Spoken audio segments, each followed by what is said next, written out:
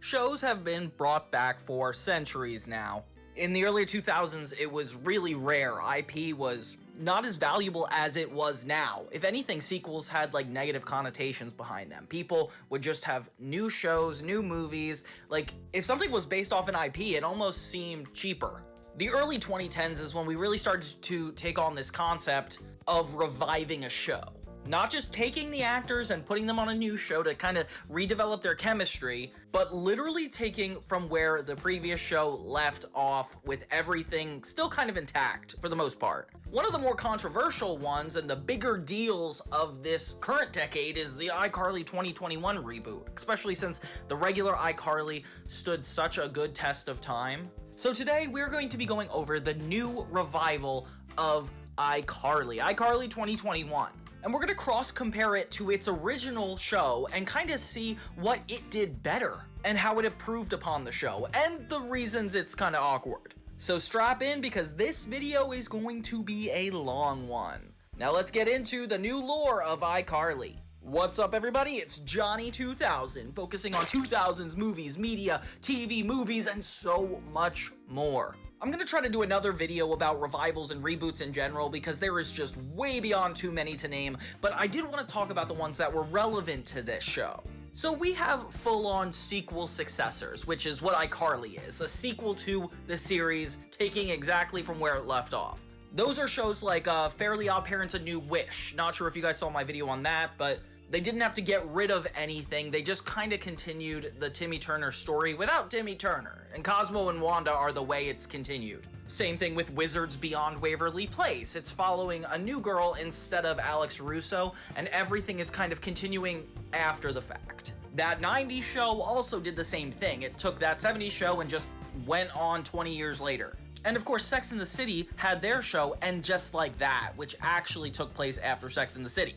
These are more akin to the iCarly situation because they're all the same in that sense. But like I said, before sequel series ended up being the new thing, we used to have spiritual successors, which aren't exactly the new show, but the same dynamic and the same concept trying to be a new show. For example, if we're looking back at what we looked at, that 70s show actually had a sequel before, that 80s show, and instead of having any cast returns or anything, they just put in new characters.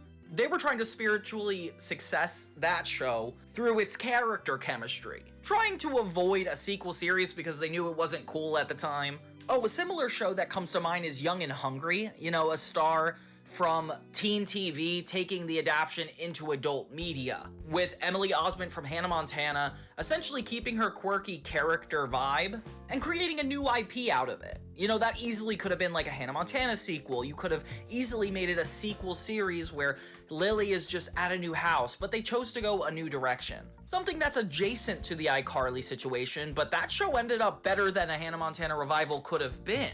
Same thing with What I Like About You. Amanda Bynes was originally on all that, The Amanda Show, and while they easily could have taken the Amanda character and had her be the one of the main character of What I Like About You, they just had her quirky vibe lead the show, and it felt kinda like a spiritual successor to The Amanda Show.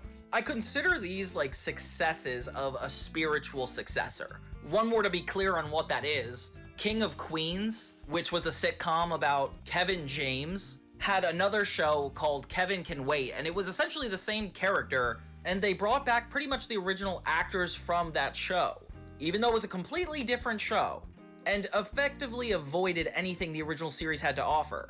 I feel like there's a reason for spiritual successors and sequel successors, but all of them kind of revolve around the public opinion of what is okay to continue. The reason I want to go over all of those shows I just mentioned was because I need a form of reference as to how the quality of iCarly really matches up. All the examples I've given are shows I actually really like, and would consider doing the show justice. Whether spiritual or sequel, like they kept the chemistry that kept the original show alive. I feel like iCarly fails a lot at that, like a lot. In terms of the kids show realm, we think about shows like Girl Meets World, the sequel to Boy Meets World. Clearly that's not a spiritual one, that is a complete sequel. And they took on a whole new concept and made it unique to themselves without necessarily needing to be a copy and paste of the original show, something I consider really well done. But in this case with iCarly, it's a little weird because it's that adult jump, where what I like about You and Young and Hungry didn't need to make their original shows like raunchy. They essentially started from ground zero with a new series. Girl Meets World didn't make the transition into adult humor. They just kept the original audiences in mind for that. That 90s show was originally a little gaudy anyway, so they could just keep everything intact. But iCarly is doing the big risk. They're taking the original show's concept and putting it in the adult world without changing any of the characters. For the most part, it's done in a really effective and funny way, but sometimes things feel a little shoehorned. But for me, the thing that really makes the new iCarly series successful is its audience. I don't always prefer the meta jokes, rehashing a lot of the same plot lines, and limitations of evolving the character too much so that way people remember the original show.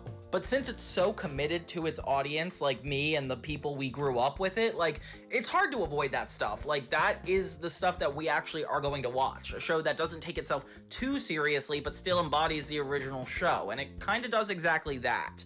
A lot of people that have reviewed this show before, or even iCarly, like Quentin Reviews, have had a lot to say about this show, why it continued, why it shouldn't have or should have continued. Like, I just kind of want to compare it to what it could have been versus what it didn't be. What it didn't been or could have been, you guys know what I mean. I'm gonna also need to reference famous sitcoms like The Big Bang Theory, 2.5 Men, Malcolm in the Middle, and Friends, of course, to actually talk about what a sitcom could be at its best. Because iCarly isn't just a sequel to a good sitcom, it needs to be a good sitcom. So I don't need to go easy on these guys in terms of that. Like, I wish they just made sure that was the case.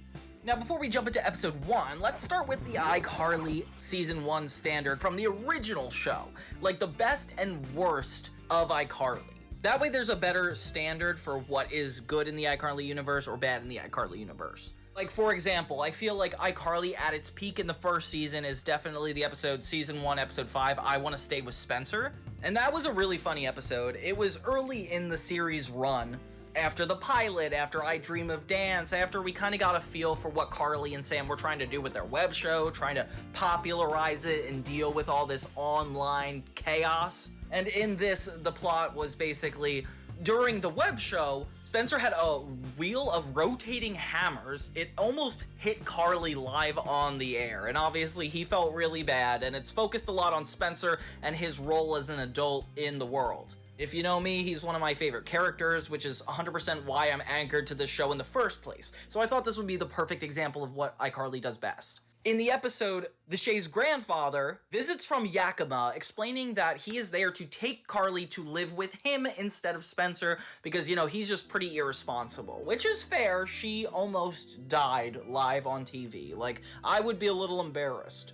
Carly really doesn't want this to happen, so she pushes back as much as humanly possible so she doesn't have to move. There are a lot of funny moments in this episode that I completely forgot, and even though it's more tangled together through a plot line as opposed to the later episodes that are just joke after joke, this one was like pretty grounded in its sitcom nature, probably why it's so good. Like, I like seeing Carly fight to stay, I like seeing Freddie and Sam get involved to actually help this happen. And it's so funny, they actually have to just make Spencer look like a responsible adult by putting him in a tie and suit. And of course, he ruins it at every possible angle. He eventually does convince the grandfather to let Carly stay because we learn that he's kept track of her medicines, everything that makes him a responsible adult, which, by the way, I don't think later Spencer would ever be this responsible. Like, look at this. Well, yeah, but you know, you never know. Why did you keep that all these years? In case you needed it. Nah, I'm not gonna need this. Look, as Miss Tricky. I'm not gonna need this because I want Carly to stay here with you. Are you serious? But yeah, when I rewatched this episode, I thought it was the perfect emblem of iCarly. We got the web show involved, we got some funny jokes that are grounded with the characters, the dynamics are funny, Carly and Sam make sense, Sam and Freddie make sense, like everybody kind of has their working relationship. And since it's not originally based on another show, they do care about proving themselves, so they don't expect the audience to know anything, they just kind of let them organically chime into the characters' drama. And I went into this new show hoping I would see episodes like this, you know, like more complicated dynamics between Carly and her friends, Carly and Spencer, real world implications to having an artist for a brother, or this guy that's just so irresponsible. I feel like the things that made iCarly really good back then were its witty and quick dialogue that was all rooted in the characters' wants and needs of the scene. This is something I'm not gonna say that I see a lot of in the new series, trust me. And it does that awesome sitcom thing where all the plots carefully are concluded by the end of the episode. Everything everybody's going through, A, B, and C plot, are perfectly aligned. Now, if we're talking about a bad episode example, though, is Season 1, Episode 3, I Dream of Dance. I know you guys have seen my videos before, so you'll know that I really hate this episode. I feel like the storyline gets all meshed up. It doesn't get resolved by the end of the episode. We break free of the normal structure just for some random jokes that don't really have anything to do with the character or the situations. There's no real moral at the end of the episode. No characters really cared about each other in a way that allowed them to grow at all. And all the jokes that were actually in there were sometimes in bad fun, like I would say too cynical. Something I noticed this new show drops a lot of, the cynical parts of it, which almost feel unnatural.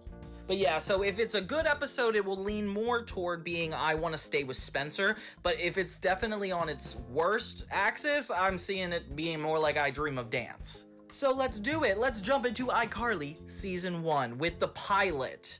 Wasn't supposed to catch on fire, was it? Never is.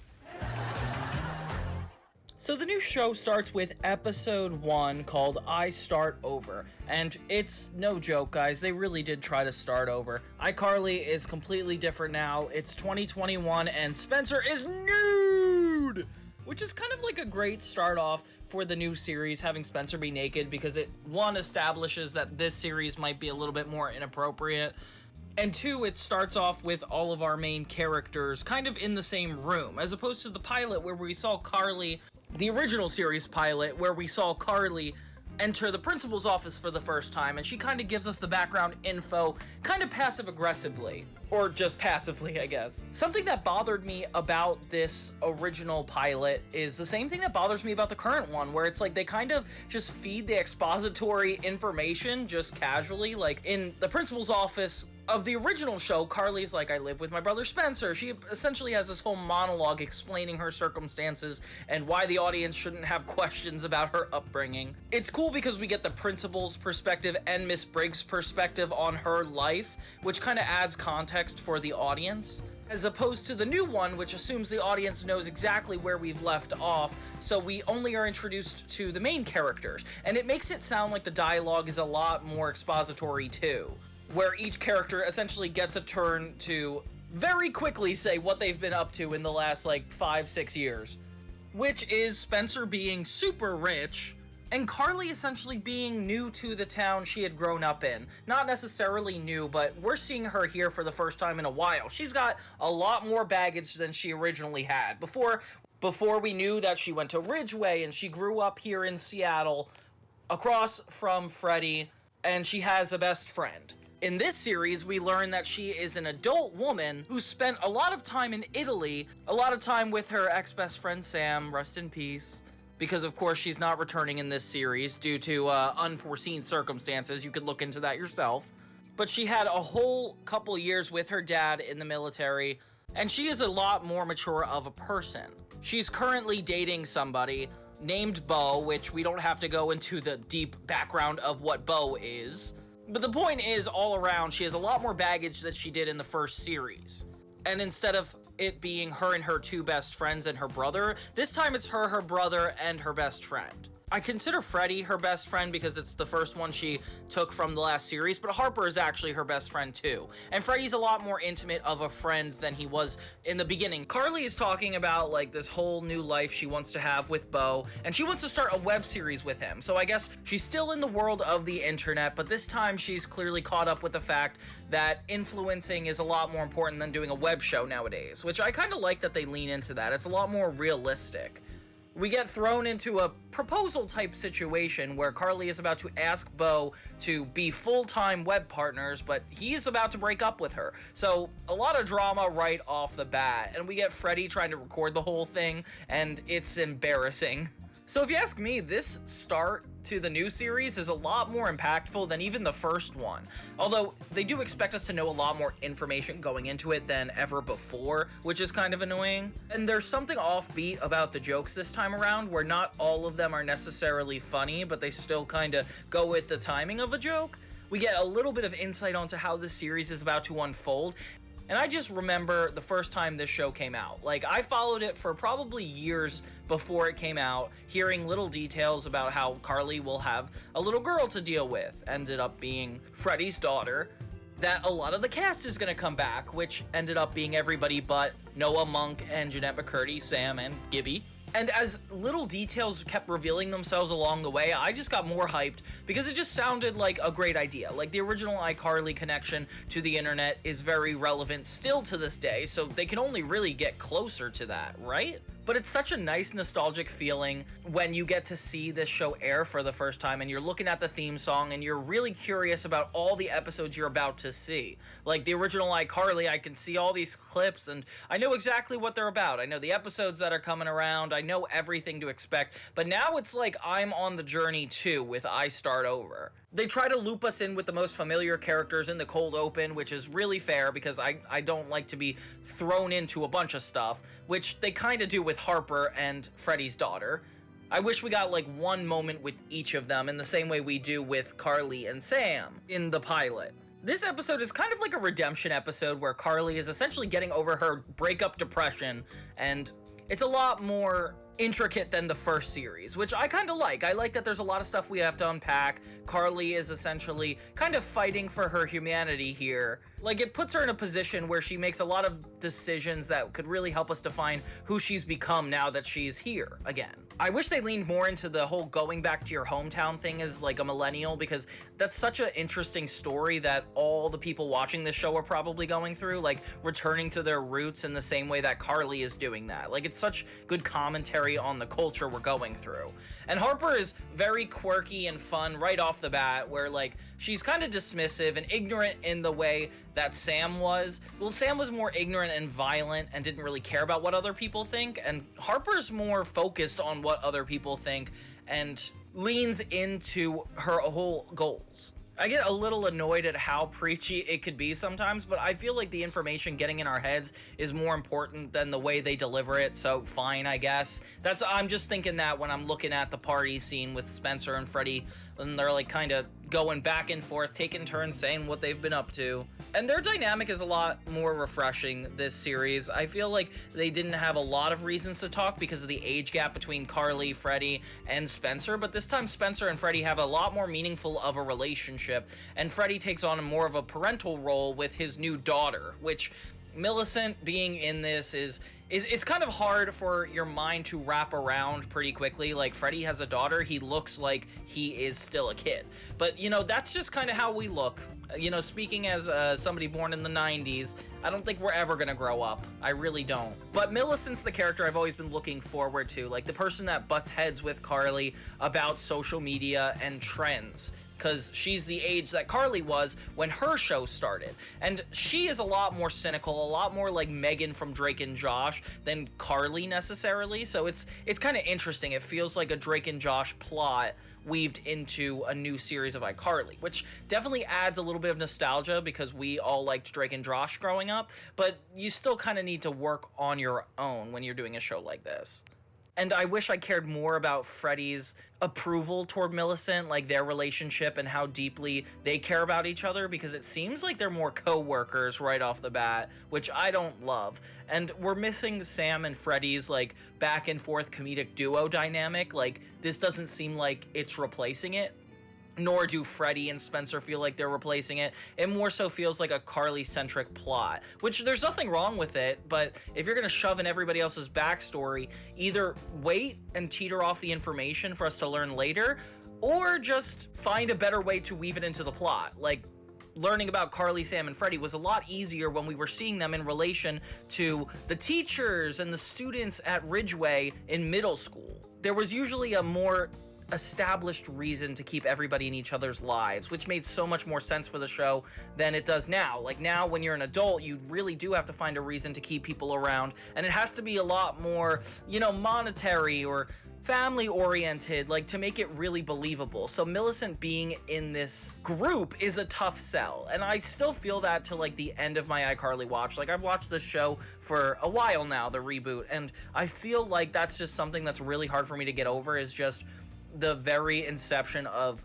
Freddie and Millicent's relationship. So in order not to harp on it for too long, let's just move on and pretend that it's all normal. Oh my gosh, I should adopt a daughter myself to go through what Freddie's going through and see if we could speak on this on like a really deep level. No, I'm just kidding. This shouldn't really happen to people. Carly is way too depressed about the breakup to enjoy Spencer's party, but she promised him she would be there, so she shows up. Although she kind of talks the whole time, even through his speech, about wanting to leave, which is kind of disrespectful as a sister. Like, Carly, this guy literally raised you.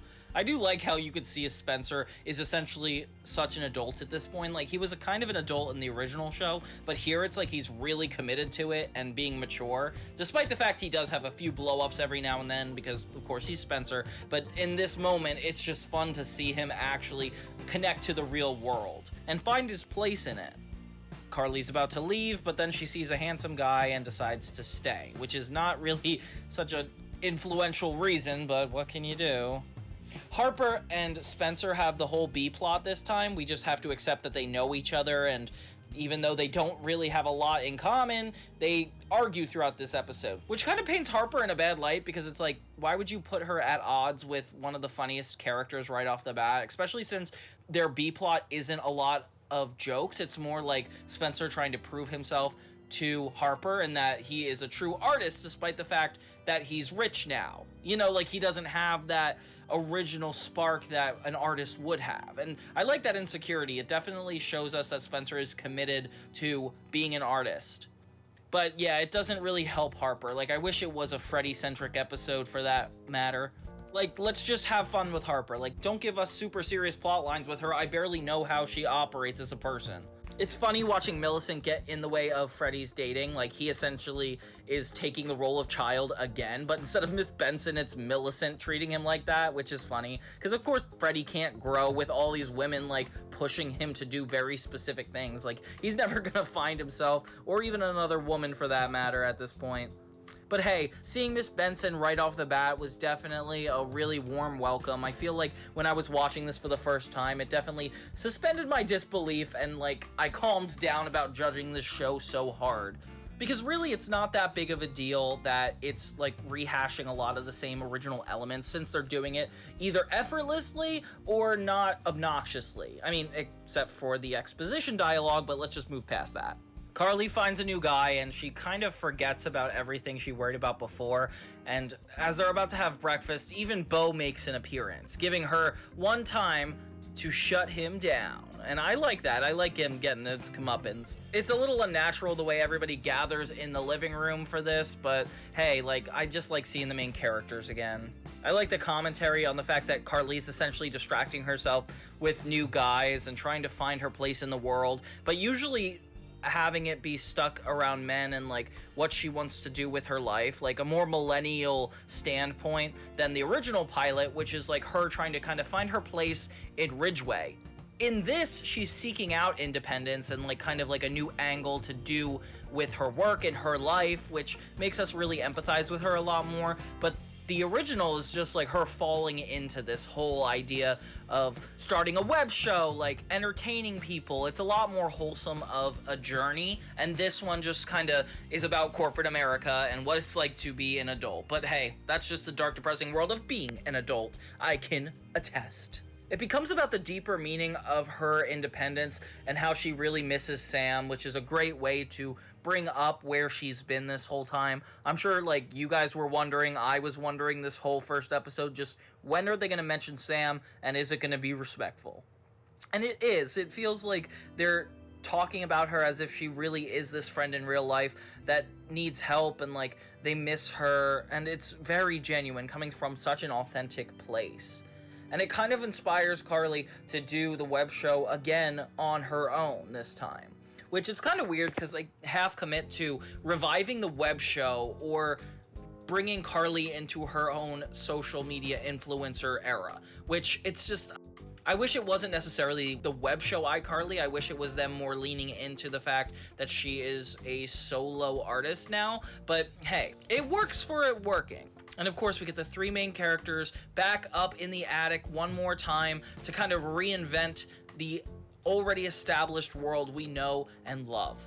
They did a good job at recreating the Nickelodeon magic of having that first pilot and laugh track. And even though they are starting out as an already successful show, it still gives us like some garage vibes that these characters have a long way to go and they actually have aspirations and things they want to do in their life.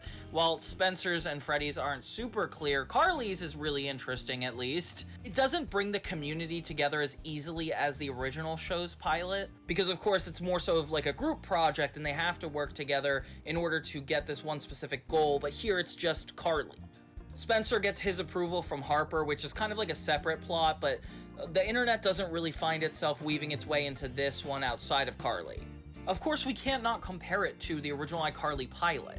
The cool thing about the original pilot is every character kind of had its place. Like, for example, Sam was beating up a kid when Carly started talking to her for the first time. Freddy was staring out the peephole to see when she would come home. Like, all the character relationships seemed pretty straightforward based on, like, the scenarios they were given. In the new pilot, Carly is about to start a new web show. In this first pilot, she was just assigned to record people for the school talent show. Carly and Sam have like an instant Drake and Josh dynamic, which makes a lot of sense having that be the most recent super big hit show they had. Like, Carly is pretty heavily the straight person in this main group. Spencer is definitely the lovable loser right off the bat, showing us how irresponsible he is to literally have turned a basic camcorder into a squirrel, which, how in the world would that have happened anyway? So Freddy ends up tagging along to Carly, recording the new talent show people.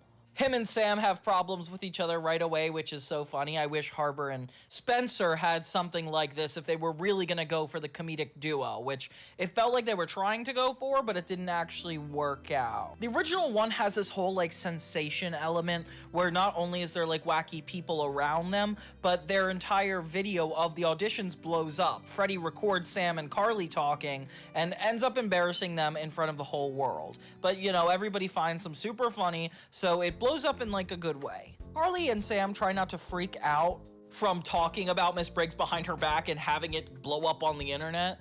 And low-key back then, like, I don't know if any adults were looking at the internet. Like, she's definitely not seen this. A lot of the jokes on this require Sam and Carly's reaction to the weird people around them, which is funny because the entire show ends up being more about Freddy, Sam, and Carly being funny. So it's weird that this pilot is trying to lean on other people just in case Sam and Carly aren't that funny. Like, it feels kind of like a excuse of some sort.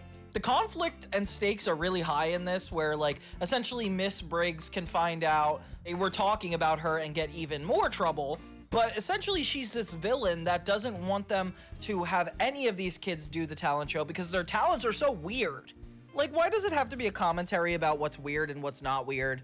It definitely reminds me of the old days when you used to be able to get in trouble for anything you put online. Like, oh, if I had a nickel for every time my parents called me after I uploaded a YouTube video to express their concerns, I feel like Carly, Sam, and Freddy would understand what I was going through too. It ends up being about this like kind of like kid revolution situation where it's more about adults versus kids, and Carly is going to lead the way in let's do a web show that actually highlights these kids that adults don't want to highlight, which is super relevant to even today. I feel like millennials and Gen Z have this like big fight against older generations where they don't necessarily see us as normal people, or they look it down on us because we're weird, and it's definitely being reflected in this iCarly episode. And I feel like that's why it means a lot to us that this show even came back. Like there's something cathartic about watching these kids making like their own videos at our age with like controversial opinions,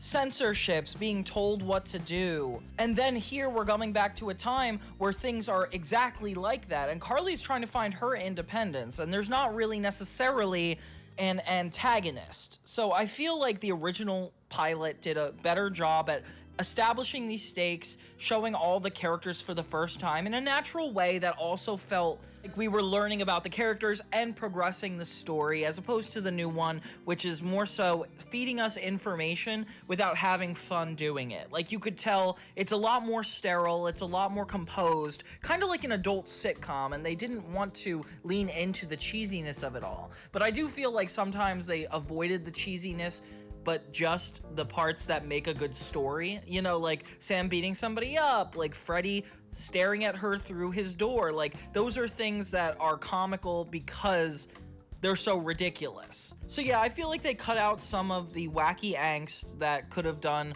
really well in the new iCarly, but you know what? Honestly, the new iCarly has a lot of really good moments coming up. I would say this pilot is probably the low point of this whole show, which is a good thing. It's a good sign to show that this is only the beginning of something actually really genuine that comes back and fills your heart one more time. So yeah, while the first series of iCarly did the pilot a little bit better, I still kind of had fun with the iCarly reboot version. The original pilot ends with them having a party to celebrate this new web show that they're all gonna be committed to, and the new series ends up with them bringing back baby Spencer, which is one of the old classic bits. So it's definitely honoring the first pilot, and the first pilot isn't necessarily trying to honor like something that's gonna happen later, so it's never gonna be like new original IP, but it does the job for what is worth coming up. And there's something about seeing Spencer and Carly and Freddy get back into it in the new series that makes this whole first pilot feel a lot more genuine. And I feel really excited to have iCarly be a part of my culture and how I reflect on the internet even today. But let's keep going. I'm really glad we're doing the show again. When we started, we were just kids having fun, but now we can make a real impact. You know, push culture forward. Can you help me take this off? So this second episode is a huge leap forward. I hate iCarly, and honestly, I fell for it pretty quickly. Like, all of my hesitancy on the quality of this show kind of went out the window when I saw even just the cold open. I Hate iCarly is about Carly dealing with one of her followers relentlessly trying to bully her as an influencer.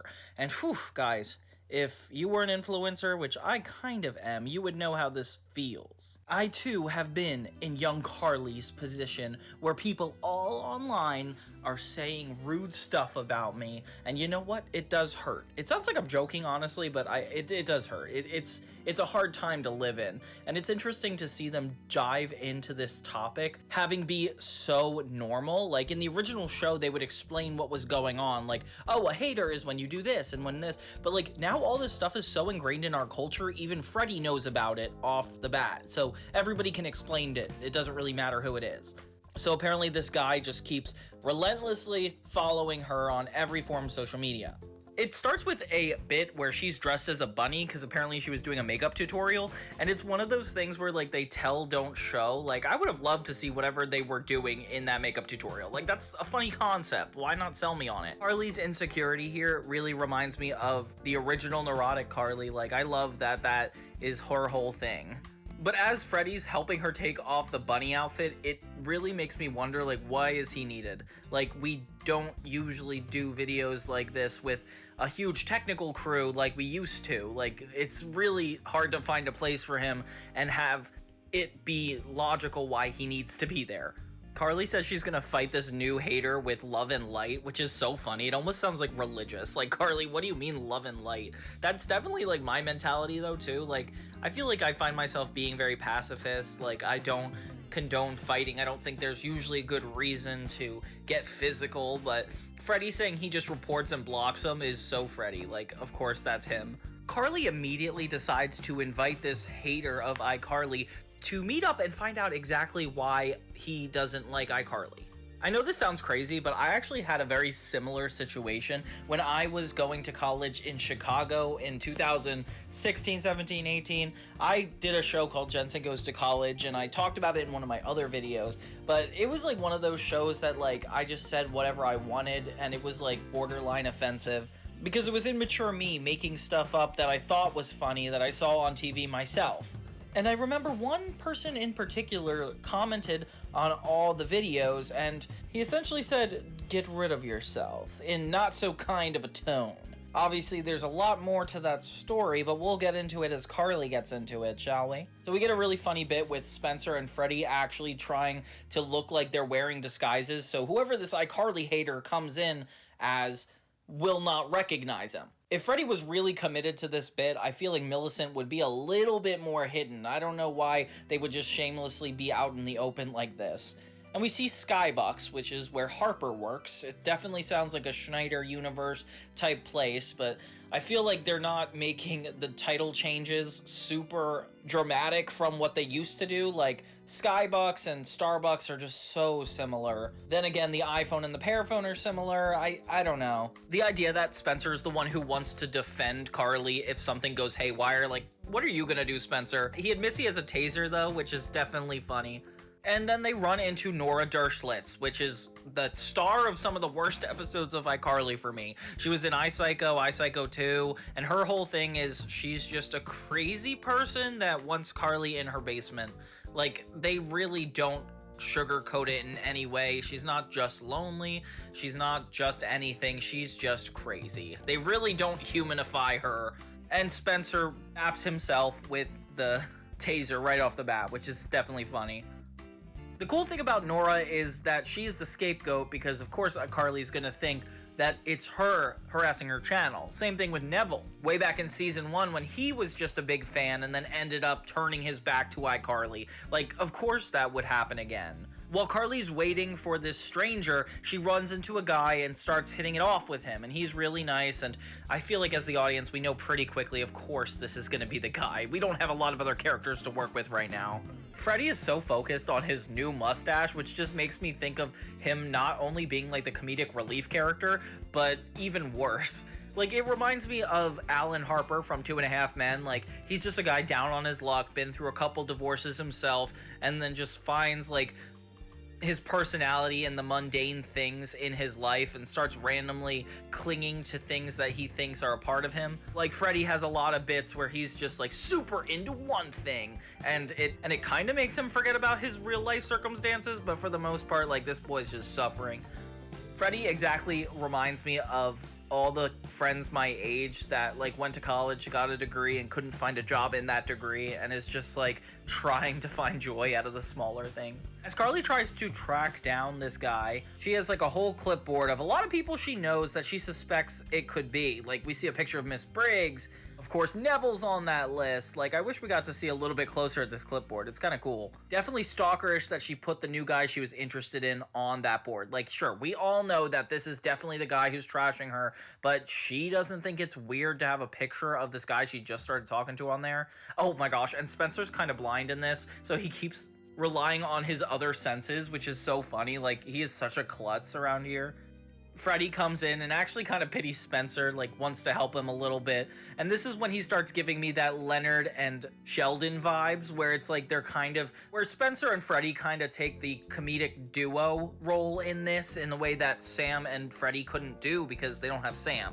Like, I feel like Freddie's character works best when he's reacting to somebody or having a response to somebody, because when he's just like leading on his own, it almost feels like he's so ignorant that the directions he go to are so misguided, like running after a mustache. That can't be normal. So Carly ends up going on a date with this guy, and they really keep hitting it off. Like, it's nice to see Carly in such a healthy relationship so far. I mean, I know it's been one date, but like the back and forth is really normal. But Nora's role in this is so weird. Like, she keeps interrupting the date, which doesn't necessarily have to do with the rest of the plot. It doesn't really matter how that happens. It feels like a comedic skit that wasn't welcome and doesn't progress anything. Like, this is the only reason I'm pointing this out is because this is a good example of something the show doesn't do super well, is integrate the comedic moments with the plot that's progressing. Seeing Millicent talk to Harper about what a 401k is in the next scene definitely is funny. Like, it shows me that she is one of the smartest people and she is one of the youngest people, which might actually be kind of our reality, guys. Carly is super excited because her date with the guy went well, so it's like, why did Nora need to be a part of that? But moving on. And even with the date going well, iCarly 57 just magically had an opinion about Carly that was positive. Yay! So Carly thinks that she's just getting these positive reviews because of the fact that she's a good person, but really it's the fact that she's dating this guy. So this guy shows up at Carly's house to apologize, and whoa, wait! I forgot to talk about the Spencer and Freddy bit. So yeah, Spencer and Freddy. Spencer can't see, so Freddy's helping him do a bunch of stuff, like work out or do all these aerobic classes. It's just such a weird side plot. You could tell they were just trying to be as quirky as the original iCarly show. And then we find out that Spencer's been lying, and then Freddy finds out Spencer's been lying, and it's almost like the entire plot started, stopped, and then resolved itself within that one scene. Like, I wish I could see longer of Spencer not being able to do anything on his own. Another scene where we find out he's lying, but instead they like crammed it into one quick bit. And it's like, this is a Netflix or Paramount Plus show. Like, you don't have to worry about commercials. You can kind of control how long the episodes are. I don't know why they didn't just milk this a little bit longer. Like, we don't need to just have episodes played out before us. Like, let's watch these characters do funny stuff. Like, stop making the plots progress so quickly. Millicent is so cute in this episode because you finally get to see her and Carly bump heads on a real serious issue, like what's going on with her channel. Like, of course, Millicent has a little bit more insight than Carly does, and using it in a scenario against her is exactly why I like to see her on the show. Like, give me a reason for Millicent to be petty and rude toward them, the same way the teachers used to be, or the adults. Like, that's kind of how iCarly used to be, and now it's like flipped around where it's like the adults are against the kids a little bit. Carly ends up finding out that this guy is iHate iCarly 57 or whatever, and he is essentially like, dang, you caught me. Which is like, why couldn't you tell her before? Like, you had so many opportunities, especially on that dinner date. Like, that couldn't have come up.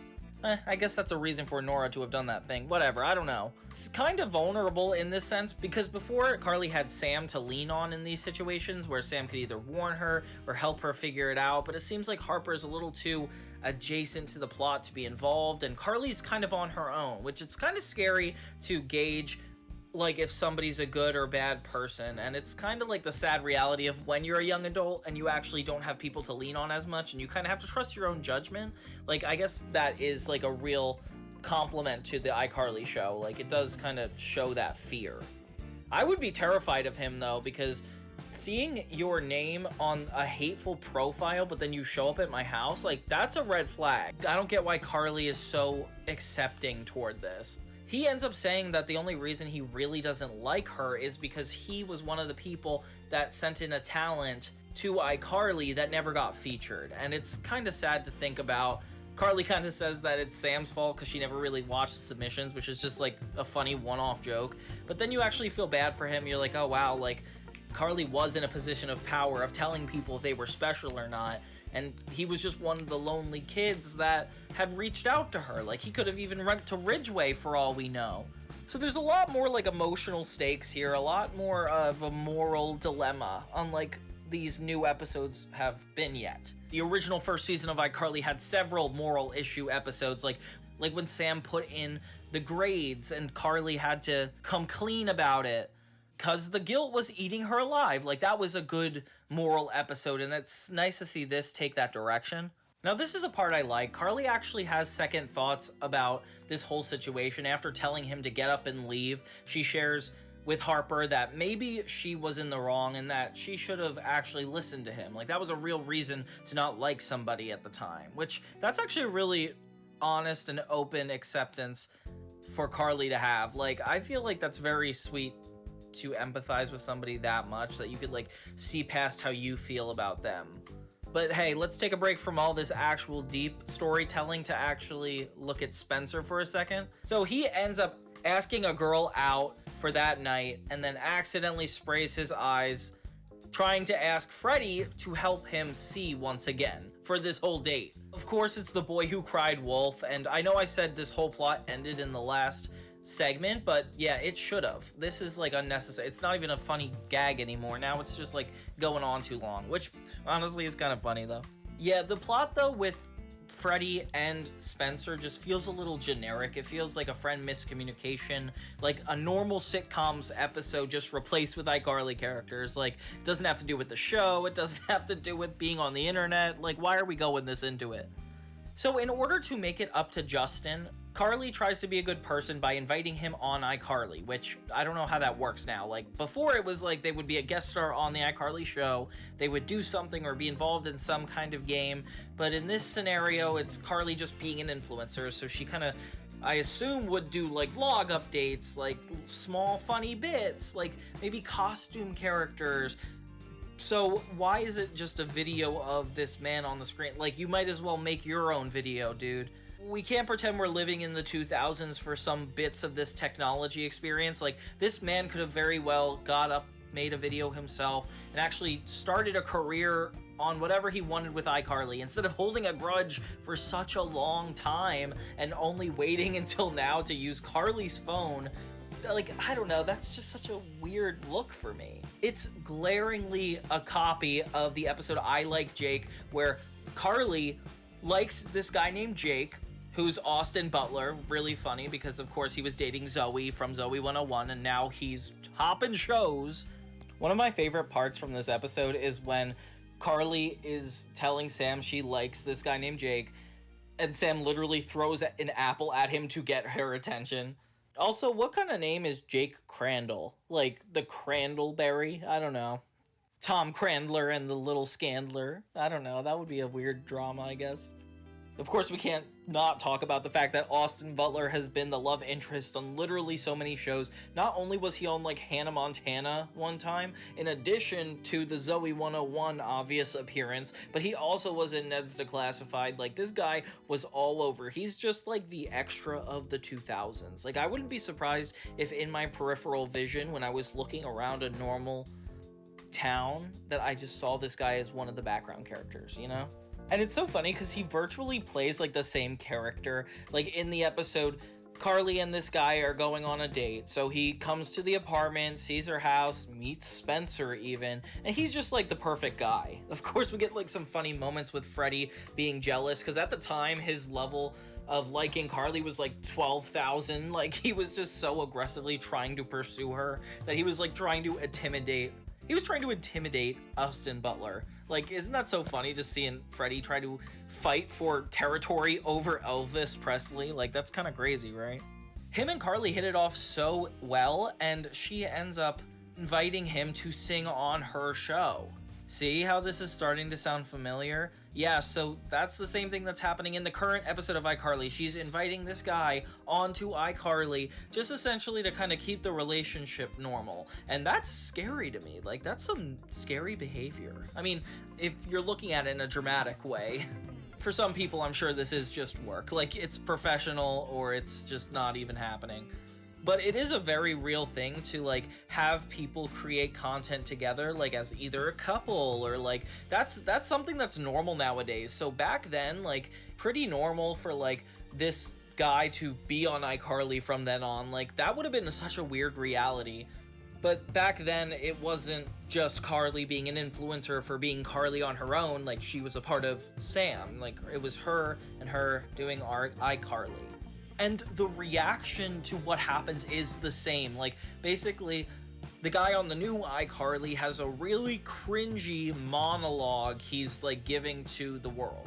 And Carly just did not think to ask, like, either in rehearsal or before, like, what he planned on doing. Like, she couldn't get a version of this poem before she put him on the internet live. Like, it's clearly a live show she puts on. I don't know why she's, like, kind of showing...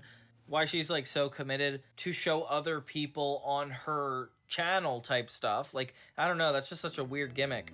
But yeah, the same thing happens with Jake. Like, Jake is a bad singer, and she's embarrassed to have it on her own show. I guess it was live back then, and it's live now because we don't accept the fact that we could edit things like this.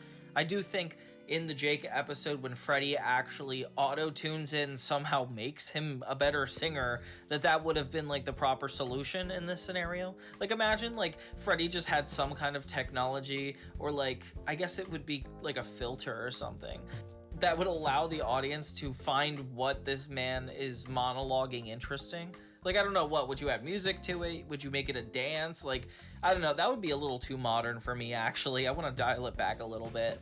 But yeah, you see the connection with these two episodes? Like, I Like Jake is definitely like a spiritual kind of, prerequisite to this episode. Like, it almost makes me wonder which is a better representation of what I feel like iCarly is. Like, I consider this a really quality episode of iCarly. I Like Jake, Season 1, Episode 4. But you know what? I can't say I Hate iCarly is worse. Honestly, I feel like if I had to put these two episodes against each other, I almost prefer the new episode's take on it, because, I don't know, just the more direct version of a hater being something that would, like, affect Carly in such a negative way feels a lot more realistic, authentic, like it's going on right now at this place in time. Meanwhile, back then it was more about embarrassment and like how you see yourself on the internet, and like it was kind of more cynical than it was now. I don't know, I feel like we had a pretty interesting plot line and higher stakes in the new series, like if we had to put these episodes back to back. So I don't know, new iCarly is pretty good. But I will reiterate the point. I feel like this guy could have just started his channel on his own. He could have put himself in front of some kind of internet fad. Like, we can't just pretend TikTok doesn't exist. And that's all I have to say on that. I don't know. I do feel like Freddie had some good moments, like approaching Nora Derchlitz at Harper and Carly's apartment. Like, that was an interesting reunion callback for no reason. But then again, it's not like a crime show. It's not like a superheroes whole show, but it is interesting watching these characters get together. It makes me miss Sam a little bit more, though. I am surprised, though, that I like this more. That's gotta say something. Interesting. Okay, so I know I was kind of fawning over that last episode, but this next one is actually my favorite thus far. It's called iApologize.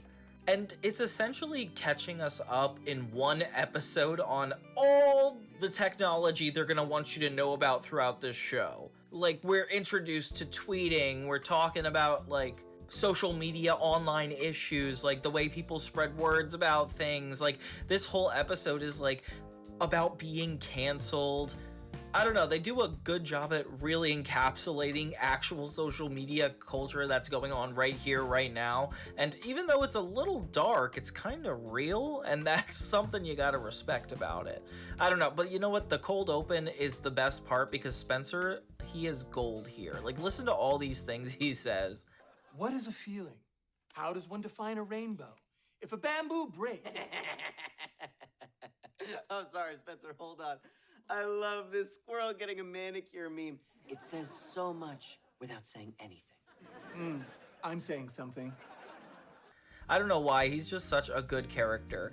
Watching each character have an opinion about what Spencer's doing with his art is really interesting, especially as an adult. Like, they seem to be a lot more hard-headed as opposed to the teen characters they would have been on the original show. Like, Spencer's a lot more in their social zeitgeist because they're older now. You know, like, before he had no friends his age, and they would be very isolated separately based on age, but now they're all kind of like in the same friend group even. It reminds me a lot of like Friends, or What I Like About You is a lot like that. That show with Amanda Bynes, like she's a girl living in New York City, something I feel like would be a spiritual successor to The Amanda Show. It's Amanda Bynes growing up in New York with her older sister on their own, and it definitely has a lot of iCarly vibes because of like the brother and sister thing. Like, you can't forget about that. But yeah, in that show, it's just a more grounded version of what a Dan Schneider show would be, like a Schneider universe, I guess. And that's what this is feeling more like an adult spiritual successor, but also a sequel at the same time. I don't know, I think it's doing all the right things, and it's appropriate. It's just a little awkward every now and then. Like, the way they're sitting on the couch and, like, just throwing one-liners at each other, like, it's like they already expected us to know these characters so well, while the first season of iCarly kind of introduced us to every character's character trait one by one. Like, we would learn a little bit about Freddy, we would learn a little bit about Sam through like the situations they get in and what they do about it. And here they're just like getting into like third or fourth season energy, where they're just kind of already knowing each other. They don't have to question basic traits one another had, but like, I don't know, they kind of just don't seem to care enough to get us to really know what they're thinking about.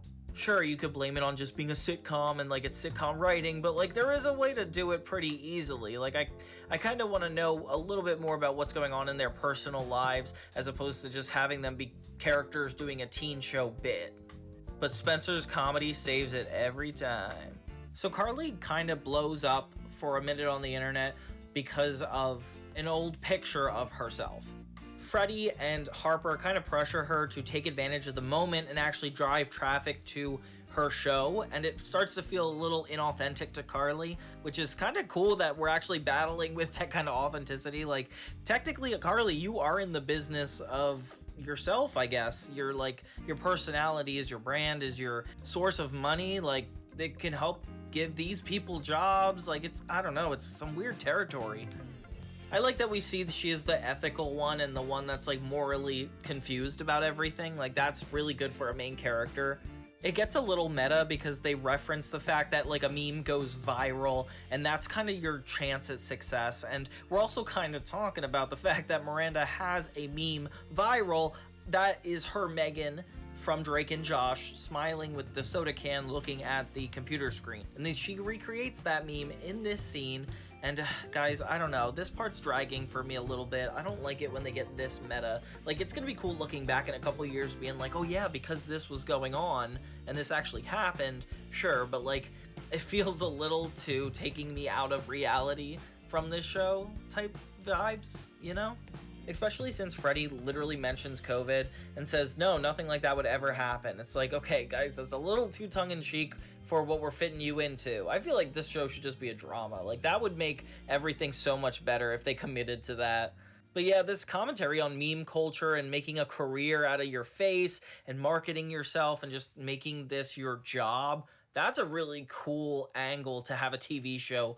Millicent references the sad reality that there could be a time where maybe eating an orange is actually going to be offensive, so Carly could get canceled in a couple years.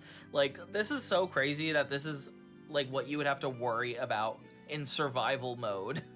Oof, this is actually really cool though. So apparently the conflict with Spencer is really interesting. So Spencer is going to have an art gallery, and one of Carly's memes that trended were making fun of Spencer's art. So now there's this trending art meme that's actually driving a lot of traffic to Spencer and Carly. And Carly thinks this could be a good thing. She's being told by Freddy and Harper that this is probably a good thing. But Spencer's all like, oh, I'm an artist. I don't want to be drawn attention to in that way, which is definitely a deep character moment for Spencer. Like, it's so real to see him actually be committed to being an artist. Like, a mature artist is scary looking, and he's definitely good at it. I like the dramatic character issues they're having, like Carly and Spencer not getting along, like Carly not feeling like she should actually have to apologize, Spencer being insecure that his meme is the one driving everything and he's not even comfortable with it. That sucks. But how cool is it that we actually get to see like a real argument between these guys? Like, I Date a Bad Boy was a little different with this.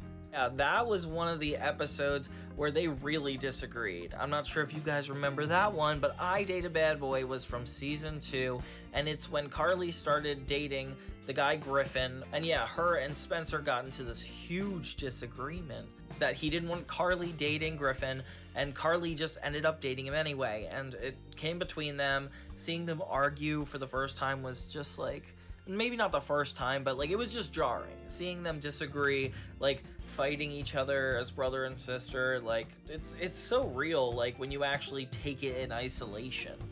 But yeah, like even currently, just seeing him suffer because of this whole meme situation and Carly just trying to profit off of it, it has like a really interesting conflict of interest where you definitely feel bad for Spencer, but you also feel like you know why he doesn't get it. You know, like he's a lot older, and that's where this age gap thing actually means something.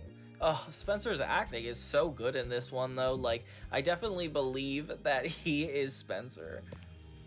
The way he talks to this young woman character that's like kind of Carly's age, and she's clearly an influencer, like he just doesn't know how to talk to them, and that is so Spencer.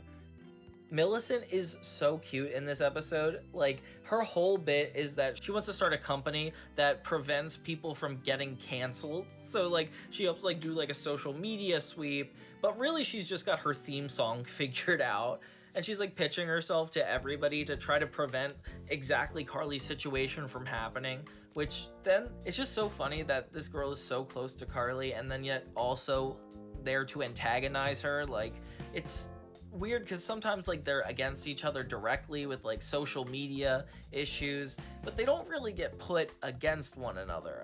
I don't know. I hope they expand on this. I can't wait to watch more episodes of it. But you know, like in this moment, it feels really interesting because they both have that like younger sister experience, and seeing them go at each other about this specific situation like really makes it real. And I actually feel a lot better when I see Carly try to go out of her way to try to get the media to focus on Spencer's art. Like, her next plan is to create a meme that actually respects his art, so that way something actually good comes of it and she doesn't have to feel bad for making Spencer feel bad. So it's funny because Carly goes in with the intention that she's actually going to make it up to Spencer. She feels bad that they couldn't have a great apology earlier. So right when she walks into this art exhibit trying to promote it, she sees her own face over all of the art. So Spencer started this entire exhibit around Carly and mocking her. Oh my gosh. Which is so millennial of him. Like, I love that he's like standing up for the fact that art is a freedom of speech, and trashing the internet is perfectly appropriate. It's called the Museum of Influence, which I think I would see that to this day. That would be a cool find. Carly finds a random influencer at the place and tries to interview her about it, and she is like the stereotypical like social media girl. She's spacey and out of touch with everything that's going on. And Carly kind of gets a glimpse into Spencer's perspective, where it's like, wow, we are being a little pretentious and putting the internet above art in a lot of senses, which is kind of a deeper meaning. So yeah, Carly's trying to defend Spencer. Meanwhile, there's literal monitors of Carly with fire all around her. Oh my gosh. Yeah, seeing Spencer double down on this is actually kind of sad, because it's like, you're treating your sister with cruelty. Freddie gives Millicent a gift for her new business, and she ends up trashing him online pretty quickly, which it becomes a super funny commentary on online etiquette, with poor Freddie being bullied by his own daughter.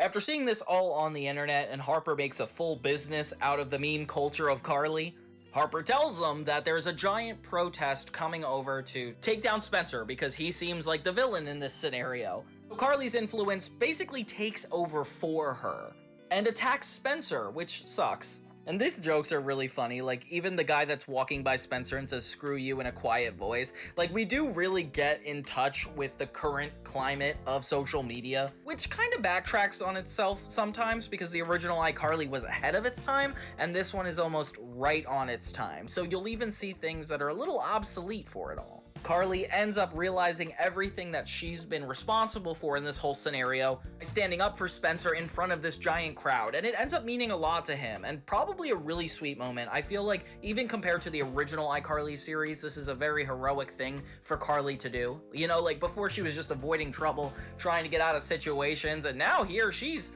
fighting for her brother, which is very sweet. So yeah, just like the episode I Heart Art, we have a Spencer-centric episode talking about art and what it's defined as art, which is really interesting considering the culture has completely shifted since then. We know Spencer is still involved in art because they mentioned it in the pilot and obviously this episode, so like that keeping to a character's original premise isn't distracting to the plot. If anything, it's further expanded. And there's a lot of morals in this episode that remind me of I Heart Art. Not sure if you remember, but in I Heart Art, Spencer meets his hero, a true artist, and he ends up not liking his sculptures. So Spencer gets really depressed and almost gives up on everything. Carly, Sam, and Freddie do their best to try to get him out of this funk, but it really doesn't go well because Spencer loses his place on Earth completely. Like, look at this guy, he's so sad. It's been 4 hours. I think you need to get off the kitchen table. Why? Is Santa Claus here to tell me I'm ugly and have no friends? Carly and Sam end up showcasing all of his art pieces on iCarly Live, which reminds me a lot of iApologize, you know? It's like Spencer's whole exhibit of art, and the art is so different compared back then to what is done in the show now. With the world working against Spencer, it also is again up to Carly to help encourage her brother to keep expressing himself, which is a very sweet plot. The artist that made Spencer feel bad about himself ends up admitting that he only told Spencer he didn't like his art because he was jealous of him and he thought that he could surpass him one day, which is really sweet. Spencer literally went all the way back to medical school, which is ridiculous because I thought he was going to be a lawyer. And through this artist's encouragement, gets the confidence to jump back into his art, which is cool because it's actually focusing on a moral lesson. It's not as cynical. The jokes feel like they're all grounded in the characters. It's definitely more like I Want to Stay with Spencer than it is I Dream of Dance. And I love it when these shows end up being just a genuine good sitcom episode. Like, it's a really good one. While it's hard for me to choose between iApologize and iHeart Art, I would genuinely say I like the iApologize episode better. I felt like they almost went a little bit further into the expansion of social media, using the webcast, keeping everything intact. Like, it did a really good job. So yeah, now I'm starting to warm up a lot to the new iCarly revival. While there was a little bit of off-putting jokes and some things felt shoehorned in, like not being able to dodge this meta stuff or Freddy not really getting a fair end of the bargain, the plot of this episode really did shine.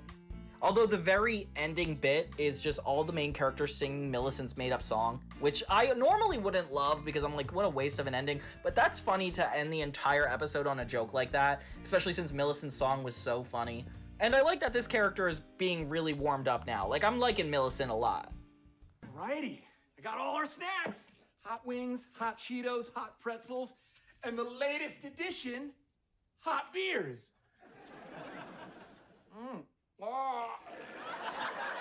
So season 1 episode 4 is called I Got Your Back, and I was excited for this one because it's the first friend breakup type episode. You know, like Sam and Carly had a lot of moments where they would disagree or they would get into arguments in the original series, and those were always rich with comedy, rich with morals and friendships. Like, I really like those episodes, and this one definitely delves into it. It's a little off pace because the structure starts with the B plot being the first thing that happens in the episode, which isn't super normal. Usually you start with the A plot, like whatever going on with Carly. But this actually starts us off with Freddy and Spencer, which are great together. Like, they're definitely a Leonard and Sheldon when they work really well. Spencer saying that he got them both hot beers is probably one of my favorite adult jokes in this entire show, but still makes me question if it's even relevant that they're adults now. Like, does it need to be a show like that? The funniest joke is with Freddy not being open to getting back into the dating world. He literally shuts down this girl at the door, and it's kind of funny the way he does it. Like, this is the funny Freddy that I've gotten from the original show that I haven't really seen so much. Like, he's goofy and misled, not necessarily like the Charlie Brown of misfortune. Spencer calling him a short king is like literal comedy gold. I feel like this should have been the pilot just because it's throwing us into more adult situations before anything else. And it's giving me a little bit more Friends vibes because if it's dealing with Freddy's relationships and Carly's already kind of dealing with her own thing, it reminds me of like having the main romantic leads like going away from each other just to come back to each other, especially with Freddy's exploration of other women. The way he interacts with Millicent actually makes it seem normal that it's his daughter. And Freddy leaves her with the girls, which is kind of a negative character trait. Like, you should care about Millicent a little bit more. I get he's going through a lot, but like, that doesn't mean be a neglectful parent. So yeah, Carly and Harper's relationship is really interesting because they have their own backstory that is new to this show, meaning we don't have to rely on too much old iCarly lore for it. She also plays a unique position, like she's essentially Carly's public relations, like how she's viewed in the world, so like she has to help her stay on track, adding a really interesting dynamic between the two and a lot of pressure with their working relationship. Essentially, her ex has a new boyfriend, you know, Bo, remember him? Yeah, weirdo. So Harper is using this whole thing to help Carly almost counteract it and get better in the public eye. She has her go on a date with somebody that she wants her to be eye candy with, and it's this really weird guy that they have no chemistry with. Millicent gets in the way by poking fun at the strain in Carly when she's like having trouble listening to Harper. and the two pretty much come on opposing sides.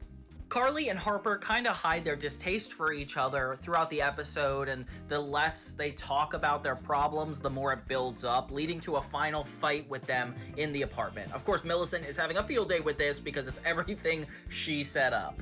And sensitivities are being brought up about that very meeting, having them actually against each other. And since they're not really like Carly and Sam, the way they argue is completely different. It just feels a little weird because Sam needed to be on iCarly, so Carly had more of a reason to hold on to her, and in this scenario, Carly's her own independent person, and Harper isn't necessarily even needed to continue the show, so I'm not really worried about losing her too much, because I haven't really found how much she means to Carly yet. Although talking about how they met does help a little bit, I have to admit. The B-plot in this episode is probably my favorite plotline in the entire show. You know how I was talking about how it opened with it? Yeah, that was a smart idea on their chance. So it's about Freddy getting out there, like we talked about before, and trying to get his confidence back, but it's not super helpful because he's very insecure.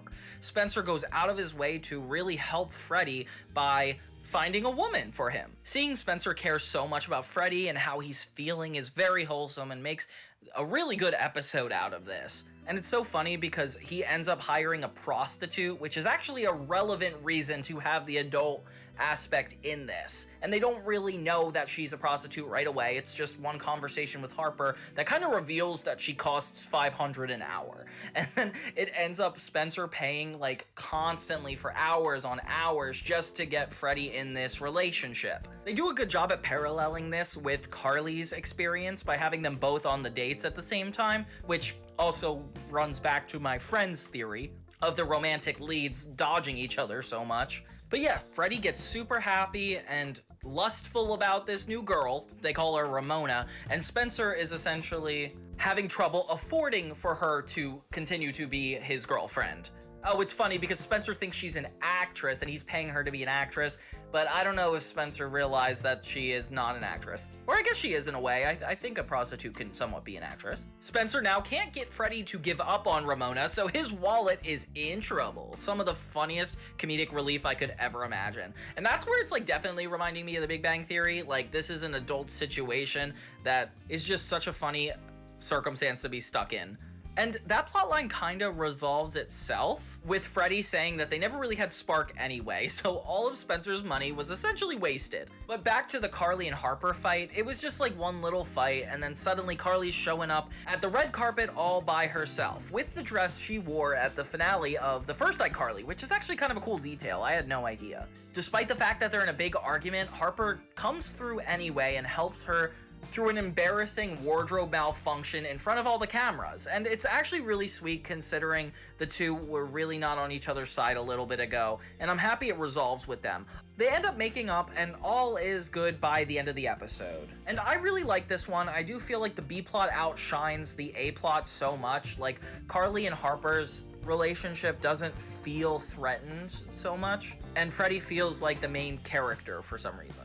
If we look back at another old iCarly episode, we see I Don't Wanna Fight. Why? Because it's a Carly versus best friend episode. Of course, we have to cross-compare them. In this episode, it's Carly and Sam's friend-iversary, and Carly ends up getting Sam a really thoughtful present. World's first iCarly t-shirt. Not only is it rare, it's sentimental, and it's one of a kind. Sam focuses on trying to pay back the favor to Carly by getting her tickets to the Cuttlefish concert. But when she finds out it's super expensive from this guy named Ripoff Rodney, which, by the way, this guy's hilarious, look at him. Peacock feathers. Yeah! Peacocks. $20. 20? Do you care about your nose or not? You swear they're Laotian? Guaranteed. I'll take them.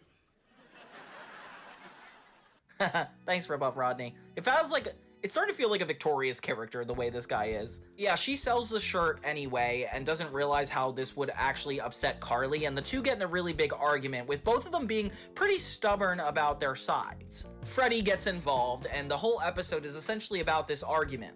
We see them mistreat each other over and over again, and it's really sad because, you know, they are so close. The entire web show kind of revolves around them being friends, and it even goes haywire when they try to pretend to be friends even though they're not. Like, the whole show starts to suffer. In the end, Freddie is able to turn their argument into a segment on iCarly and actually get them to make up. He ties their hair to a bunch of ropes and pulls it when they are interrupting one another, which is kind of rude. I don't know how Freddie set all that up. But yeah, there's a lot of differences between this episode and I Got Your Back from the new series. And I would argue that the old one, I Don't Want to Fight, comes from a lot more of a genuine place. It has a lot more funny moments. The characters feel ripe and the stakes feel high. It's almost nothing compared to the B plot of I Don't Want to Fight though, because Freddy's plot line is just so funny to me and Spencer acting in it is really good. I just feel like the original show's counterpart did a good job at weaving the web show into it as well, and having the emphasis on them actually fighting, like multiple scenes where they're not getting along, them trying to make it work, seeing what their friendship is worth, and having it get stronger over time is a really funny concept. In this, it's just Carly and Harper essentially building up anger and resentment toward each other, having it burst in one moment and fixed in the next. Like, there's not a lot that rides on it. I think this one could have reached a lot higher of a potential, but I wouldn't call it a complete failure. You know, like diving into the history of Harper and Carly in a way that's almost Drake and Josh style is a really rewarding experience. Like, you feel like it's honoring iCarly in a different way than you're used to, because obviously we're all nostalgic for Drake and Josh too. Why not just pull from those shows? They're doing a good job at appealing to the people watching the show, which is like me and you, like the people that grew up with the show originally. So they don't really want to recreate the old episodes. They want to change it for better or for worse. And in this scenario, it was a little bit for worse, which kind of sucks. Don't you just love weddings? Oh no, he's got wedding fever. I just love celebrating love that lasts a lifetime. Or in your case, 14 months. Okay, so the next episode is iRobot Wedding, another Neville episode, continuing off the main series. This is the first time he's in this new show, and instead of actually cross-comparing it with the original Season 1 episode that I think it probably mimics, I think I want to start with the Season 1 episode first. Like, for example, Neville. Neville is Neville's debut episode, and the concept is basically there is another website going on to compete with iCarly that is just as popular. A cool concept, like a rivalry web show, definitely a good idea. And it's mainly about this kid who has always gotten what he wanted. He's so egotistical, he even gives Carly a picture of his brain, which is, when you think about it, kind of narcissistic. Neville tries to make a move on Carly, which she politely declines by shoving cake in his face, or tapenade as they called it. I do like the concept of an enemy that is younger than you, like an 11-year-old web show host. Like, he's already a pretty dynamic character right off the gate. And he needs to be a genius, you know, like they do that in all the Dan Schneider shows, like the Robot Wars episode of Zoe 101. They love having villain tech nerds, which, okay, at least it makes sense in this show. He kind of holds the power in the situation because his website gets so much more traffic than iCarly's, so they're actually worried about them being shut down, because this is when it was so little in popularity that you can get shut down. I mean, now iCarly is just all over the place, which is super funny because, like, by the end of the series, I feel like we don't hear anything about Neville and his web show. We just kind of see iCarly get better and better, and then him just become vindictive. I don't know. They end up trapping him with his fear of germs by having this sick kid at school hug him in iCarly. The way they solve this is kind of anticlimactic. They basically just tell his mother on him and he gets grounded, and that's the end of his first appearance. Then he comes back in iRoot the Day, where he essentially just hacks the web show and starts trying to work against them, which is a lot further than his initial idea. The iCarly gang end up going to his house and actually hacking his website, which is kind of a cool idea for a plot. Like, I wish they did that in this new show, like where there was like a heist going on and they had to hack into the mainframe. I don't know, that's a cool episode. That one though is weirdly resolved by the army getting involved, and they attack Neville and attach him to a string, a bungee string that he gets pasted to the ceiling. Okay, weird ending. But that kind of brings us to iRobot Wedding. See, this is kind of the annoying part off the bat. We start with a scene where it's Freddie, Millicent, Spencer, and Carly getting ready to go to Neville's wedding. They talk about how weird it is that they're invited, but even though they don't like him, they definitely have to make an appearance. And it kind of gives that vibe that it's like family. You know, like when you don't like somebody and you have to go to their wedding, like it's something like that. They did it in Drake and Josh when they got in the car to go to their great-grandmother's wedding. The only reason it annoys me is because they're not necessarily a family. Like in the original iCarly show, we get a lot of hints to their actual family and people they actually don't want to be around. But because this is referencing the main series, it feels like they didn't worry about the backstory or making these characters work on their own, so they just reference the old show as if it's their family. Like, they would have to go to Neville's wedding, which, no, you don't. You definitely didn't have a relationship worth nurturing. I don't get why anybody thinks they have to go to this wedding, and I don't know why Freddie would have to bring his daughter Millicent. Why would that have to happen? Freddie is weirdly defensive of weddings, saying it's like the most beautiful thing you could ever imagine, which I don't remember this in the original show. Like, he was not hype about weddings before. Harper doesn't want to go, and they kind of talk about the fact that it's robot themed, which I am immediately drawn to. I think that's such a cool idea, and this is actually referencing the tech nerd he was deep down in that earlier episode. There's a few things going on in this single location episode. Neville rubs his relationship into Carly's face about this, saying that while she had a failed relationship, he just got married, and it's clear that there might be an intention behind it.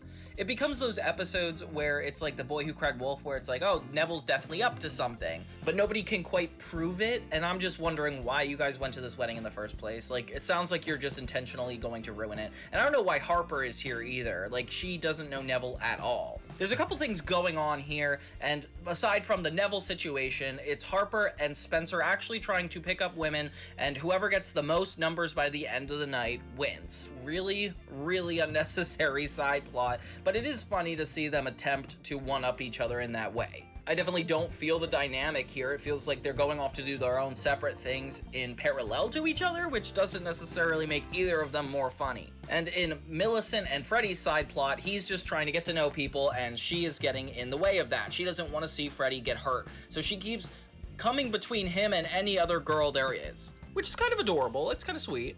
The main story is the first plot twist where Carly is convinced that Neville Papperman's fiance is actually a robot, that this whole theme is just a ploy to make it look normal that she's there.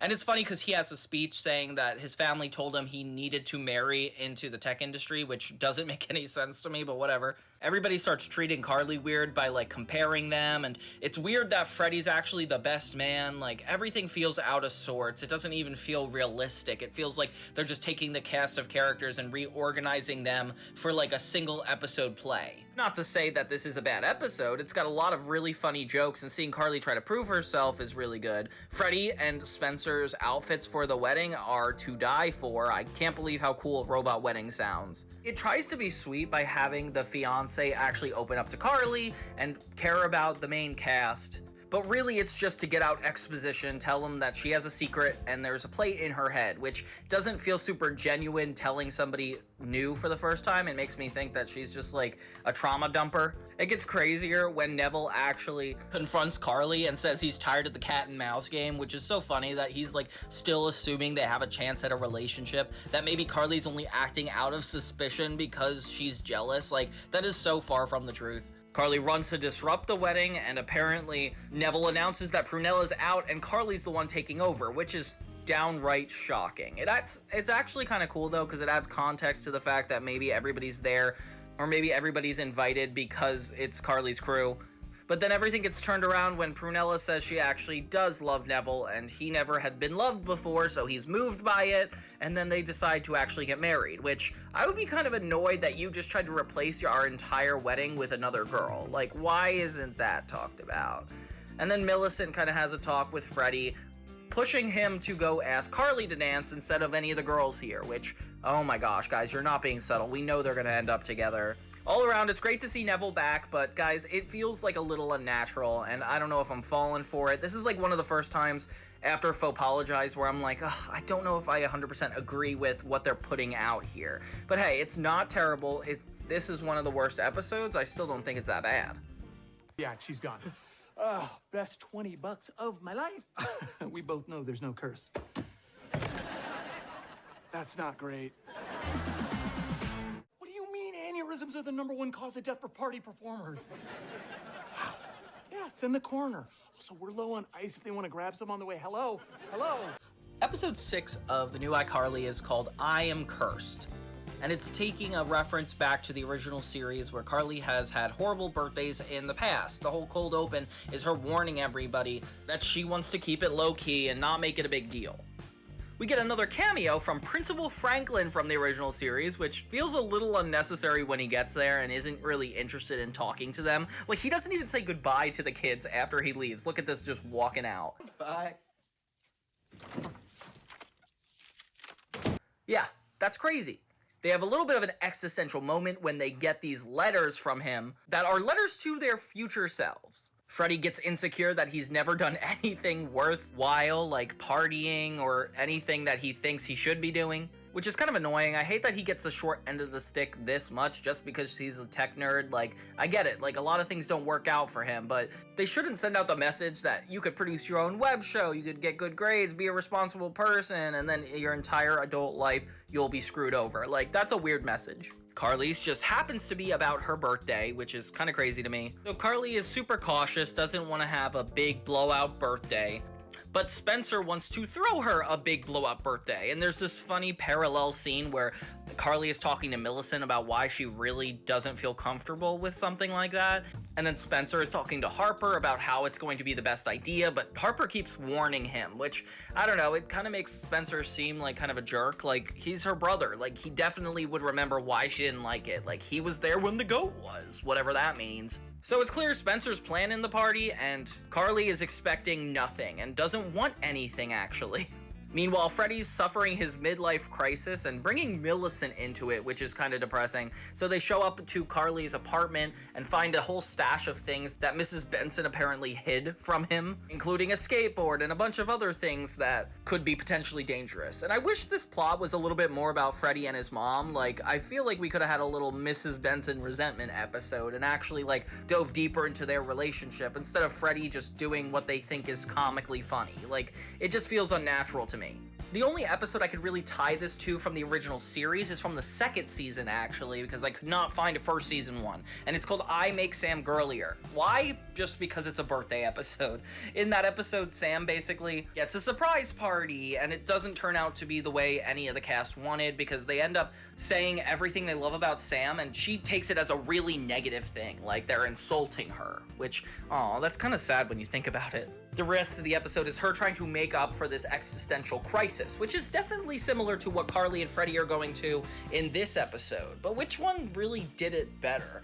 I feel like this has a real direct payoff where we're actually about to see the party and everything get resolved, but the original episode actually has them take their time. It's not just like one location, it's a lot of going through their lives, and this one feels a little limited in that sense. But let's keep going. Carly's enjoying her birthday in her apartment when Spencer texts her to come over to his apartment, and oh my god, this is so funny. She shows up and everybody is here, and she is horrified. Oh my god, Principal Franklin even has a line here. Look at this. Principal Franklin? What can I say? I got a Google alert for Champagne Tower. But yeah, Harper's like, I warned him, I don't know what to do. And Carly's next goal is to just survive this party, which is kind of a funny concept. I just feel like it's not that interesting the way they do it. Somehow Harper is trying to impress a guy named Xavier, who is a fashion photographer. So in order to complete both their goals, I guess she uses bubble wrap to give Carly a safe outfit that is also fashionable. And the guy loves it for some reason, which, guy, they just attached bubble wrap to her. That is not impressive. Spencer tries to help Carly through this whole event, which is actually kind of sweet, him trying a little bit harder, but the fact that he did this in the first place without listening to her is exactly why it, like, almost doesn't feel redeemable. It makes him look more like a jerk. But they bring this, like, tarot card reader or fortune teller, I don't know, just to tell her all she has to do is burn the letter, which is kind of a weird solution, but she seems pretty happy with it, so I'm not gonna question it, Carly. But good for her. It's nice to see her actually, like, get over this birthday fear, but the episode's not over yet.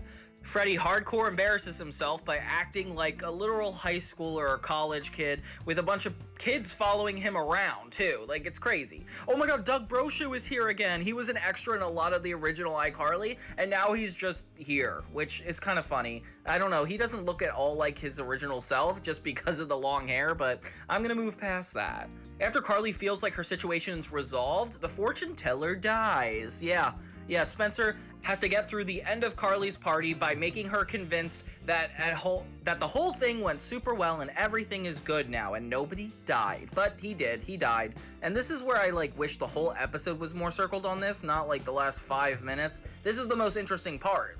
I don't need to see how long it took for them to get to this place. I feel like Carly and the fortune teller should have happened way earlier in the episode and we could have just had a lot more fun at this party, but I don't know, everything feels a little bit rushed in this episode, and I Make Sam Girlier kind of does it better, just because of the extra locations and utilizing them to their advantage. I feel like this show could have had the edge over it, but it just ended up getting too dialogue heavy. Still, it's nice to see Principal Franklin again. Oh well. The interesting thing I didn't realize till now is the reference to iFence, like the whole Freddy plotline of him trying to live life to its fullest, because he's always been held back by his mom. That was definitely done in iFence with him and Spencer, and that was a really good episode, and their dynamic was always so funny. It's so different than the new show, but I do think their relationship is pretty much kept intact. I feel like if they took a little bit more pointers on that side plot to the Freddy and Mrs. Benson plot line, it could have been a lot more interesting. It makes it seem like this episode is a little bit more rushed than those episodes. So there's a lot going on, really. Maybe. It seems kind of fun. Oh, it is. I live for Leap In. Don't do it. Don't do what?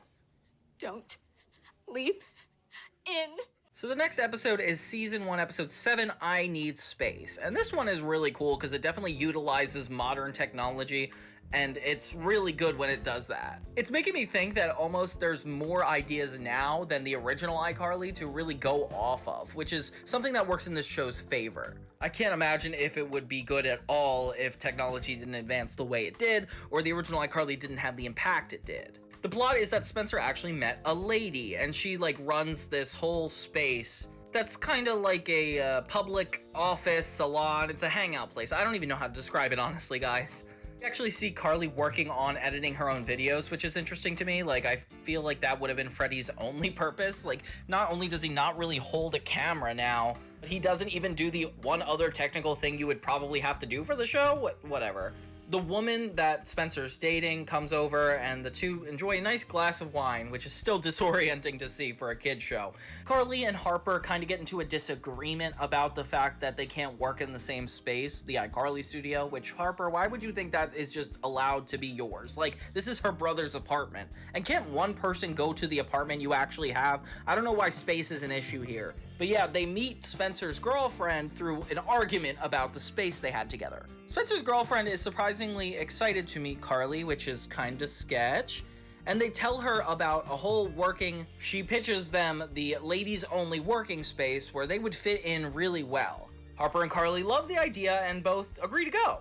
Millicent is a part of a Girl Scout troop in the B plot. We really see how funny Millicent is in this moment. She makes a life insurance policy because all the other Girl Scouts are trying to sell cookies and she is standing out in the crowd. She does not fit in at all, which is not necessarily a bad thing. She seems a lot more impressive than them. We see Freddy actually get to be a father by contributing to the Girl Scout troop, which is the only realistic relation I've seen in this show so far. Millicent ends up quitting the Girl Scouts to start her own cookie selling business with Freddy.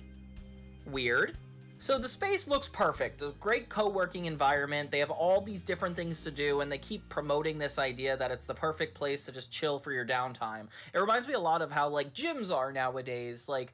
Post-COVID world, we're trying to find new ways to exist in the same space, and I think this woman is just trying to promote that. But there's something sketchy going on. One of the girls almost warns the main crew not to trust this place, and we don't really know what that means right off the bat, but I'm a little terrified. Millicent and Freddy start their own cookie business and actually employ other people, but it just makes me feel bad for Freddy. Does he really have nothing else to do with his life at this point? It does remind me of the I Sell Penny Teas plotline, though, because Just the fact that they're like making a whole business, that's cool. So Harper essentially falls for this scam. She loves going to this new co-working place and really defends it, while Carly is very skeptical and keeps seeing eerie stuff going on. This woman keeps trying to get Carly to join, and after Harper joins, it's almost like hard for her to say no.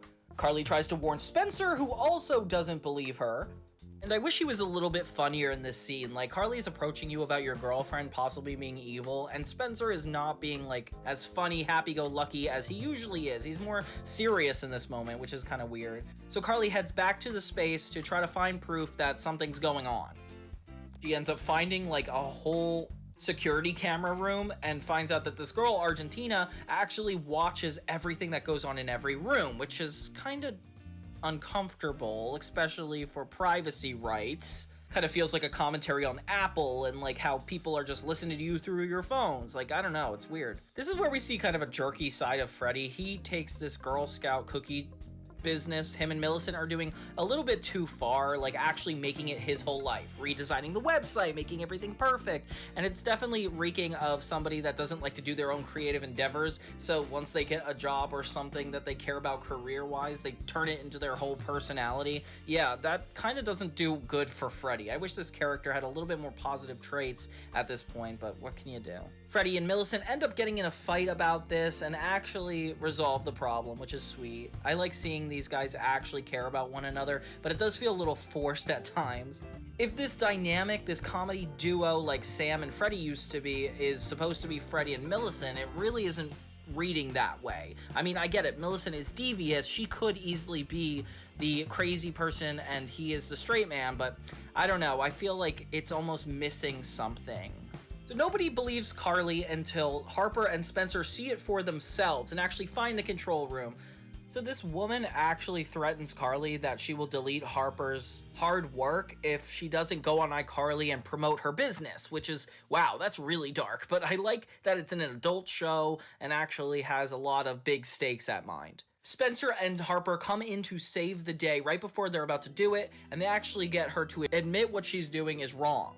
The ending feels a little anticlimactic because it's not like they're like, Harper ends up getting her flash drive back and Argentina ends up coming clean about everything, which is weird because the business still exists. I don't know. This episode was a lot of fun for the scam aspect, although it does remind me a lot of iMLM, which is an episode that's about to come up where they're doing scams, but I guess scamming is a normal thing in this day and age, so we should talk about it a lot. If I had to compare this episode to anything in particular, it would be iCarly Saves TV. And in that episode, Carly, Sam, and Freddy get an offer to actually have iCarly be a sitcom on television. They redo the set, they have this whole TV producer that essentially walks through them making their show a thing. And it's kind of parroting the whole world of entertainment and how you have to change things in order to make them perfect for everybody. And that's what it kind of reminds me of here, like this dystopian cult-like group of people that are trying to get Carly to compromise. But here's the thing. If we're talking about these episodes back to back and which one did it better, obviously iCarly Saves TV did this in a more gradual and entertaining way. Like, they took aspects out of the situation one by one. And this new show just feels like it's doing that like 20 times worse. Like, sure, there's a lot of funny jokes and I think the plot line is really intricate and interesting. But the threat of Harper not having her hard drive doesn't happen until like the later half of the episode. Carly doesn't actually have a chance to fall for leaped in, so it doesn't really matter. She's like against it the entire time. And Spencer feels just like a prop in this, where he's not really doing that much. Like, if he had a couple jokes, I feel like that goes a long way in this show, but it didn't even get that far. Freddy's relationship with Millicent in this episode is really spot on and makes it feel like this whole episode is worth watching, but if it wasn't for this side plot, I do feel like the whole Carly storyline is not necessary and almost diluting everything that's good about it. So we're just gonna have to move on. There's something I've been meaning to tell you.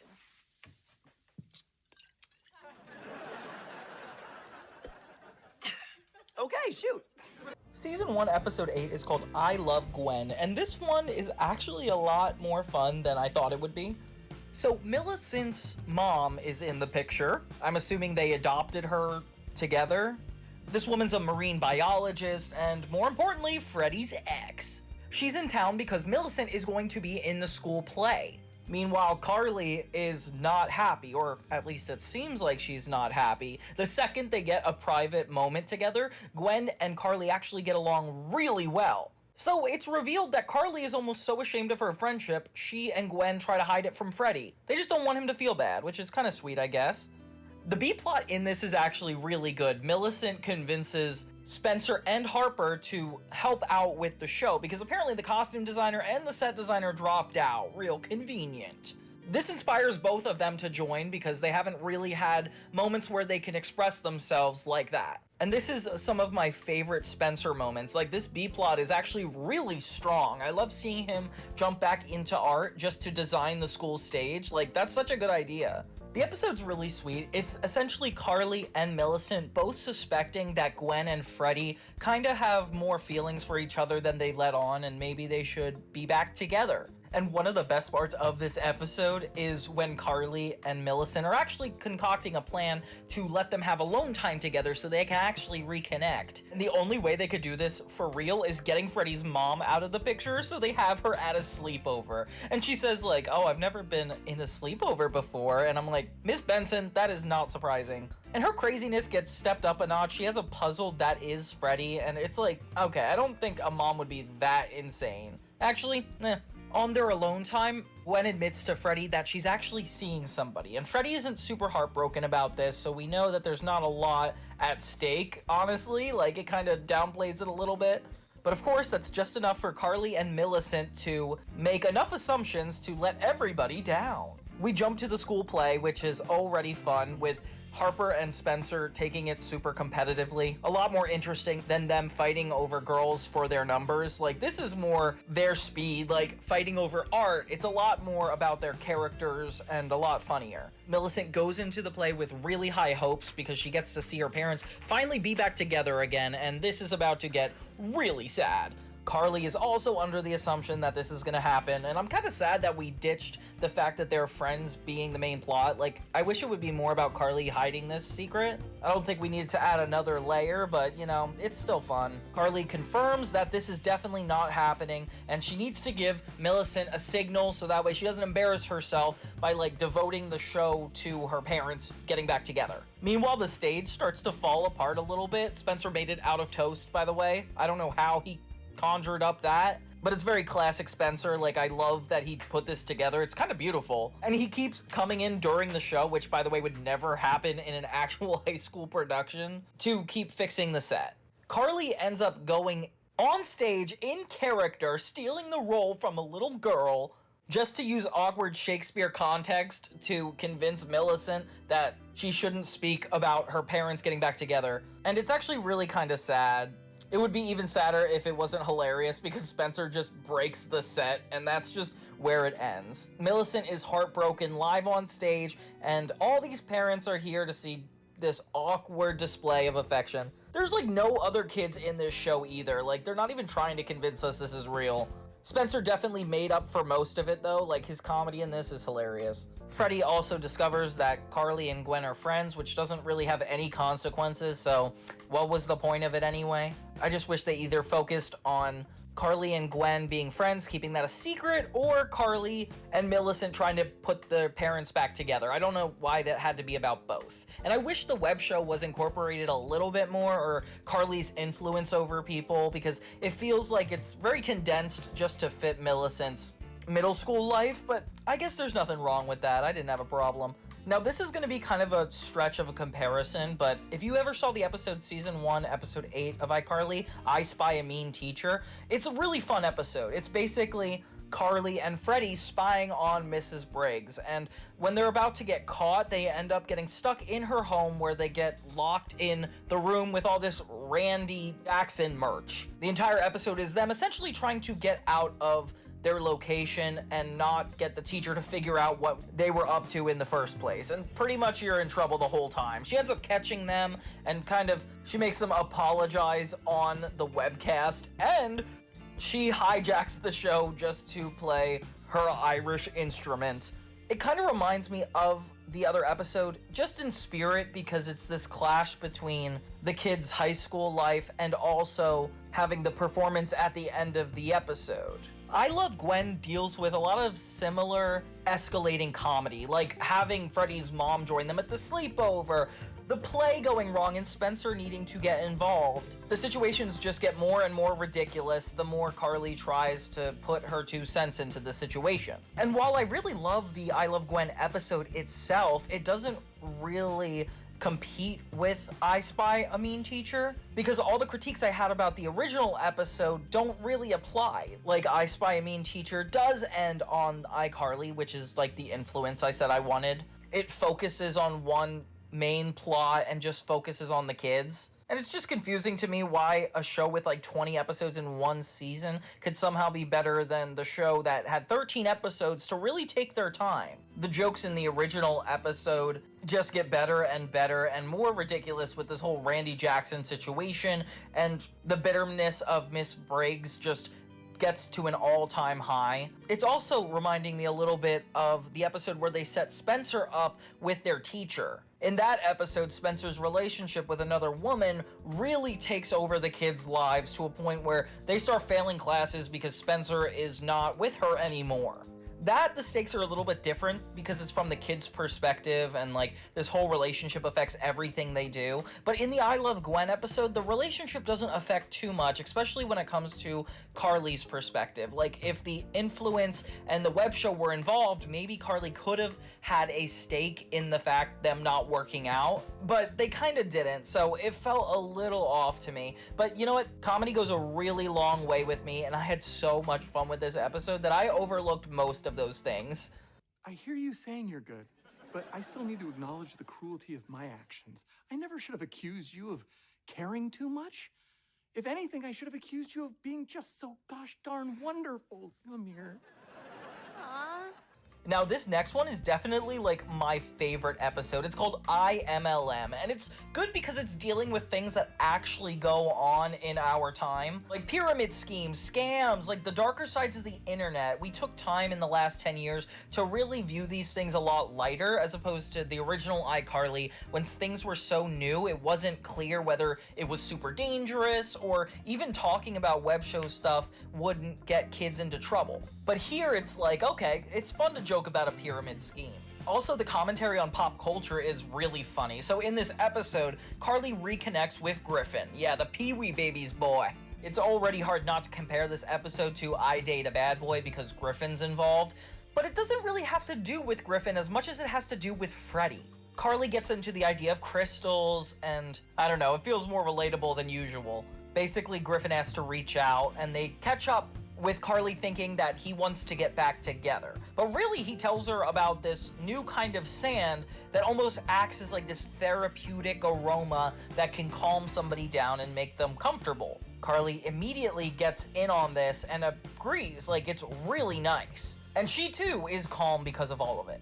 This sand has a domino effect on all of the main characters' lives, as Spencer's been told by a woman he was gonna date that he was insensitive, that he wasn't super listening or caring. And then he tries the sand, and then suddenly he's the most sensitive guy on earth, which is so funny for Spencer to think that like that's all it took is sand. This is the tragic part. So Freddy saved up about like $4,000 to finally get to leave his mother's house, which, by the way, $4,000, 2 months rent, Freddy, 2 months. Basically, the tech world is not going good for him, so he's kind of having like an identity crisis. He doesn't know what to do with his life. Things go completely crazy when Freddy likes the sand so much he buys $4,000 worth of it, and then he's essentially convinced he's going to be rich because of this. Carly's so into the sand that she too wants to promote it, so she's like, okay, let's do a web show where we actually try to get people to buy this thing, because that would be cool. The B-plot with Millicent is really funny because she wants a pet and Freddy won't get her a dog. She makes this funny presentation in black and white, and this really sells her for me. Like, she's adorable to do all this. Does she even know that black and white was a thing back then? She ends up adopting a fish and carrying it around like it's a child, which is so funny. Like, she even has like a harness for it to go out in public. Meanwhile, Harper is having trouble at her job because she just wants to go about life and not have to work at Skybox.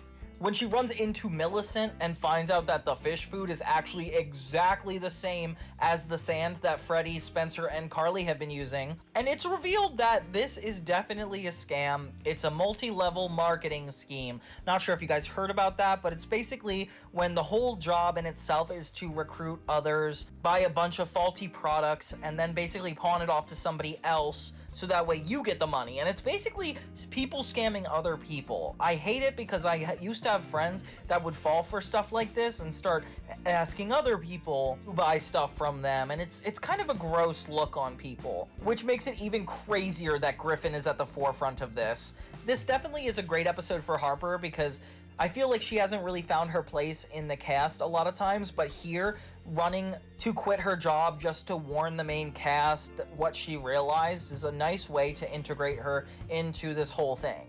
As they put this thing on sale during the webcast, Harper comes in just in time to warn Carly, who is borderline going to have a panic attack on stage, and I feel horrible for Freddy because he too has spent more money than anybody ever. They openly admit what the sand was, and Griffin claims he knew it the whole time, which I feel like if you were in an MLM scheme, you wouldn't actually be that aware or you wouldn't be involved, unless he is really that bad of a person that he's just trying to scam everybody. Which it seems like, because Carly asks he wanted to reconnect because he liked her, and he says, yeah, oh, I guess I could like you, which is like kind of crazy. And there's so little iCarly episodes that compare to this. One, because it's just so modern and it feels like a new show.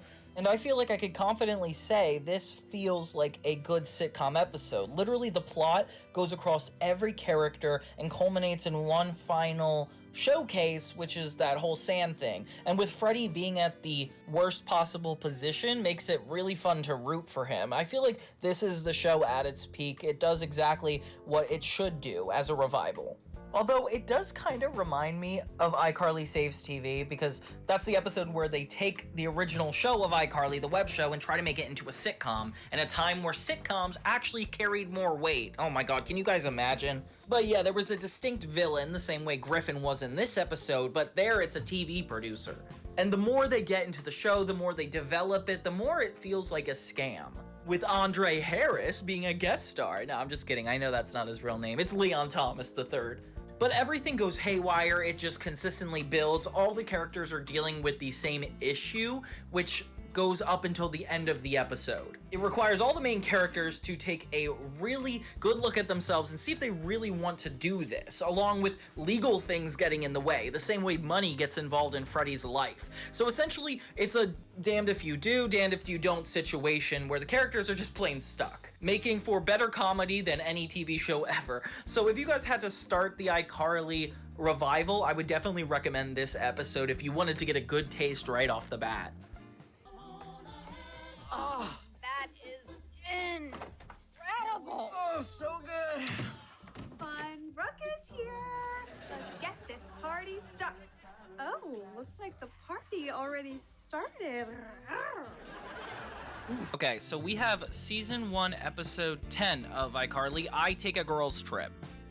This episode is actually really funny because it takes some pretty unexpected turns and really uses the adult sitcom format in its favor when it comes to some of the jokes in this. So the whole premise is that Carly is going to be taking a girls trip with Harper and her other friend, but Harper finds out that her long lost cousin has finally come back from sea or from being kidnapped. It's kind of dark, but they don't really go into it too much. So basically Carly finds herself having to go out on this girls trip by herself. At first Freddy is like, hey, like, I want to go on a girls trip, which is so Freddy. I feel like I was always that guy growing up, the one who wanted to go on all the girl trips with the girls, but never quite fitting in. I feel like at this point it's good though, because I really do feel for Harper. I feel like since the iMLM episode, she's become a lot more relatable, and just the fact that she's kind of smarter than everybody else is really helpful for the cast. I mean, usually the dynamic was Sam making things a little extra, but Harper almost like grounds the show in a way that the original show didn't need to be, you know? The really fun thing about this episode is that Spencer actually has a crush on her. This is like the first time they've ever set us up with somebody in Spencer's life that they didn't intend on leaving by the end of the 30 minutes. they definitely got a good vibe going on. I mean, I think it's just funny to see Spencer trying to get out there again, but to think that he's actually like forming a connection with this poor woman who was lost at sea for so long, it's very special. Like, good for you, Spencer. He didn't get some of those plot lines in the original series. Of course, poor Harper, like, she just found her long-lost cousin, and next thing you know, she got a boyfriend and moved on. Like, I mean, I would be kind of annoyed at that. That's just how it be sometimes. So when Freddie and Carly get to the hotel, they basically find out that they're in the lover's suite, which is kind of random to me because she was intending this to be a girls' trip, not a romantic trip anyway. But they're hooked up into the same room, which is really awkward, especially when you're in a guy and a girl. Like, it reminds me of growing up and you're like, your friends are joking about you being in a relationship with your friends. It's like when you have a friend that's a girl and they just insist that you guys are dating just because you're a guy and a girl, which is so overrated at this age. Or when your parents try to pair you up with your best friends, like, it's so awkward. What a weird time to be alive. It's so funny though, because Carly and Freddie have such good chemistry. I feel like this is a little too obvious. Like, you guys should just be together. I don't know.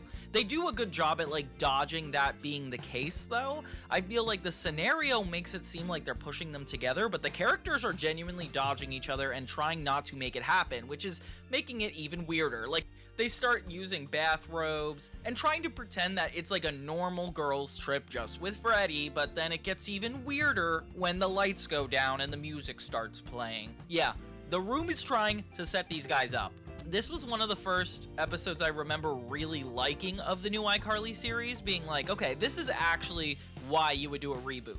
Seeing the awkwardness get funnier and funnier is just so perfect for this show. Like, it's what I'm looking for in a comedy. But then we have a guest star in this episode, and this girl actually wrote some of the episodes of this show and other episodes in she's a TV writer, and she's really funny. I've seen her on Crazy Ex-Girlfriend. She's been in a lot more stuff since the 2010s, I would say. And low-key, it just gets even more weird from here. Like, they have flower petals fall, and even Carly's friend that wasn't supposed to come on this trip ends up showing up anyway.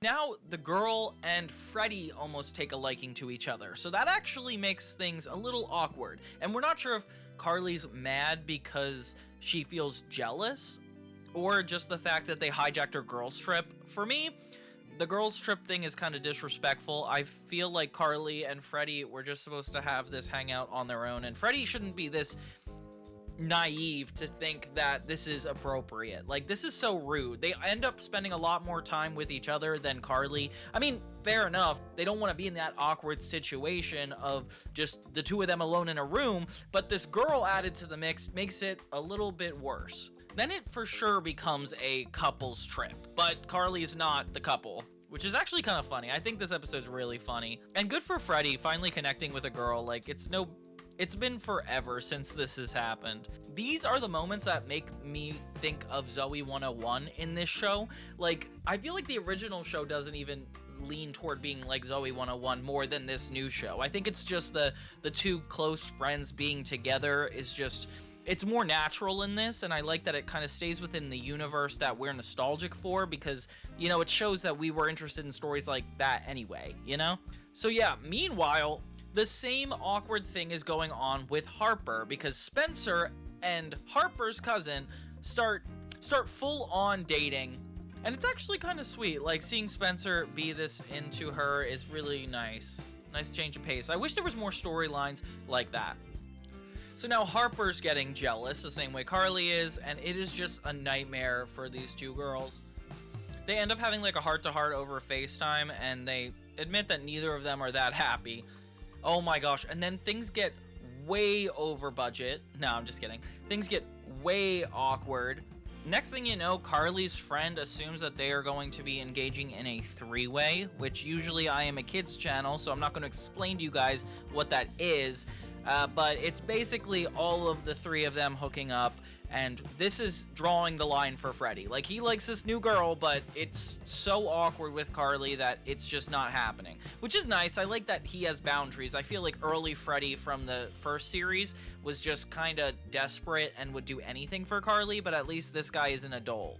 The episode kind of ends there. Like, there's not a super definitive ending. It just kind of escalates so much to a point where Freddy leaves it alone, and Carly returns from the trip being like, I barely survived that. And everybody's happy for some reason. I guess that's a resolve. And Spencer and this girl keep dating, which is also sweet. Like, we'll see this in the next episode. So this episode can actually be really close to season 1, episode 9 of the original series, I Will Date Freddy. And in this, there's basically a girl that has a crush on Freddy that goes to their school. Now that I think about it, that's like insane. And basically they're like, okay, come on iCarly and we'll hook up you and Freddy. Or Freddy just is like, oh yeah, I would love to go on a date with you, and obviously cue Sam's insults. They end up going out together and actually forming a connection. But in this instance, it's more so Carly suffering for Freddy's love life. I guess this is like the theme of the episode. Carly just happens to get the short end of the stick because the girl Freddy is set up with wants to do her own web show and wants Freddy to do that for her. Freddy ends up doing it for her and being her web producer instead. And Carly is really hurt by this. I mean, I would be too, because obviously he just got this new girlfriend and he's ditching his friends for her. Like, that stinks, but that's what happens. In the end, it leads to a lot of awkward moments, but this whole episode didn't really go for the comedic effect of awkward. It more so went for the plot of them not having the web show for a little bit, which I feel like maybe the new iCarly could have leaned into, but otherwise, I don't know. I feel like this is a near perfect episode of the reboot. Like, I would definitely recommend this episode specifically if you need to get into it. And if you don't like it, you might not like the show. What can I say? Another episode this reminds me of is I Hate Sam's Boyfriend from season 1. Mainly because Carly is the third wheel in that scenario. Like Sam starts dating that kid Jonah, and then Carly just feels really awkward, and then Jonah hits on her. I mean, maybe there's that whole love triangle situation that also reminds me of it, but I don't know. I can't tell if it's I Hate Sam's Boyfriend or that other episode I was just talking about. It's still interesting that they got this many characteristics of the first show without necessarily repeating any of the plot lines. Like, I'm really impressed by that. You sure what? Hi. Welcome to class, everyone. Season 1, episode 11 is called I Can Fix It Myself. And it's kind of a funny episode, honestly. Yeah, so Carly is getting her car towed because she's parked in a wrong spot, and she meets this really obnoxious auto body mechanic, but also has love tension with. It's cool because it's insight onto how her job really is done. Like, she's an influencer, yeah, but she has to go record videos. Like, this is normal to wear a taco costume out in public. I wish I knew what these videos were, though. At least on iCarly, the original, we got to see what these videos ended up being. Like, what does she do as an influencer? I would love to know. Oh, yeah, but this guy basically tows her car.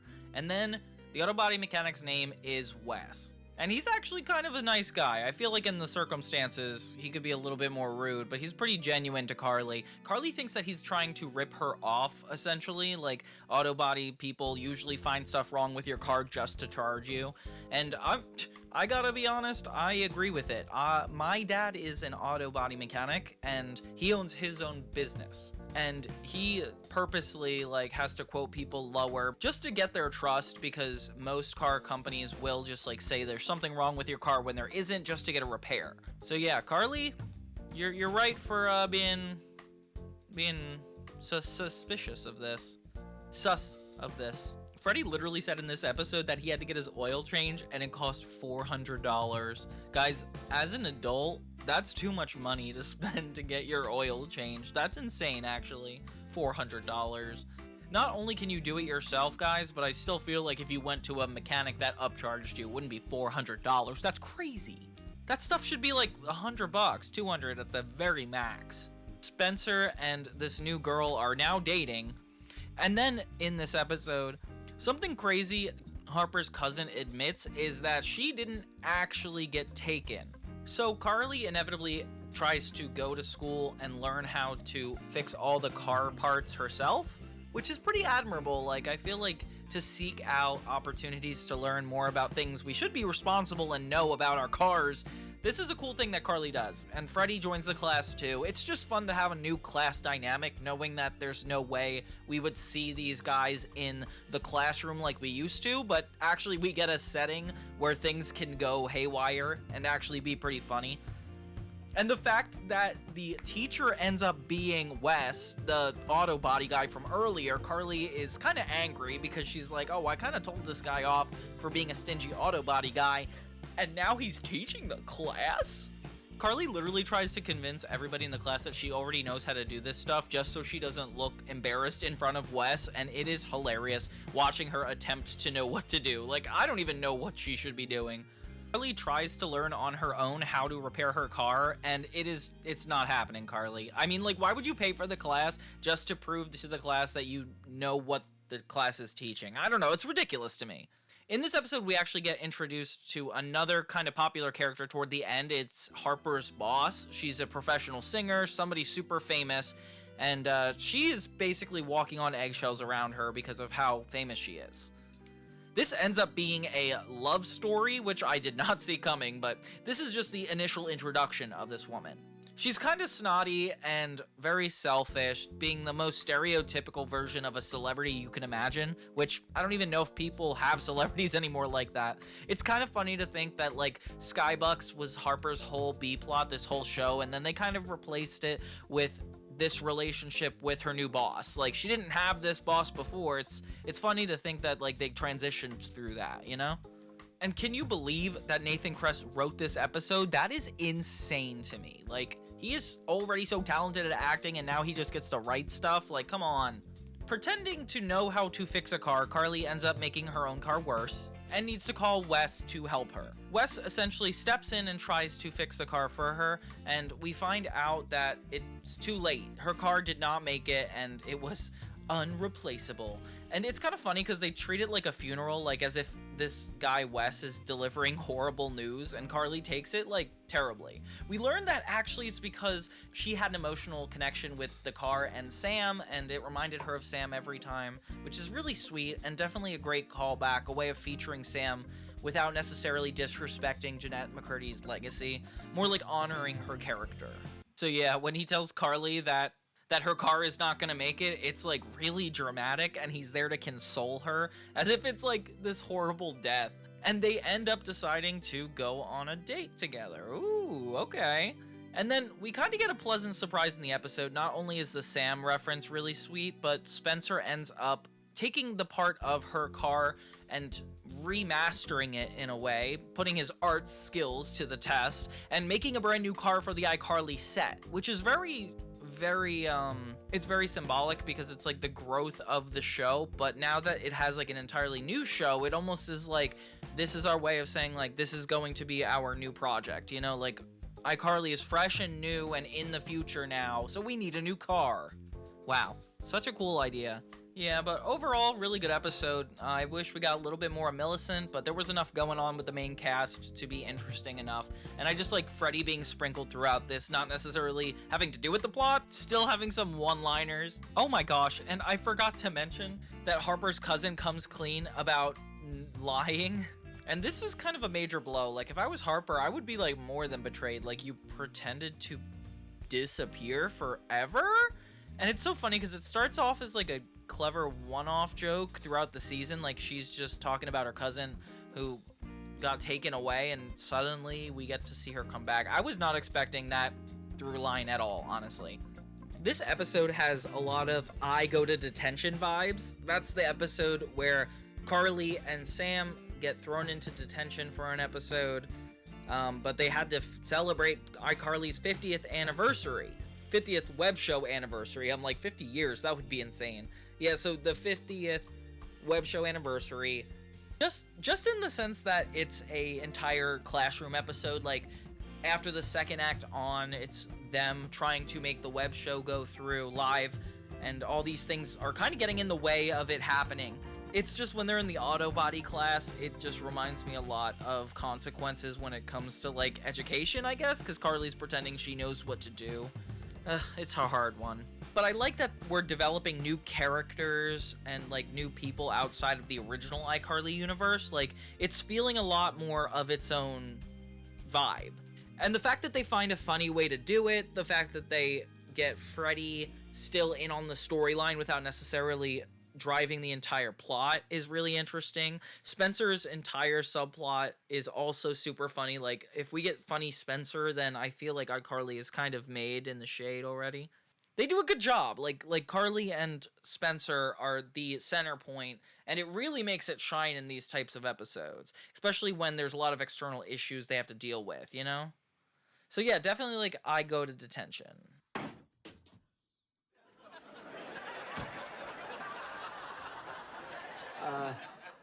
Is it supposed to be pulsating?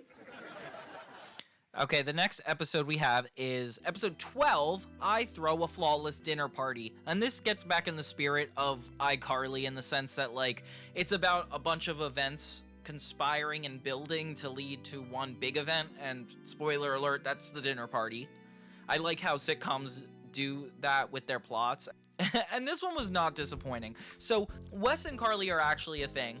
It wasn't just a one-off episode. It seems like these guys are actually casually dating now. So they're starting to get serious. Wes starts talking about his grandmother, and Carly is interested in getting to know her too. Like, she wants to take the relationship really serious. So she invites them over for a dinner party.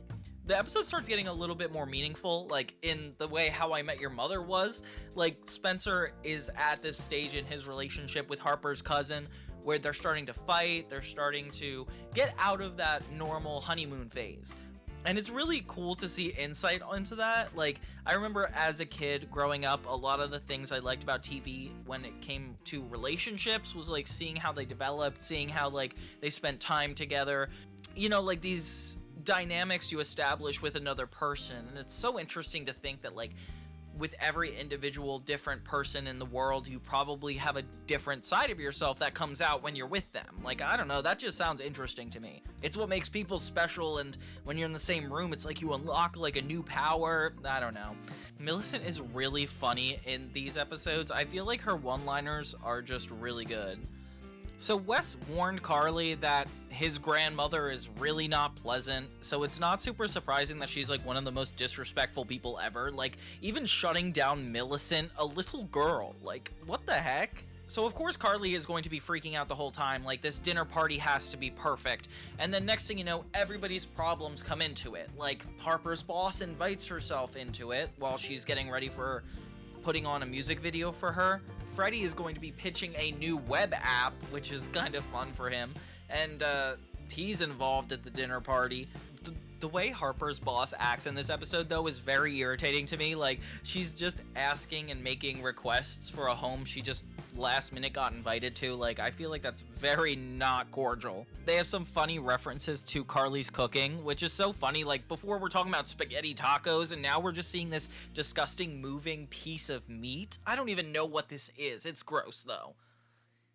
So this is where it kind of gets chaotic. At the dinner party, Wes's Nana starts to choke, and then Carly tries to help, only making it worse. And it seems like Carly is intentionally trying to kill her, which, come on, Wes, you really think this girl you just met is intentionally trying to kill your grandmother? That is really...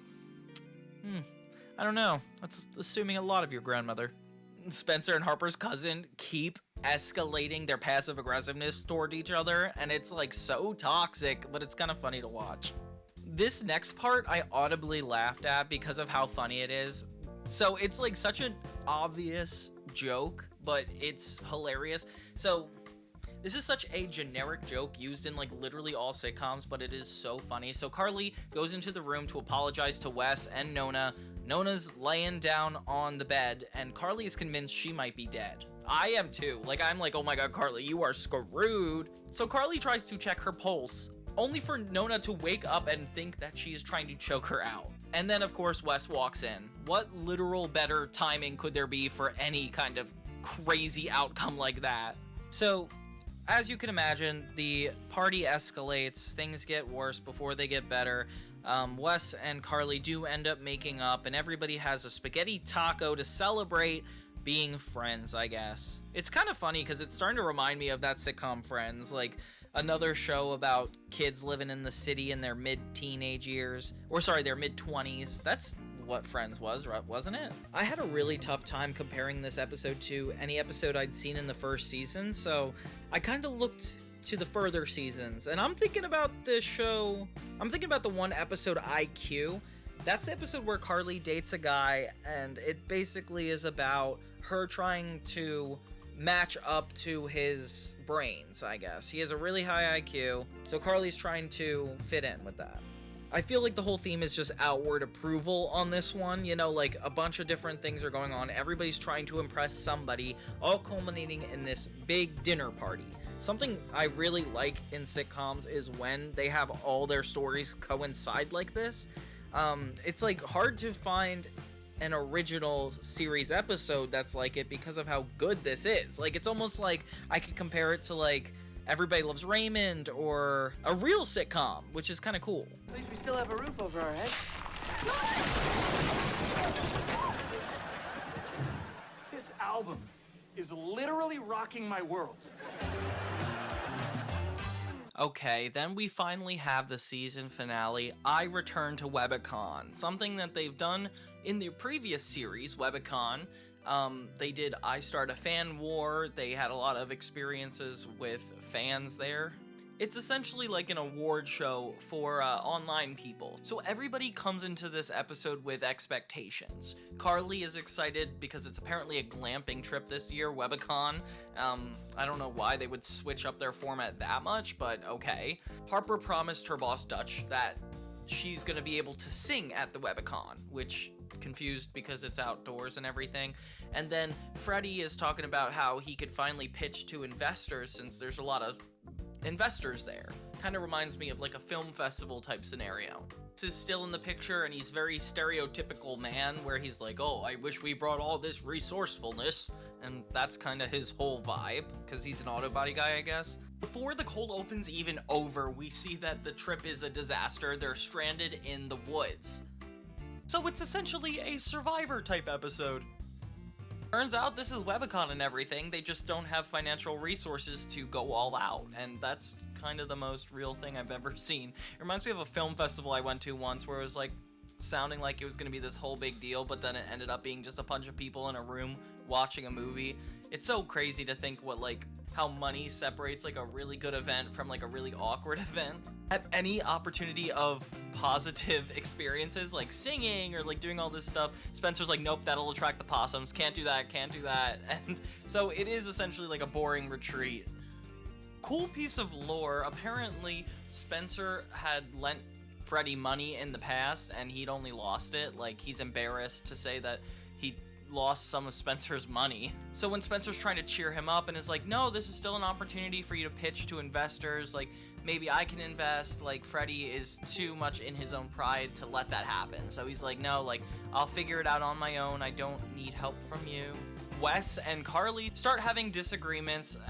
He's more about survival, she's more about having fun, which makes sense for a social media influencer and an auto body guy. Carly keeps comparing Wes to her old boyfriend, who happens to be there in his own cabin. Yeah, so Bo has his own place here in the woods, kind of sketchy, but kind of a miracle for all of them who don't have anywhere to go. Apparently, he was going to present her the Lifetime Achievement Award, which is insane. She's like in her 20s. Spencer has the idea of targeting Bo as a way of getting Freddie's tech project funded, which is kind of a cool idea.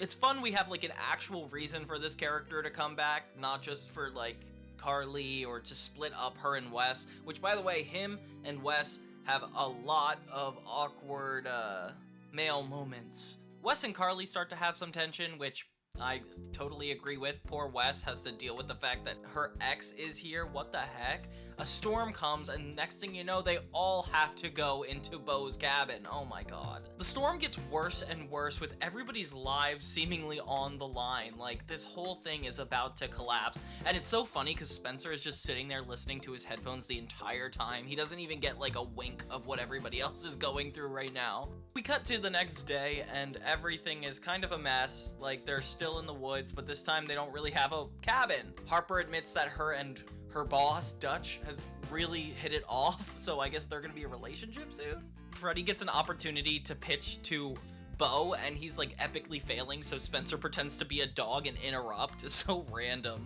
Wes tries to make up for the fact that they're fighting, so he builds her this entire stage for her to accept her award anyway, which is actually really sweet. Beau also tries to compete by having an award flown in, and it's so funny because Freddie makes the point that like, wait, we could have gotten out of here this whole time, but you instead flew in an award. Like, it's ridiculous. The guys get in a fight over her, and next thing you know, they're forcing her to choose who to be with. We don't really get an answer to most of these things. It's generally assumed that Carly just lost them both, and we have a little talking head at the end, very Survivor style. Should have done this the whole episode though, honestly. That would have been so much more interesting. I feel like going off to be more about Carly's dating life is a little bit of a step down, considering like that's a general sitcom thing. Like, most shows can do that and do that. Like, this is a show about an influencer. We could definitely lean into the fact that she is an aspiring like web star. Like, I feel like jumping into this is almost taking itself a step down from what it used to be. So the finale isn't such a great representation of the whole show. I feel like the whole show in general did a really good job at being both hilarious, a good sitcom, super relevant, and its cheesiness and references to the original show may feel like out of place sometimes, but it's still totally worth the watch. No iCarly episode really ended with a cliffhanger like this unless we're talking about the Freddie and Sam episodes. So I'm not used to like a finale leading to something. It's cool that they're taking this like traditional sitcom route of like trying to keep us invested at the end of 13 episodes, considering that's not a lot of episodes compared to the real series. Overall, a super fun experience, and I definitely recommend it if you want to go down nostalgia lane, maybe revisit how some of the old episodes inspire the new ones. Like, it's totally worth the watch. If we're comparing it to the original series, I feel like the only reason it wouldn't win is because of the amount of episodes. Like, the original show had more time to have more memorable moments, more exciting experiences. This show seemed to not take advantage of the fact it only had 13 and tried to shove a little too much at the same time, calling for unnatural situations like awkward character beats. It just doesn't feel as polished as it could be, and the original show was really good. This show was definitely worth watching. So as we step into season 2, season 3, I feel like we really gotta buckle down and take this show really seriously, because it's worth being up there with all the most recent shows. Well, it's official. The internet hates me. Okay, so the season 2 premiere is called I Guess Everyone Just Hates Me Now, which is such a funny premise. It's essentially I canceled. And there's a lot of funny tropes in this episode I can't wait to unravel. It starts off with Spencer going into his art side and creating this giant platter of everybody's favorite foods, which sounds disgusting. It ultimately doesn't lead to anything, but the plot gets kicked off when Carly realizes her 2 ex-boyfriends started their own web series, which I guess in this world it's more like a social media account, a podcast, I don't know. They do a good job at parroting what kind of jobs we have now. Like, Freddie brings in this girl to be like a dog whisperer to keep Harper and her little dog not fighting. Okay. This girl doesn't seem important, but she will come up later, trust me. Well, you're my favorite certified animal therapist. You're the only one I know, but still, congrats. So Carly invites her exes to iCarly to essentially apologize to them live on camera, which, oh my gosh, there's never been something more inauthentic than this. Like, I get it. We do go through that, and I feel like people would put an apology online. We're here to have a good, long chat about their feelings. Because when boys have feelings, everybody needs to know. But the way they do it is just not subtle at all. But hey, was iCarly ever subtle at all?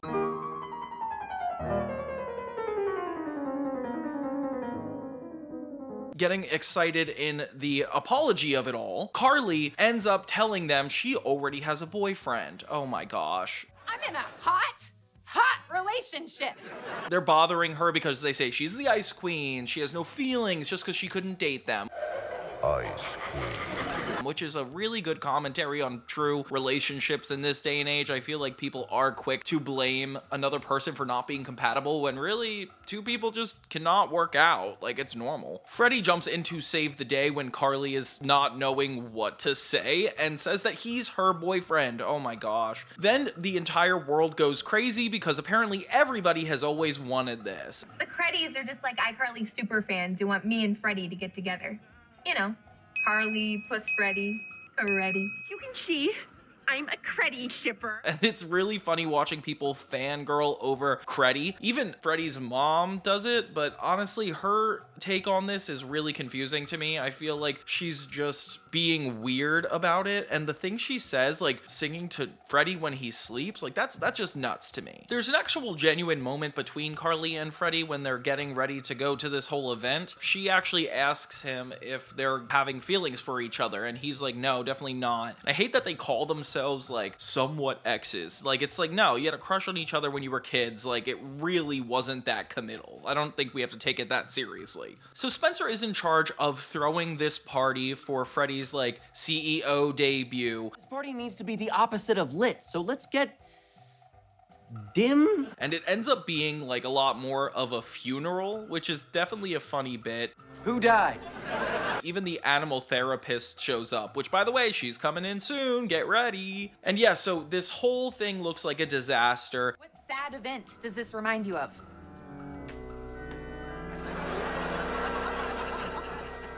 Oh. Yep, we threw a funeral.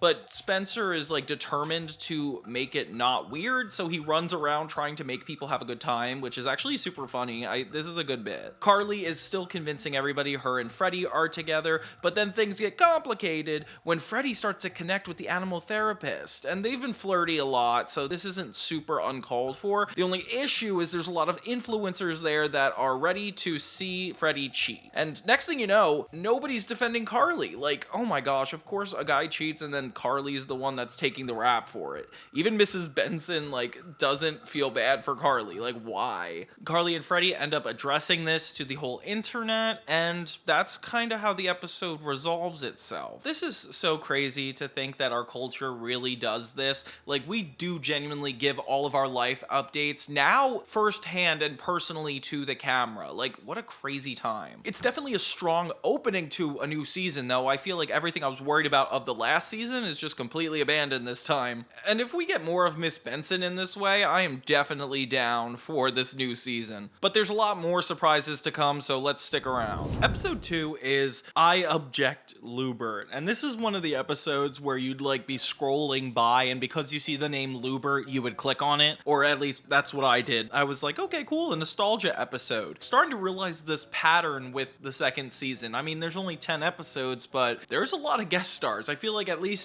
one guest star per episode, whether it's a throwback character or a new one altogether. This one was almost as fun as I thought it would be. Carly gets served in the first 3 minutes of the episode, and it's kind of insane. This woman pretends she's a fan, but inevitably just hands her papers, which I don't know how misleading that is. Then she learns pretty quickly that she is being sued, and it is none other than Lubbert, the old doorman that used to work at the Bushwell where they still live. My mom made this costume. Well, she's sick! You got a sick mama!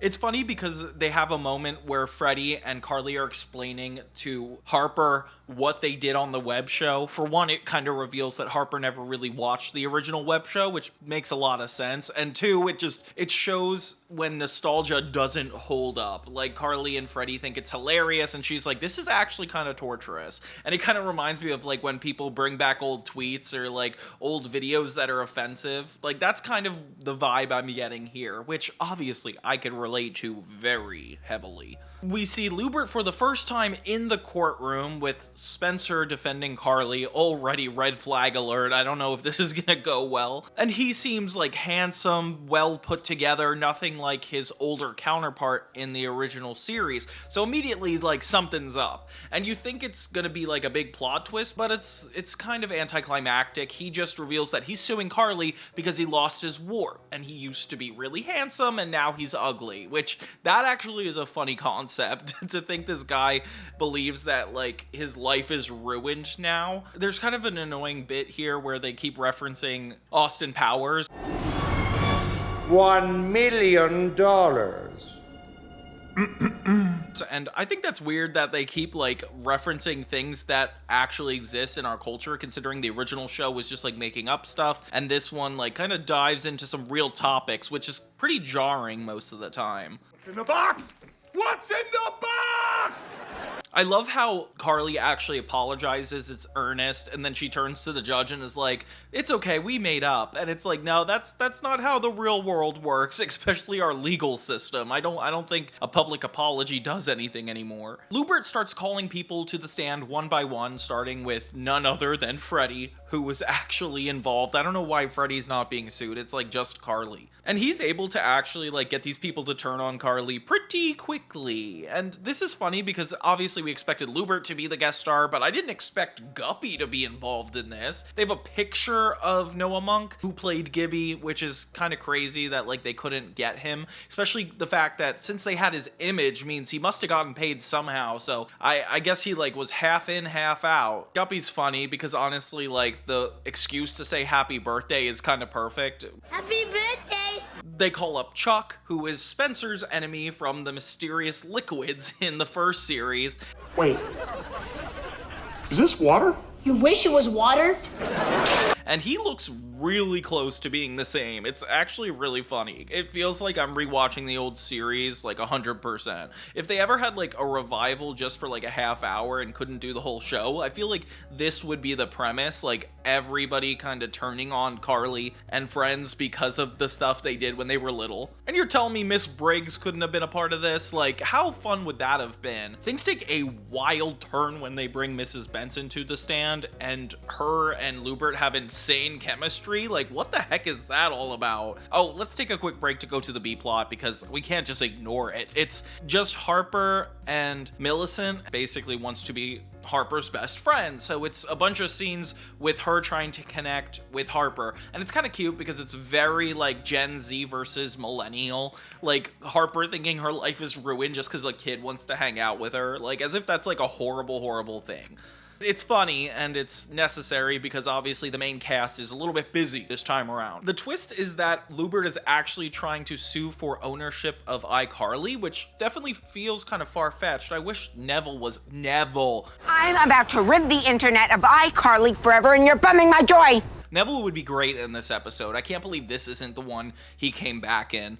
All around, like, it's weird making Lubbert out to be the Neville-like antagonist. I can't imagine what Lubbert would do with iCarly. Lubbert, or I don't know, that'd be funny. The resolution isn't intellectual or, like, super well earned. It's just Carly saying, my life is actually so much better thanks to you, and Lubbert freaks out, therefore shutting out the case. It was a pretty quick resolve. They have a nice little resolve at the end where they're doing a cheers, but Carly owes Lubbert like $250,000, so it doesn't really end necessarily in a good way. Yay. What a victory. All around, kind of a disappointing episode, especially since I feel like the expectation is to have a lot of characters come back. This format is like perfect to have like anything to happen, and I feel like just bringing Chuck and Guppy back, they could have done better. Of course, Lubbert being the main attraction of this episode definitely made up for it for me. I feel like him and Miss Benson actually like being romantic in the courtroom is as funny as the episode gets, but for the most part I didn't find myself laughing too much. So yeah, iObject Lubbert, very interesting experience. I'm not sure if it gets points in the right direction or the wrong direction. Episode 3 is called I'm Wild and Crazy, and it's funny because it's definitely playing off the meme of the actress Miranda Cosgrove when she cursed and it went viral. I actually do cuss a little. Do you? Also, yeah. What's your favorite curse word? Probably fuck. Like, everybody was like, oh my god, she's so not proper. And I don't know, that just like became a whole big thing for her. So of course they're gonna have to capitalize on that for this episode. Carly comes across as super like naive in this and innocent, which is kind of relevant to her original character. I feel like this is her at her best, especially since she's asking Harper to mentor her through like the crazy party life. And Harper like jumps up and is totally ready to help her through it. And she's just like in her pajamas. I don't know why, that's like very, very Carly for me. Are those unicorn pajamas?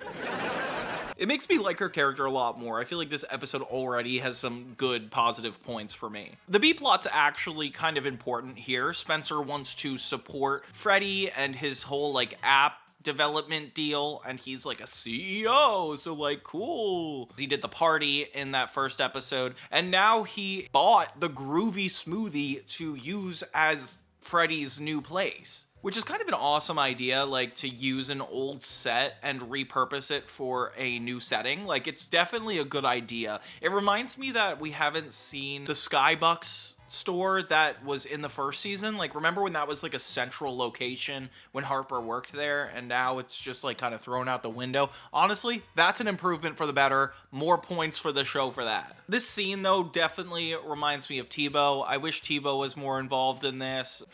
You guys want some bagels? No, thanks. $1 a piece. We don't want any bagels. I sell you the whole stick. $5.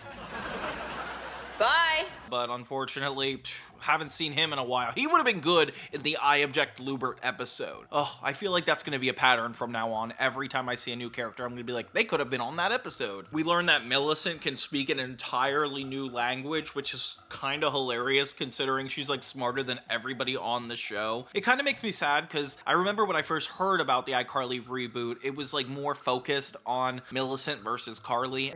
You haven't posted for a month. In internet years, that's a decade.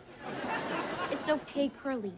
Go into the light. And now that the show's like really unraveled, it doesn't seem to be like that at all. Millicent doesn't seem interested in starting her own podcast or influencer thing. That's definitely good. I just feel like it didn't match my expectations. Harper takes Carly out for a night on the town and they go to a bar. And this is probably one of the funniest scenes I've seen in this show so far. It's like Carly tries to do all these wacky things you're supposed to do when you go out, but she does it to this one person and then thanks him after every time she does it. Like, look at this. It's definitely worth it though. I feel like they're really good at tuning into Miranda's outside experience, which is nothing. I'm gonna steal the bar garnish tray.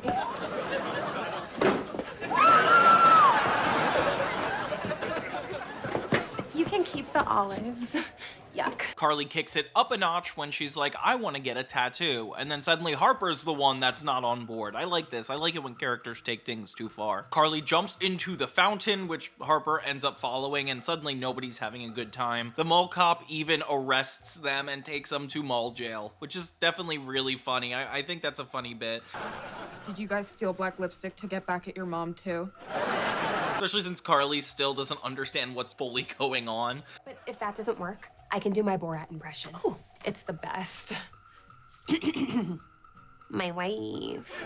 Then in the B-plot, Spencer and Freddy have a lot of tension between them because Spencer is not helping with the app at all. Freddy is pretty upset with him because he's not contributing. And Spencer just like wants to turn this place into a whole restaurant, which actually inspires him to do so, but we're not quite there yet. While they're in jail, Carly and Harper are pretty much reflecting on the whole evening, and Harper's like, oh, I could have been watching TV, which no, you couldn't have, Harper. You dressed up for tonight. You were excited about it. They both have like this heart-to-heart, and Carly realizes that she's kind of just acting out of character, especially when she's like crocheting. That's inevitably what gets them out of mall jail because of this whole crocheting thing, and the cops like, promise you'll never do it again, which definitely isn't how the law works, but we don't always have to go with that, okay? In the end, Freddy and Spencer make up by encouraging Spencer to just turn it into a restaurant anyway. And then there's this weird meta joke about how new things can't pander to the old fans, which is definitely, you know, referencing this show, which I do think that's funny. I like it when they can laugh at themselves like that. The episode started with them playing Never Have I Ever and Carly not having anything to say, and then it ends with them at the Groovy Smoothie also playing Never Have I Ever, but now she can tell people she jumped into a mall fountain. Okay. I think overall this episode accomplished what it needed to do. Definitely bleeds into the millennial lifestyle of being an adult and like what you feel pressured to do. I feel like these writers are definitely the perfect age for this because it seems like they're just writing about their experiences, which make it feel a lot more authentic. The episode ends with Spencer naming his restaurant Bar F, which looking at it across the room just says barf, which is definitely a funny comedy beat to end on. All around good episode. This one definitely is pushing it in the right direction. It didn't like force me to have expectations like iObject Lubbert, but we're going in the right way. Episode 4 is called iHire a New Assistant, and it's surprisingly really good. This could have been done years earlier, and I still wouldn't have noticed Sam wasn't there. That's how you know it was a really good episode. It starts with Carly taking care of her plants, and she's doing this new live stream where it's like the camera stays on the plants and it watches them grow over time, which that's such a rare niche thing. I don't know if Carly as an influencer is like getting the plant community super well. Water? Less water? Sparkling water? Use your words! Carly and Spencer are getting ready for their grandfather to come visit in a little bit. Turns out he's there right now, immediately. So he's coming in, and we haven't seen this guy since we saw him, you know, critique Spencer and want to bring Carly to Yakima. One of my favorite episodes early season 2, very classic iCarly. So having him back in this show is definitely giving good vibes. He doesn't even look that much older, but he does look a lot more eccentric. The entire episode revolves around his visit, and it's really fun to have this specific old character back. Like, it definitely brings up such weird storylines, especially since now Carly's an influencer and the internet has changed significantly since even he was in the original show. He is retired now, makes a lot of jokes about being old, and yeah, so we got a lot more generational jokes between Carly and the old people, Carly and the young people. I like it when it leans on that. That's when it feels like super real. Carly ends up hiring her grandfather to be her assistant because it's perfect, apparently. Yeah, nothing could go wrong, huh? So Carly's granddad gets a little in over his head and starts treating Carly like she's his assistant, and then he gives her ideas that don't seem relevant at all, like make a web show about coins because he has this big coin collection he's super proud of. And it's really funny how quickly everything turns on its head in that regard. The B plot is kind of funny. It's basically Harper realizes that Freddy's chart, his astrology chart, is so compatible with hers. What, does it say I'm gonna die? Worse! Your birth chart is a perfect match to my birth chart. We're soulmates. So he's like going to her for like relationship advice at first, and then Harper's like, oh my god, no, we're the perfect match. And then they bring Freddy's girlfriend into it, and next thing you know, like, they take it so seriously to the extreme. And since both girls are into astrology, he is just like kind of forced to go along with it, even though he knows he's not interested in Harper and Harper's not interested in him, which I do think is a funny recurring joke. Carly's granddad gets a phone call about the potted plants, and then he thinks it's about pot, which it's definitely worth the joke just for Carly making that whole plant thing. Carly Shay's office. Pot guy?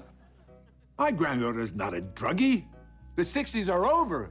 You lost. Spencer's still in the midst of opening his restaurant, which makes him really nervous because his grandfather is visiting, so it's kind of a really convenient time for everybody. Soon enough, Carly's grandfather starts getting everybody around him to help him with his coin idea, which is ridiculous. Like, he's not a good assistant to Carly. Even Millicent starts taking 20s from him because every time she laughs at his jokes, he pays her, which I think is kind of crazy. There's a lot of funny jokes in this about old people texting, and I don't know why, I just think it's hilarious. Like, people start worrying if Carly is mad at them, but it's really just he's texting properly for her. Kind of crazy. So Carly realizes the only thing she could really do is fire him. This is where things take a crazy turn. Once she does so, she finds out that he actually stole all those coins from somebody else. So his whole coin idea, while good and actually gaining traction, which by the way is kind of funny, like the fact that he's actually blowing up through Carly's platform and creating his own is crazy for an old person,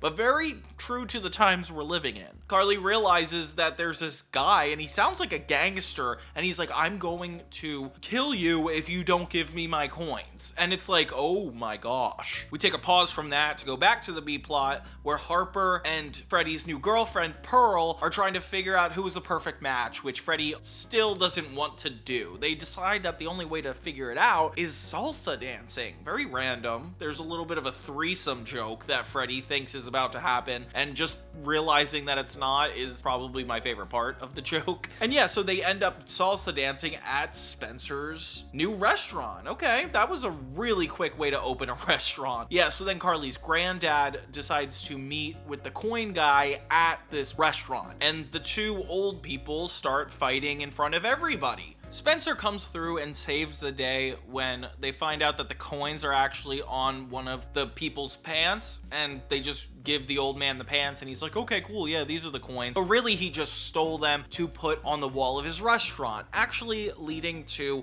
their grandfather saying he's proud of them, and everything works out in the end. Oh wait, except for Freddy, Pearl, and Harper. They do a really quick dance sequence in which Freddy and Harper learn that they will not be together, which already we knew from the very beginning. I don't know why we're going into it that hard. Then him and Pearl remain together because of that whole dance thing. It's cool how everything culminates and resolves itself all within the restaurant by the end of the episode. Spencer gets what he wants. Carly gets out of the whole assistant situation. And it's just funny that gangster is brought into it. Like, I was not expecting that at all. Episode 5 is called iCupid, and this one's a really fun one. We actually have another guest star. Last time we had the grandpa. Now we have Rachel Bloom, which is a new character, but kind of relevant considering the girl Esther was in the first season and she knows Rachel Bloom from Crazy Ex-Girlfriend and is a common writer on this show, a very millennial style comedy writer, so it makes sense that they chose her for this. We start out with Happy Brother's Day, which is funny because obviously they don't have the mother and the father is away at sea, so we kind of focus on Carly and Spencer's bond throughout this episode. We learn that it's a little bit unhealthy and codependent, which I love it when shows like actually narrow in on psychological topics like this. It clearly shows they know what they're talking about. Pearl and Freddy are there as a couple. Freddy and Pearl are really annoying, like not a fun couple, and I don't even know how much they have in common. Millicent actually makes a comment about this, and it becomes very clear that the B plot is going to be about Freddy's relationship with Pearl and how a lot of people are kind of disapproving of it, which is interesting. We'll get into that in a second. Spencer has a whole speech about how his life has gone so far, and there's a lot of resentment saying that like, oh, you know, I just live to take care of Carly and raise Carly, and thank God Carly's good.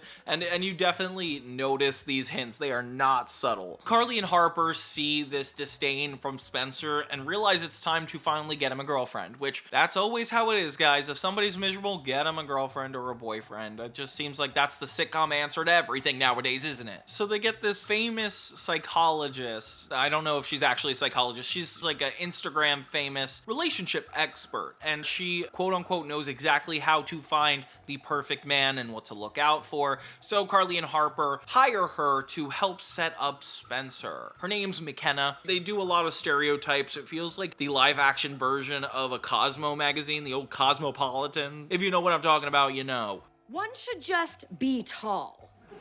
If you're under 5'9", don't waste my time, because that's a red flag, bitch. Turns out all these red flags that this woman describes just happens to be Spencer. He literally comes out in a bonnet like a baby, which is so funny. Her and Spencer don't really get along super well, but let's put a pin in that because Freddy finally has to confront his mother and Millicent about the relationship. It is not cool. Freddy's mom does not care for Pearl either, and it becomes like a constant fight back and forth between all three of them to see if Pearl is even worth it. Then we go back to Spencer, who Carly finds out just had a one-night stand with McKenna, which is crazy because she's talking about the perfect guy and she just goes around sleeping with everybody. That's a very interesting premise, that she doesn't respect men because she keeps going around and just looking at them as this object. I like that we actually touch on a subject like that because it totally is like how things look sometimes. It turns out this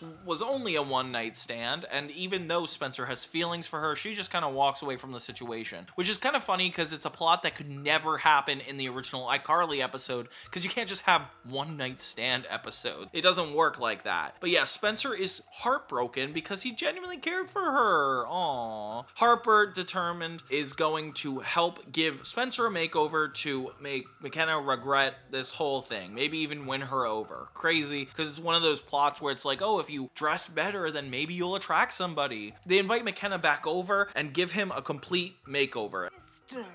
Cool Guy.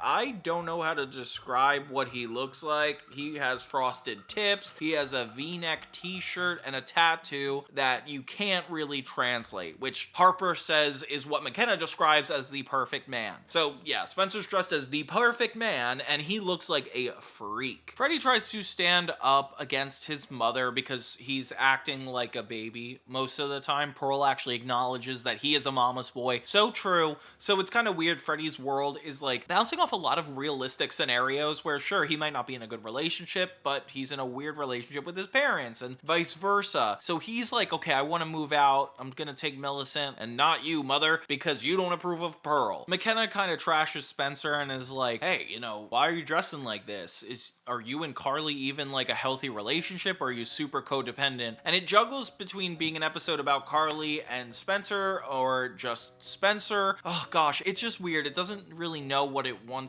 to be, and then it becomes more about Spencer and Carly. But then Carly kind of has this whole realization that she always appreciated Spencer and that Spencer is never really resentful despite his speech earlier, and they kind of resolve it with McKenna not 100% being necessary for the rest of the episode. But then she has a whole mental breakdown about wanting to be with somebody, and yeah, the truth stings, guys. Rachel Bloom did a good job as a guest star in this episode, and it feels like the old iCarly in a really good way, where they brought something new to the table. So iCupid is definitely one for the books that I really appreciate. When it comes to Freddie and Millicent and Pearl agree to disagree, and they're not completely friends, but they don't disapprove of each other, which doesn't really feel like a resolution to me. But hey, I'm not gonna judge. The episode ends with McKenna trashing Carly on live TV. Carly Shay, she is not well. Sincerely, get help, girl.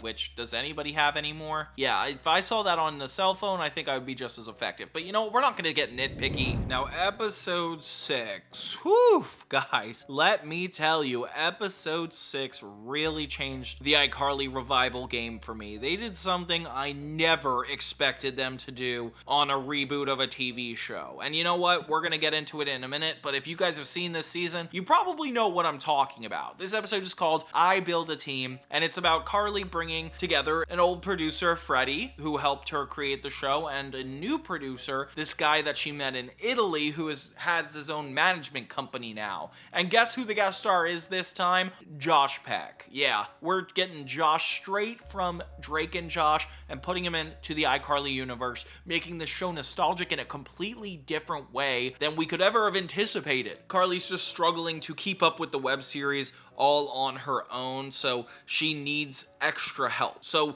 it's all about Freddie and this guy not getting along. Freddie is super jealous and he kind of trashes everything Josh Peck does. Oh, by the way, Josh Peck's name is Paul. I'm never going to be able to call him that because it's Josh Peck, obviously. So Carly's defending Paul, and it seems like it's about to be one of those episodes where Paul turns out to be a bad guy, but spoiler alert, that's not really the case. He's here to stay from here on out, adding this extra nostalgic element to iCarly. A really smart move on the writers' side of this all. It would have been even better if they brought Drake back later, but hey, we're not gonna get too stingy. The B plot is another Spencer opens a restaurant plot where he's gonna have a critic come in and pretty much review his restaurant. Harper is helping him out with this whole thing, and it looks like it's going to be a disaster. Even I, whom is famously rude to waiters, cannot be rude when the food is this delectable.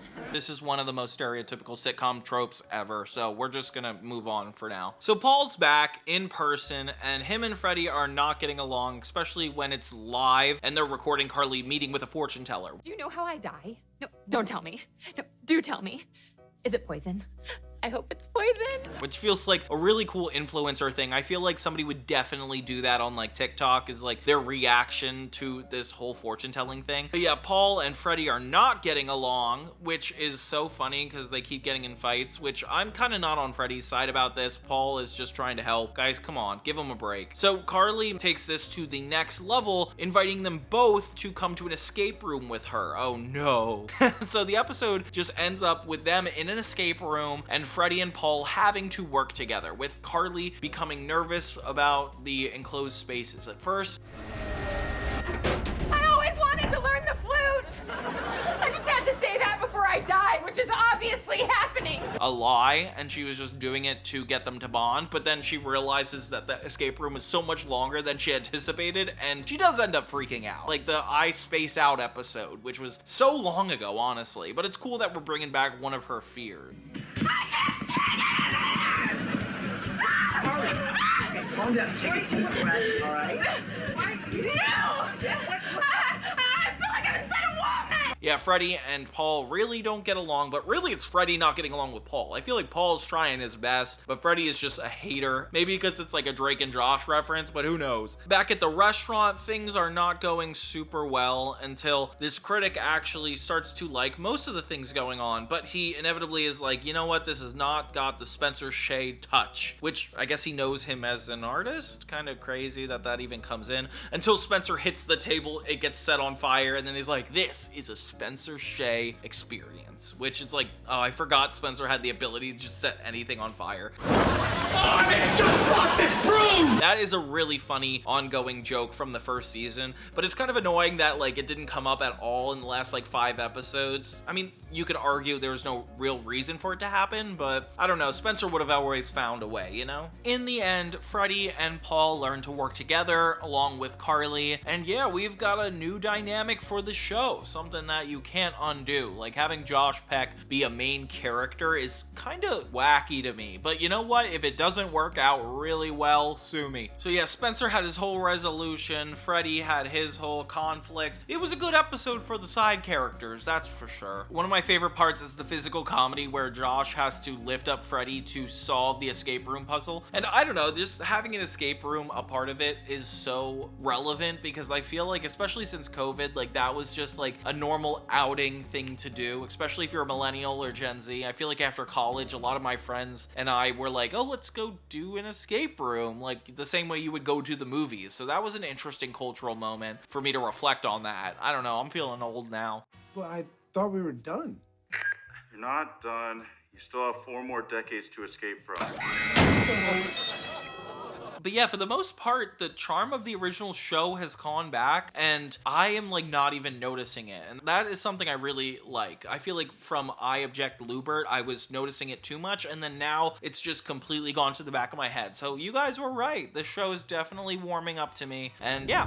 Next we got season 2, episode 7, I Dragged Him. And this is another Carly and Spencer episode, which they're doing a good job reminding us of what made the original show great, is like Spencer and Carly's bond. It's very sweet, and I feel like it takes us back to a time almost even before Sam and Freddie were involved. I mean, Freddie's good at complimenting the series, but this is really the heart of it all. There's a bunch of plots going on in this episode. Like, for instance, Millicent is doing a UN conference with Freddie's help, and it's all about their competition. So a little bit more sibling work. Oh my god, siblings. I forgot Millicent was literally Freddie's daughter. I keep forgetting that, guys. I don't know why. I cannot get over the fact that Freddie has a daughter. I feel like it keeps coming up, but that's hard to put out of my head. I wish she was more active, or it wasn't about that at all. In this episode, Carly's going to compete for like an influencers type TV show, and Spencer revealed that he did a tape for Naked and Afraid, like an audition, and that never worked out. It's just so funny. Freddie brings it to Carly's attention that her and Spencer working together might not be the best idea, because in the past, though they've won a lot of things many times, Freddie realized that, like, Spencer is not super nice to Carly, especially when they work as a team. This is like a whole sportsmanship argument. I feel like this is very rare, but it's funny that it comes up in an adult series. Carly starts reapproaching everything she thought she knew about her childhood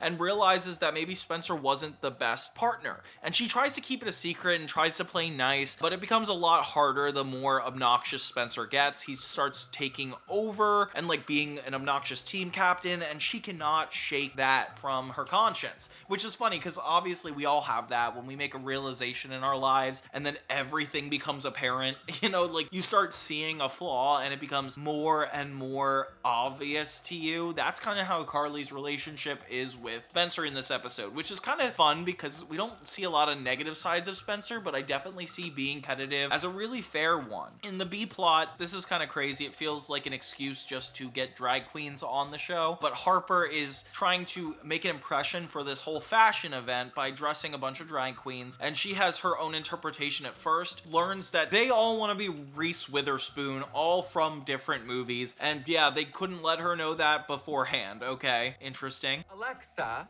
find us a better stylist.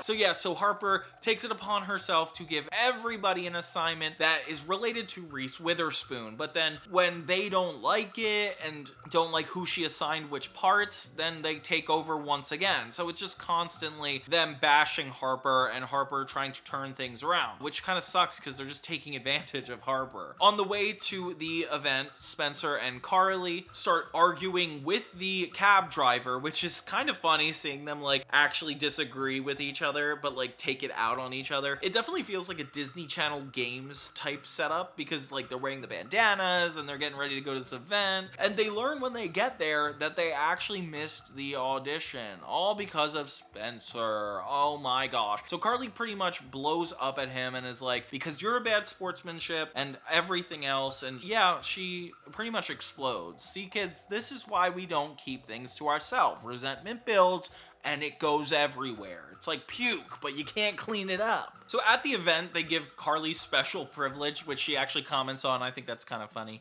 And it's acknowledged that she could still be a part of it even though she's an influencer, which to me is just a convenient way to get around writing this logically. Whatever, guys, I'm not going to judge them. But yeah, so Spencer and Carly kind of have a heart-to-heart where she's honest with him. And in the end, they're trying to slingshot this cantaloupe, and she ends up hitting Spencer, which they end up actually making up, both of them taking accountability, and it's really sweet. Meanwhile, in the B plot, oh guys, I saw this episode 3 times and I'm still having trouble following it. Pretty sure that Millicent is against this guy, ends up going way too far in trying to beat him, but Freddie almost encourages it. Dad.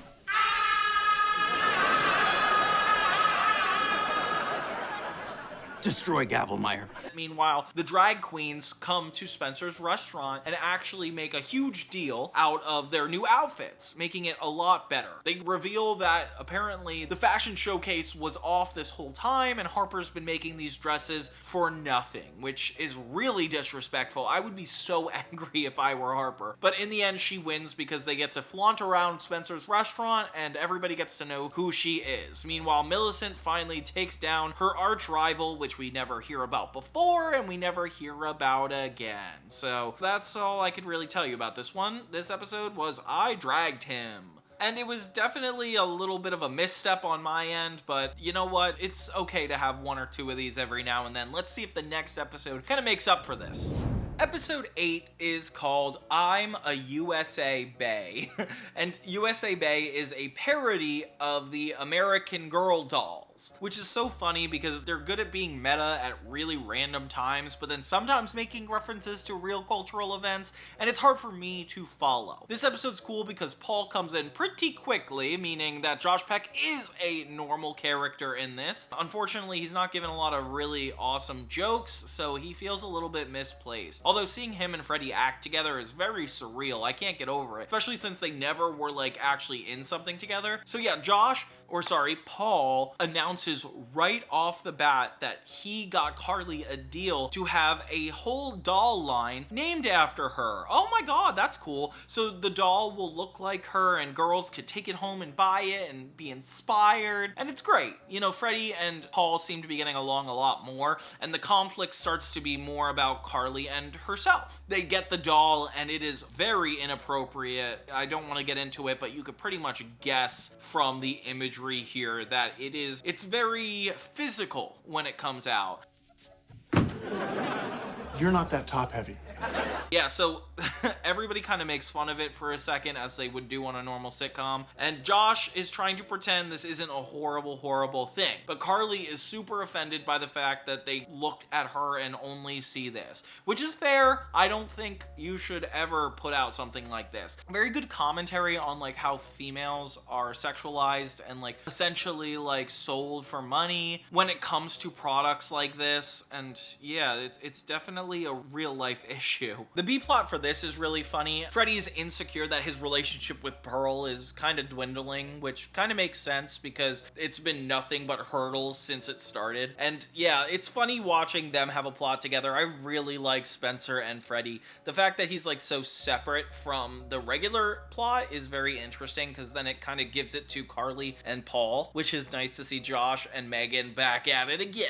So Spencer ends up getting a monkey and giving it to Freddie, saying that giving them a child is something that would keep their relationship together, which is kind of depressing when you think about it, considering Freddie has been through like 2 divorces at this point, and he got Millicent this way. That's kind of a disrespectful way to go about the situation. Spencer says he's used this monkey in the past to solve problems, which would have been the perfect time to mention Sacco. It bothers me that they never mention Sacco ever. It should be Spencer's old friend from the original series. He mentions Sacco all the time and it just never comes up again. Come on, guys. Watched it over at my buddy Sacco's house. You have a friend named Sacco? Yeah, he's the one who sells me all the cool socks. Maybe it's because it's a reference to feet and they knew they want to steer clear of all that. But still, like, they could have done better. So when Carly gets to this whole doll event, she admits to them that, hey, like, I'm not really happy with what you came up with. And they seem like really concerned and like, okay, yeah, we'll definitely fix it for you. Harper has a crush on the guy in charge of all this, so it's not helpful, Harper. She keeps hitting on him throughout this whole endeavor. Meanwhile, Carly is getting feedback from a bunch of little girls saying, like, would you actually buy this? And even Paul's niece comes in and gives it like some really good critique, and Carly's like, you know, whatever.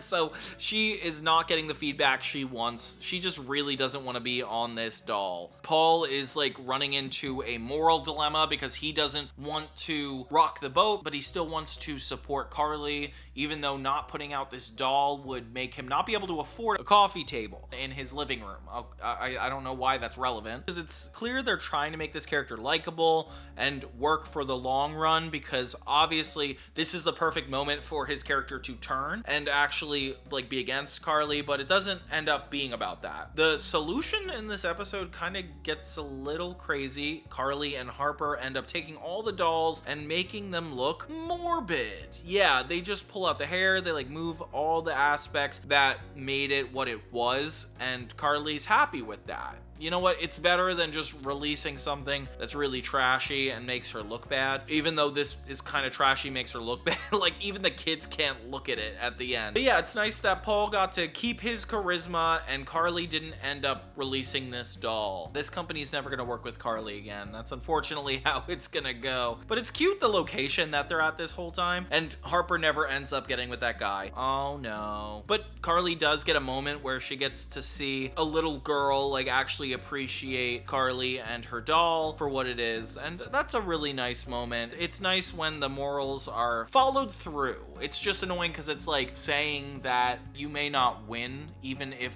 you do the morally right thing. Like, I don't know, that to me is kind of annoying. Pearl ends up confronting Freddie because she learns like, okay, this monkey is definitely an excuse, and Freddie's like, yeah, I just wanted to be closer. Spencer gets to hang out with the monkey and everybody's happy. The end. Yeah, I'm a USA Bebe was definitely a fun episode. I feel like the concept of Carly getting a doll based off of her is perfect. Like, it's very close to what they would do in the original series, like I Promote Tech Feet, except this time it's actually just about Carly and what she's going through. With the addition of Paul and Freddy's side plot, it definitely makes a worthwhile episode. But all around, it's still like kind of hard to remember some of the things going on, like Harper's crush with that guy. It didn't really go anywhere, but hey, you know what? This is just a sitcom to have fun, so I'm gonna try to think lightly of it. The next episode is I Hit Something, and this one is interesting because it takes things to a whole new level. We actually bring back an old 2000s trope, pranking. Yeah, they did a lot of pranking on old shows,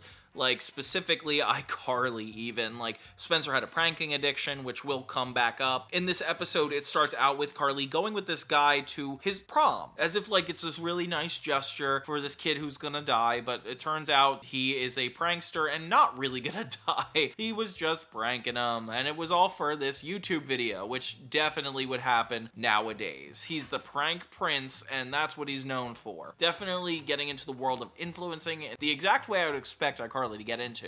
Hilarious. Yay.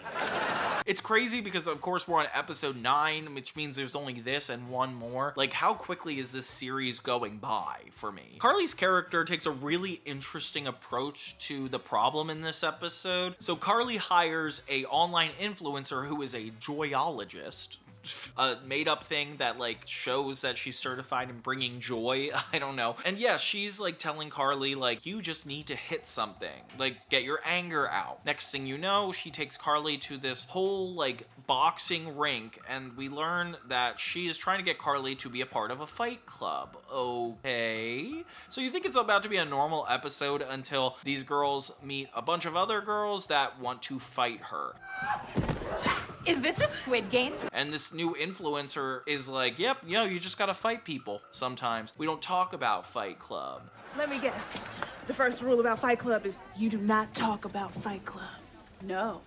That's just an incredibly obvious given. Meanwhile, in the B plot, Millicent has her first boy crush, and this is more like Freddy being a hovering dad with the help of Spencer. He's actually encouraging the two to get together. He's like, oh, they look so romantic together. Like, he cares about his daughter getting in a relationship, which is kind of crazy. He ends up hearing this kid talk on the phone with his mom. Sounds like he's only using Millicent for trying to get this project done, which is such a overused trope. Like, overhearing somebody on the phone. Clearly, if it was that important, I don't think he would have spoken that loud outside. Like, even these characters have seen TV. There's no way you can convince me that they're this stupid. So the tables get turned, and Freddy and Spencer try to convince Millicent that this is not the right guy to be with and to fall out of love with him, eventually telling her that, hey, we heard him talking on the phone, and I don't think he's actually with you for the right reasons, which is a really sweet father-daughter type episode. It just bothers me how lazy this concept could kind of be. I wish they made it more realistic. Something that kind of bothers me about the episode, though, is Harper being completely against this idea of getting physical and violent, and then they get to the place, and once she sees that it is physical and violent, she's like, let's just stay. And it's like,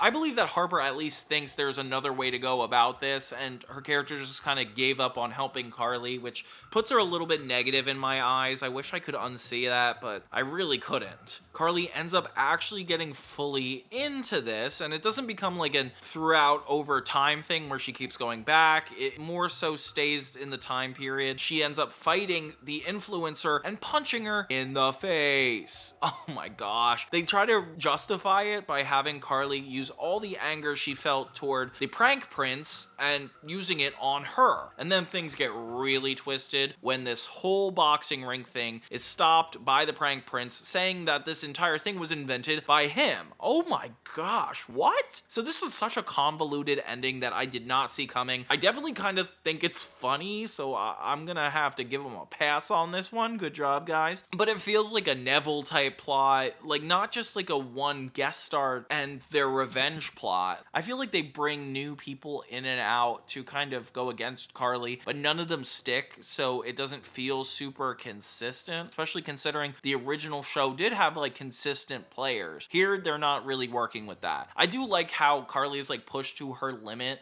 in this episode and willing to actually hit somebody. Of course, that goes so haywire. I thought it would just like blow up on the internet and something would happen from the aftermath of that. It doesn't really go into anything further than that. They just end up turning the prank back on the prank prince. So Carly and Harper end up getting all the girls from the Fight Club to turn on the prank prince. And I really do like the prank prince. I think it's like a good idea to have a villain that is more like that. It just bothers me he's only in this episode. They turn their revenge on him, and it feels a lot like the Shelby Marks episode in the sense that like that's how they turned on Neville in the end. They ended up like inviting him to the ring and then all turned on him. That's exactly what happens with this guy. So yeah, kind of a weird throwback episode in a way that didn't want to be a throwback, but hey, it's still a good one all around. Oh, in terms of Millicent, she ends up confronting this kid, but it turns out he was just talking to his mom about somebody else. I honestly don't believe that. I don't know why. There's something about it that does not feel realistic to me.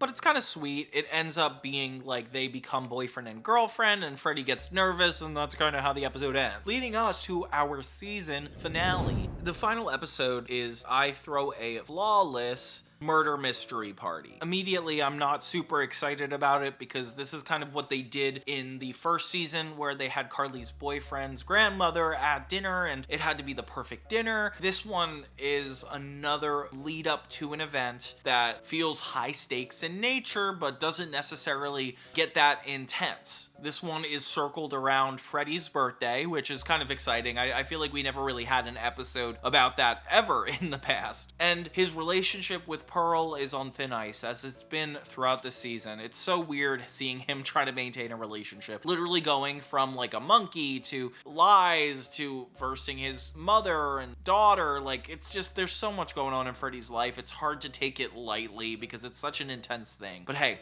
this episode is all about Carly trying to help Pearl impress Freddie by throwing the perfect party. And at first she has this idea about like crows, which really shows how weird she is. Like, they met on some weird circumstances to begin with, like the fact that she was like more working for his app and she was like an animal expert, and suddenly now she's realizing she doesn't know that much about him and she's trying to find her own party for him to be impressed by. But Carly is very carefully trying to dance around the subject and help her create the best party. He really likes murder mystery parties, and it was very obvious that that's what he intended on wanting. Then we get to the same conversation of like, of course, millennials just love to get around the table, eat, and have a party. It kind of is akin to the escape room episode. Like, that's one of the things you would find commonly going on in 20-year-olds' lives. This is another thing. I feel like we had like themed dinners and like we would do all this stuff even today. So iCarly is more relevant than ever. So it ends up being this like 80s style murder mystery, and everybody dresses like somebody different, with Pearl dressing like Richard Nixon of all people. What? And apparently Freddie has a phobia against Richard Nixon. They try to justify it by saying it's like Cynthia Nixon's father. And it's like, I don't know if that's like a fair defense. Of course, she manages to dress up in the thing that Freddie would be the most scared of. Kind of ridiculous. Carly ends up helping cover this by switching outfits with her to make up for it. Oh, Spencer comes dressed as David Bowie, which is definitely kind of perfect for him. I feel like this has just become a cosplay type episode. We like seeing characters in different things. It's like, no, I just want to see the core cast going through plots. Like, we don't have to just make them up all the time. But hey, that's what you do in this world. I feel like the writers must have like had a tendency to watch Housewives. That's like a really good show that I like. Beverly Hills Housewives, the Housewives of Potomac. It's just, their whole plots are a bunch of drama going on leading to a party where everything goes haywire. That's where I feel like a lot of this stuff is coming from. They end up finally getting this party started and everybody's having a good time except for Spencer and Harper, who both want to go on a date they set up from a dating app. It turns out to be the same person. each other. Yeah, didn't see that coming, did ya? They start spending the rest of the night kind of being rude to each other and being like, you said this on your dating profile. And it's just like them turning against each other. The whole point is it's a faceless dating app, which kind of reminds me of Bumble, which is like a friendship dating app. Very weird how they're trying to get people together in this day and age. But yeah, Harper and Spencer are at each other's throats and do not want to be here at Freddy's birthday, which is kind of sad. Freddy ends up having like a great time, but not because of anything Pearl does. She keeps trying to fix it, but also giving up, and Carly is the one who keeps picking up the pieces. I kind of feel bad for both of them because Carly does not need to insert herself this much. Like, she just needs to let it go, because this just spirals and spirals to eventually Carly, Freddy, and Pearl turning against each other. Oh my gosh, and Pearl ends up walking out. This is crazy. It's essentially a breakup, and Carly has to cover for it. This is kind of where it takes a dark turn. I feel like it's definitely a sad plot to see Freddy knowing that his girlfriend just walked out on his birthday and everybody trying to cover it up. But then she ends up coming back, which I don't think is very cool. I feel like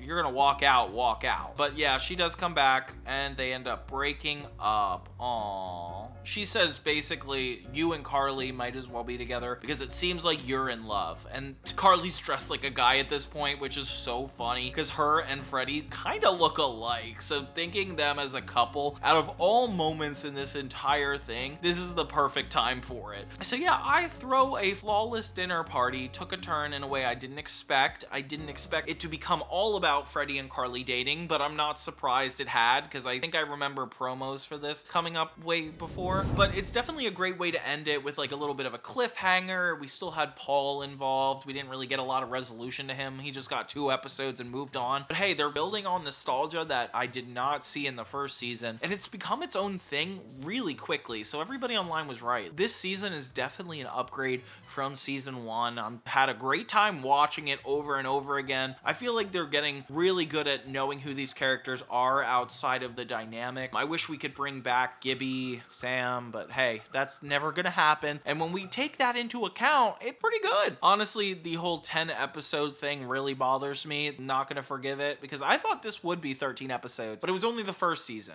Okay. But yeah, hey, that means it'll be easier for me to get this final season next. It's that time. It's time to finish the revival series of iCarly, and I'm not that sad. Honestly, this entire thing felt like a revival that has been stretched out so far, and not in like a negative way. I'm not saying this was a waste of time or that I didn't enjoy most of these episode watches. It definitely brought a new identity to the iCarly series, and being a franchise now, it's almost got new expectations. You know, there's a movie in the works, but hey, we're not gonna get into all that. We need to talk about the episodes themselves. Everybody online warned me that it gets better and better, and you know what? You guys set me up a little too much because it doesn't get that much better, okay? Spoiler alert, it gets pretty mid in this experience. When you really think about it, there's no other show that is properly maintaining the life of influencers. You know, like no mainstream TV usually talks about this as much as iCarly does, so it's cool to have that in a time where it's all of us navigating it anyway. You know, the same way the media culture was in the 2000s when iCarly came out, it's teaching us how to understand it, and that's something I really like. We start with the first episode of season 3 with I Buckled, and buckled is a term they use in this world, which is like, oh, like you're falling for somebody, your knees are buckled. I want someone that I am crazy about. Someone that makes my knees buckle. Which never heard ever. If you guys have heard that before, please let me know in the comments, but I'm so unsure of it. It starts out in the first couple minutes as a proposal, and Freddy is holding a ring to Carly, who says yes. Yes! It's covered in my mother's spit. I'm gonna stop right here, guys. We have to backtrack a second. Not sure if you remember, but by the end of season 2, things got a little bit weird between Carly and Freddy, okay? Not gonna lie. It was Freddy's birthday, and Carly ended up throwing this whole surprise party, and Pearl, who was currently Freddy's girlfriend, just did not know a single thing about him. And they've told us time and time again about their chemistry, put flaws into their relationship to kind of insinuate that it's not gonna last forever, which, by the way, is not subtle enough. I wish I could see them getting along and actually root for Pearl and Freddy, so that way I am more worried for Carly. But no, like, they definitely show you that this relationship is not gonna work out, and they have no intention on keeping them together. So whatever, we're gonna move on from that. But this new 3rd season comes in with a lot of tension. Yay! Pearl's here. Everybody look, it's Pearl, and she's here. A toast to Pearl. Who is here? And it almost feels like a more serialized season as opposed to the first 2 seasons where they're just like the plot starts and ends at the end of the 20 minutes. This one, I swear, keeps going. Not in a negative way. We learned through dialogue in the first episode that Freddie and Carly had no conversation about what they talked about in the last season. Like, it was really awkward after Pearl ended up walking out on his birthday, which I don't know how he forgave her for that. To me, that's like a little bit too far, but hey, I guess we're just moving on. You know, sometimes adulthood is messy, and it's good to highlight that, I guess. We learned pretty quickly that the proposal was definitely not for Carly. It was just a wink to the audience to get us to get our hopes up and think that we could just move on past the drama, but no, we're still in it. Freddie's mom proposing to Lubbert. Okay, yeah, it's kind of sweet that we brought Lubbert back and he's gonna be like kind of a main character, especially since iObject Lubbert from the second season was such a funny episode. And the fact that Freddie's mom is the one proposing definitely catches us up with the times, which iCarly was very known for doing, like showing all the progressive stuff about our culture. Like, that's pretty interesting. I'm engaged! I'm gonna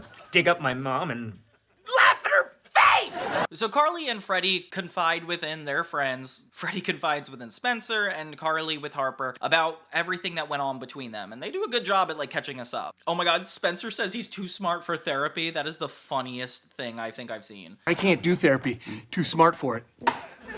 Spencer is definitely a lot funnier right off the bat. I like him and Freddie's relationship, although it does make it seem a little convenient that the characters only hang out with each other and no outside world character. You know, like, it just makes it feel unrealistic. But that's gonna come up a couple times in this season, and I'm not proud. But please explain to me why Lubbert and Millicent are so buddy-buddy. Like, what in the world do these two have in common? It's nice to see a more positive side of Lubbert, like maybe he's looking for love. Reminds me of that episode in the original iCarly where the team brought back his lost love and he became even more angry. Like, that was such a funny episode, and it feels a lot more weaved into this plot. So we throw Paul back into the mix, and this is a part that kind of bothers me. He's essentially Carly's manager, and it's so cool to have Josh Peck be in the iCarly universe, considering all the background and Drake and Josh. Like, it's definitely a spiritual successor in a way. And he's basically trying to set Carly up with a reality show. Like, she should be on something to promote herself, which is actually a pretty good idea. But the lines they write for Josh kind of teeter on being funny in the sense that it's kind of like his old neurotic self,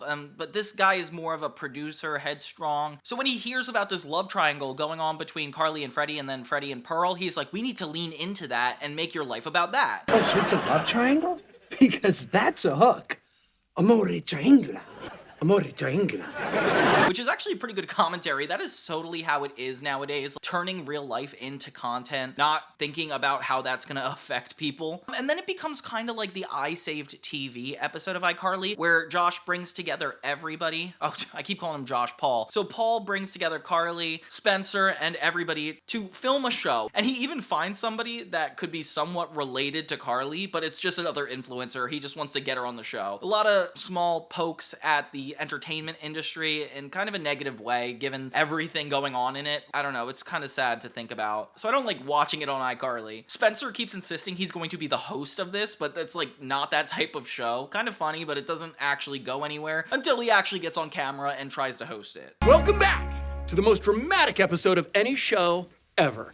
Still in play are 2 immunity idols, 4 roses, and a lip sync for your life. And it all starts now. But I wish they actually leaned into it more and had him try to do that. It's just like a one-off joke that doesn't last. They reference the episode from iCarly, I Saved TV a bunch of times because the last time she did a TV show, she was replaced, which features Andre Harris, kind of a huge throwback because Victorious didn't even happen by the time that episode came out. Incredible. Paul does something kind of shady. He brings Freddie and Pearl onto set and actually tries to incorporate them without Carly's consent. And this is so annoying. So the way he does this is he gets these aerial silking things set up in Spencer's home, which is kind of insane. And they try to bring in the drama between Freddie and Carly live on the screen. Paul is definitely not a good character in this moment, and it kind of bothers me. I feel like he could come with better intentions, but the writers didn't figure it out far enough. It feels like a very first draft type of thinking where it's like, I want to see more. But seeing Jerry Trainer act with Josh Peck is super awesome. It definitely gives me some nostalgic vibes. Meanwhile, Millicent is asked to be the officiant to Lubbert and Freddy's mom's wedding, which, why? That's the part that's so unrealistic. Like, these guys don't have any friends or loved ones outside of the show. Like, I just don't believe it. After the drama of the reality show kind of calms down, Freddy and Carly actually kind of meet up and talk about when they're gonna talk about stuff. We pretty much end on, hey, we need to be just friends, that being your friend is the best thing I could ever be, and it's like, oh, so annoying. I do think the friend zone is like an overplayed subject, but with this, it's like hard to ignore because it's coming from the 2000s. Like, how do you just ditch the tropes that set up this very show? It's hard. But hey, we see Carly by the end of the episode find out that her knees are buckled, which means she might be falling for Freddy. Oh my gosh. And that's the perfect way to end this episode. I like that they didn't throw us into the relationship, but they still kind of gave us a peek into what they could start pursuing. Of course, there's gonna have to be a lot of mess before there's the beauty. At the end, we have like a little talking head and like the actual episode that came out of Paul's filming earlier, and it's called House of Shay, which I would love to see that show. See, why can't we just not do an iCarly reboot, but a House of Shay reboot? Yeah, first episode definitely introduces some interesting concepts. I like that we use the term buckled outside of just this episode. In fact, it's in its name. And getting introduced to a final season is just all around cool. Then we get to episode 2. It's called I Love Your Shoes. And it's so funny because it's a play on the catty term that people use to each other when they're trying to show it's an anti-compliment. You know, it's like, I like your shoes, meaning like nothing else about you is appropriate right now. And it's hard because it's between Carly and Pearl this whole episode. Of course it is. Freddy cannot stop bringing in drama. We see that Carly is trying to get over Freddy by being a part of literally every dating app there is known to man, which is definitely red flag for me right away, especially given Carly being more prudish in this department. But it does open up to a lot of jokes about that. And they talk about the knees buckling again, which is kind of cool. Like, we actually acknowledge that Carly might have a crush on Freddy, and it's pretty directly understood. And this is something unique that I don't think we saw in the first series of it following one character's issues so closely that every scene is kind of prompted based on that one person's issues.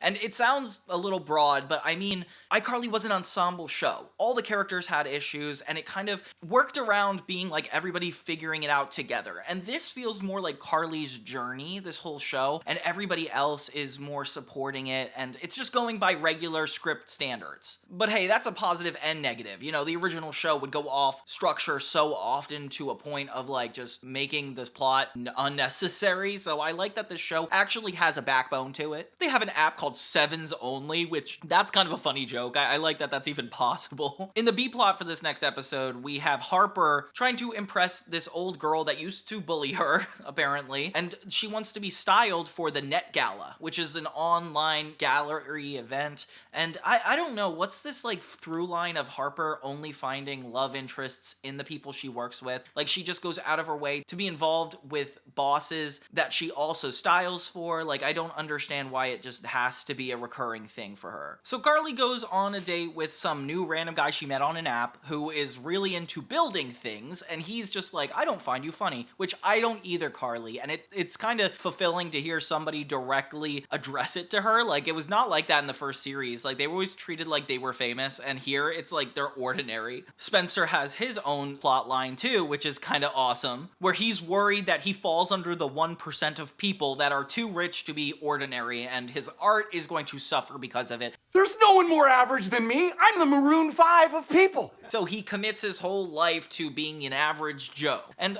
I wish they did better with this plot. I feel like he's just bothering people, and none of the gags are super physical. It's all just him talking about how he's rich and like trying to be an average person. And it's like, Spencer is so funny with physical comedy. I think he needs more of it in this show, you know? So they're all at Shea What again, which is crazy. They just use the same sets over and over again. When Freddy and Carly have like another interaction, and you could tell there's a lot of chemistry between the two. Carly says that her type is nerdy, and I am realizing how our perspective on men acting has changed since the original series. It's interesting because I feel like the Big Bang Theory came along and introduced this whole nerd culture of we're all aware that nerds are the ones who get ahead in life, and the long-term payout of a relationship with a nerd is a bigger deal. And, you know, so now Freddy is finally on the market and interesting to Carly, and I really hope she's not, you know, that shallow that she's only doing that because that's just how nerds are perceived now, but it is an interesting thing to note. I mean, back then, episodes were all about dating a bad boy and being with guys that are kind of toxic. Like, even Tori Vega has a song about it in Victorious. There's a lot of information out there about that. Carly's new boyfriend makes her a canoe, which they put in their apartment. My new guy made me a canoe. And this is kind of like a sad attempt at trying to recreate the randomness of the original, but this isn't like random enough. Like, it's kind of connected to this new guy she's seeing, and it doesn't feel like relevant to the plot at all. It just feels like a reason to have something more interesting in a scene. And I can't get over Spencer's outfit in this. She calls him the king of the Teletubbies, and I kind of love that. So Harper pretends that Spencer's place is hers, so that way when she has this girl Tinsley over that could potentially be her boss, she can impress her a lot better. But Spencer comes out and starts acting like an average Joe, which, by the way, why is he just putting on this persona in front of this woman? I gotta admit, it's funny hearing him say forget about it. Forget about it! And act like a Jersey guy. I don't know why that's considered the average person, but hey, that's just him being funny. And yeah, I feel like the characters are just so focused on trying to say things that fall into their character's niche that they forget about reality. Freddy takes Pearl, and Carly takes her new boyfriend to this axe throwing place, which is a super millennial thing to do. I literally had a work event the other day where I was taken to a axe throwing event, and it's an interesting social convention, and I like that they're actually having it put into this. It almost is like the escape room concept. It's really just a backdrop for drama to go down, and it does. Because once Carly compliments this girl on her shoes, Pearl, yeah, then there's no turning back. I love your shoes. You love my shoes? That is so sweet of you, Carly. I love your shoes. And of course, Freddy is like not understanding why everybody's so aggressive for the rest of the episode, but it's essentially like a very hidden cat fight, which I actually think is very well written. I really like the writers that like they're actually diving into real conflicts that like that's actually how we communicate. There's kind of a wacky moment where this drama all culminates in Pearl getting with Carly's new boyfriend, and then Freddy is just kind of left in the dust because Pearl thinks that Freddy's with Carly.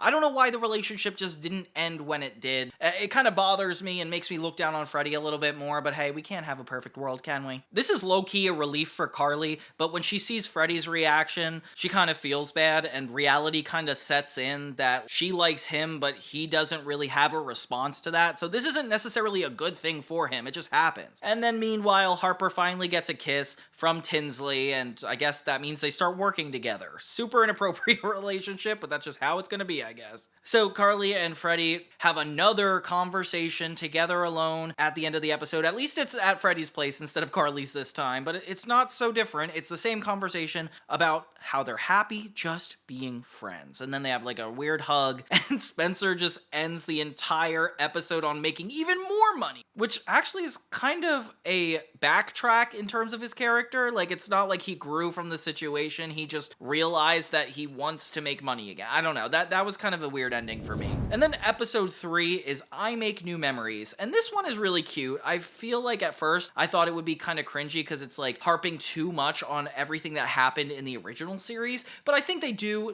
a good job at recreating it. And this is a very special episode because, spoiler alert, and yeah, it is a spoil, Freddy and Carly get together in this episode. Did I scare you? I scared myself a little bit because I did that noise at the end. Remember that? So we're back into the normal everyday life. Freddy and Carly are filming iCarly. They're doing another ridiculous sketch, which, by the way, could be funnier. You guys have time to think about it. We know the internet world now. And of course, this guy is just like essentially Carly's lapdog. I don't know how he's not learned anything, like cutting off Carly. Like, they don't address that at all. Carly pretty much spells out to Spencer that she still has a crush on him. This is an interesting episode because Carly just kind of goes about her life very differently now that she's accepted that she likes Freddy. And it's very admirable because at least she has a goal this time around. It starts to feel a little bit more Zoe 101 in that sense, where Carly is essentially chasing Freddy and we're following her perspective. The concept of the episode comes into play when Carly's hard drive is broken by Spencer because of an art project. There's like a funny moment where they're trying to like revive the hard drive, but it just doesn't work. And yeah, so she loses 15 years of photos on it because she doesn't trust the cloud. You know I don't trust the cloud. How does it even work? You throw your phone in the sky and wait for it to rain?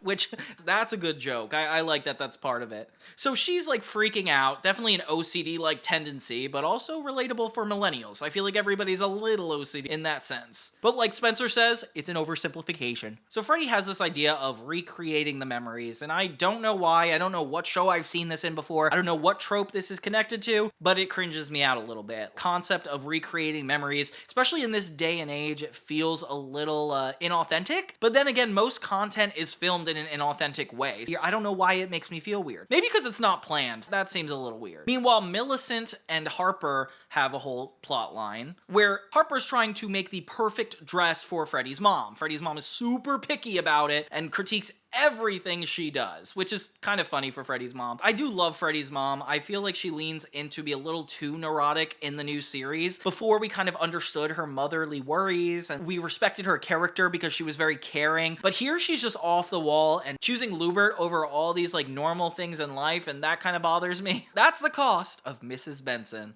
So the memories thing doesn't end up lasting super long, so the cringiness isn't that bad.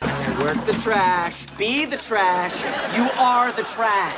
They recreate the moment that Freddy saved her from getting hit by that car, which, if you guys can remember the I Saved Your Life episode, okay, we have to take a break for that. iCarly, I Saved Your Life is the episode where Carly almost got hit and Freddy took the fall, and they ended up sharing a kiss for the first time, which is why it's no coincidence Carly wanted to have this memory be that one. And it's weird because it's like Carly's almost like using this as a mode of getting Freddy to realize he has feelings for her again, when really it's like all new for her. Like Freddy's had feelings for you for so long. Like even back then, he was just harping over you, so it makes sense that it's like kind of her time to start doing some of the chasing. It's fair too, because it's like men shouldn't be chasing women all the time. Like you gotta let women take control in that sense. Carly and Freddy end up slow dancing together. Meanwhile, Carly tells Freddy they are going to have another surprise. It's Freddy visiting Carly in Italy. So apparently this little backstory, this is why it reminds me of Zoe 101. In the Zoe 101 reunion, Chase and Zoe are revealed to have had a rocky relationship after they left the series, and you know, we just don't get to know what that conflict was, and it takes place modern day where it's kind of like the backstory of their issues, but they don't necessarily resolve it, and that's kind of going on with Freddy and Carly. They're talking about this moment that happened off screen that we don't know 100% everything about, which actually makes me interested to keep watching. I love how this goes. So Carly recreates this night in Italy with Spencer dressed up as the photographer, and the memory is like, oh, them taking a picture together, but it's got a little bit more than that. When Carly sets this up, brings Freddy in, it seems like it's this romantic moment, but it's actually completely miscommunicated, and Freddy's like, you made the worst night of my life a reality. Turns out he left that night in Italy when Carly thought everything was all cool, and he slept at the airport because he was just so tired of the rejection, which is so real. And Carly doesn't see his side at all. She's just very much like, oh, I never did that to you, like, this never really happened. I like this flaw. This is a good flaw to have because I want to see the character, you know, overcome it. So this puts a giant divide between Carly and Freddy once again, because we love having that happen. And of course they have trouble talking to each other. Always in these sitcoms. And Harper points out very gently that Carly has not directly told him how she feels, so that entire memory was made out of context. Meanwhile, after Harper multiple times does not find a way to make this dress work, she gets the weirdest possible combo to show Mrs. Benson, and she thinks it's genius. Okay, so she finally solves the problem by doing something really weird, something only Miss Benson would like. And I just wish we got more time with Millicent and Harper. It's almost like they're set pieces and it's only following one character. Like, it just feels like the show is like just trying to follow script writing rules more than they even care about the characters themselves. Freddy and Spencer have a little heart-to-heart, which I kind of think is sweet. I wish they talked about it a little bit more. And we think that Carly left and they're not gonna be friends anymore, until Freddy goes upstairs, only to find out that Carly actually made a giant mural of of these pictures with the two together. And it's very sweet to imagine all these memories they shared together, how much they cared. Oh, it's so nice. And she tells Freddy finally for the first time that she likes him. And honestly, this is kind of sweet. I think she could have done one of two things. She could have told him she liked him like she did. Great. Everything falls in line and they're in love. Or she could have like kind of said it and he could have said it for her to show how close they are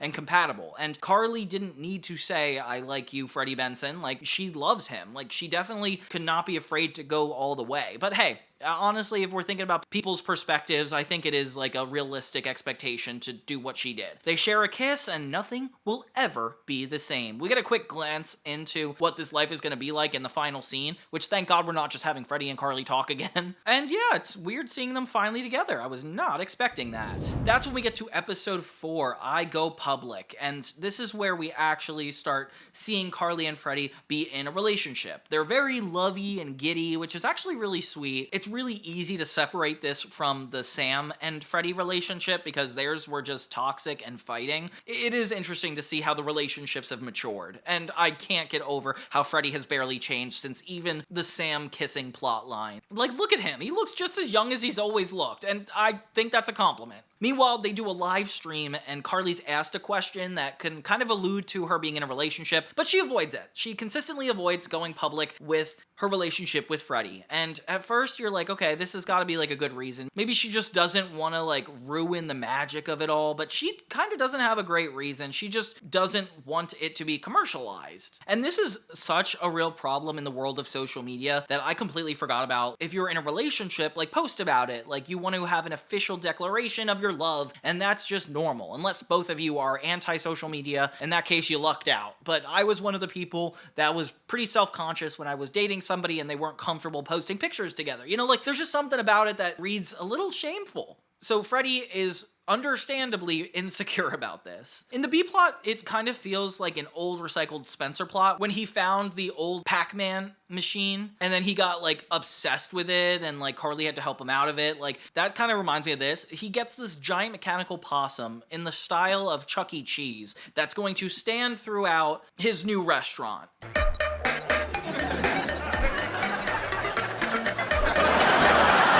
And hey, he got it from Sacco. I'm just glad Sacco gets a reference. I'm just mad they didn't bring the actual actor in, but at least we acknowledge he still exists. They keep referencing Sully Sullenberger, which is a famous pilot that landed a airplane into the water. And it's interesting they brought this up because I've been watching Nathan For You, The Rehearsal, and he has an entire season based on this man. And it's just so interesting to see it come up in iCarly like a little bit before. Did iCarly predict Nathan For You? Meanwhile, Freddie and Spencer start spitballing on ways they could go public in a really, really special way. So Spencer has the idea to get a bunch of drones to spell out in the sky. And he references Frasier, like, oh, that's a funny reference. And then they're gonna bring Carly to the roof, and it's just gonna be so magical. Which, obviously, if you know Carly, that's gonna be very nerve-wracking. Again, I still don't feel like they have a good reason to hide this relationship, especially since they're both public figures. They're the only two people that work together. Why would anybody be super surprised? This little possum robot thing starts attacking people, and it becomes literally a horror show. Has a deep voice and says, like, you don't want to see me angry. If you leave, I might get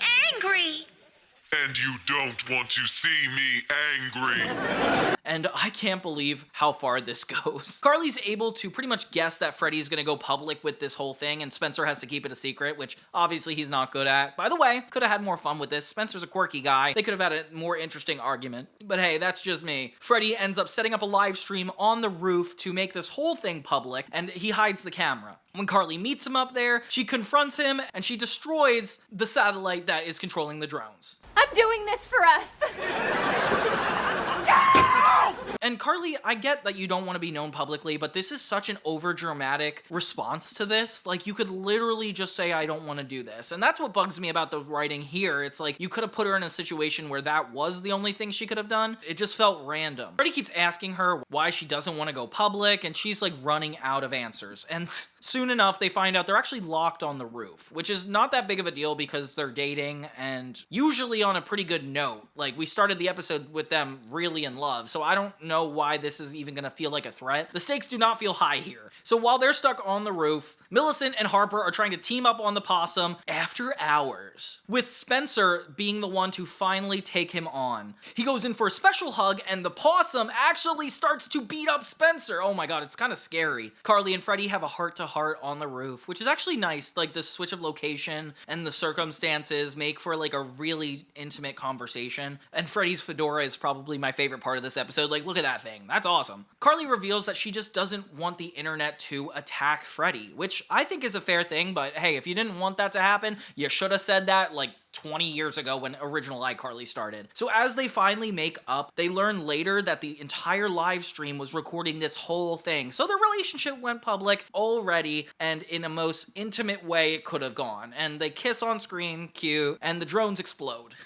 Wow, so they actually do have this like super nice announcement. It's not super conventional, but it's very sweet nonetheless. And they keep referencing the fact that they want the fireworks to look like a lighthouse, but obviously it doesn't, so kind of cringe. But yeah, everybody celebrates on the roof, which I don't know if that was that celebratory of an event to happen, but hey, it was cool. The next episode is probably one of the most interesting that I feel like this show could possibly have covered. The episode's called I Faked It, by the way. Deep fakes. Do you know what a deep fake is? Okay, so a deep fake is when somebody takes your image and falsely like makes an AI version of you. And it's kind of crazy because I don't think AI was as intense 2 years ago as it even is today. Like, this is like in our common daily life now. Comes from deep learning technology, a type of AI that creates algorithms to do things like swap faces to make realistic looking fake media. Computers. Spencer is FaceTiming Carly, which is kind of funny because like they live right next to each other. Why would they be doing this in general? And immediately the real Carly walks in, only making the connection that how in the world is he talking to him?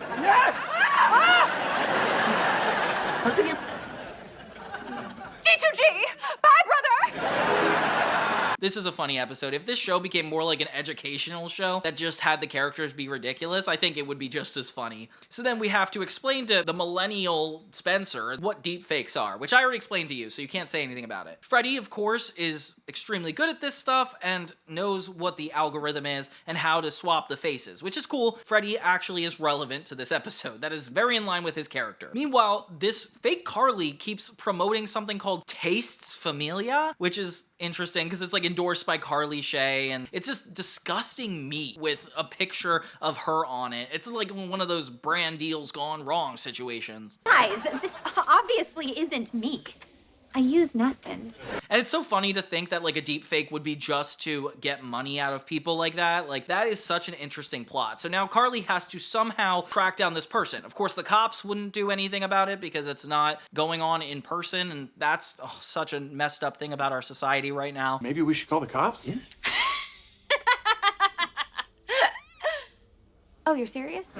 Like, just the internet has no policing still. It's kind of scary. And yeah, this is a real world topic that's actually happening. Meanwhile, an influencer is trying the new meat and she throws up. So this whole thing is going to ruin Carly's reputation. Meanwhile, Harper is developing a relationship with Tinsley and it becomes a lot more intimate. Like, she wants Harper to meet her friend. When they do, this guy is actually kind of out to get her and constantly is like putting her down in really ridiculous ways. OMG, you are serving a disgusting, Queen. And Tinsley is so close to this guy, it almost like feels inappropriate to stand up for herself. So Harper just has to pretend like this is okay. So Carly goes on the internet to try to call out the fake Carly and actually pull her up on the internet. I, Carly Shay, am the victim of a deep fake.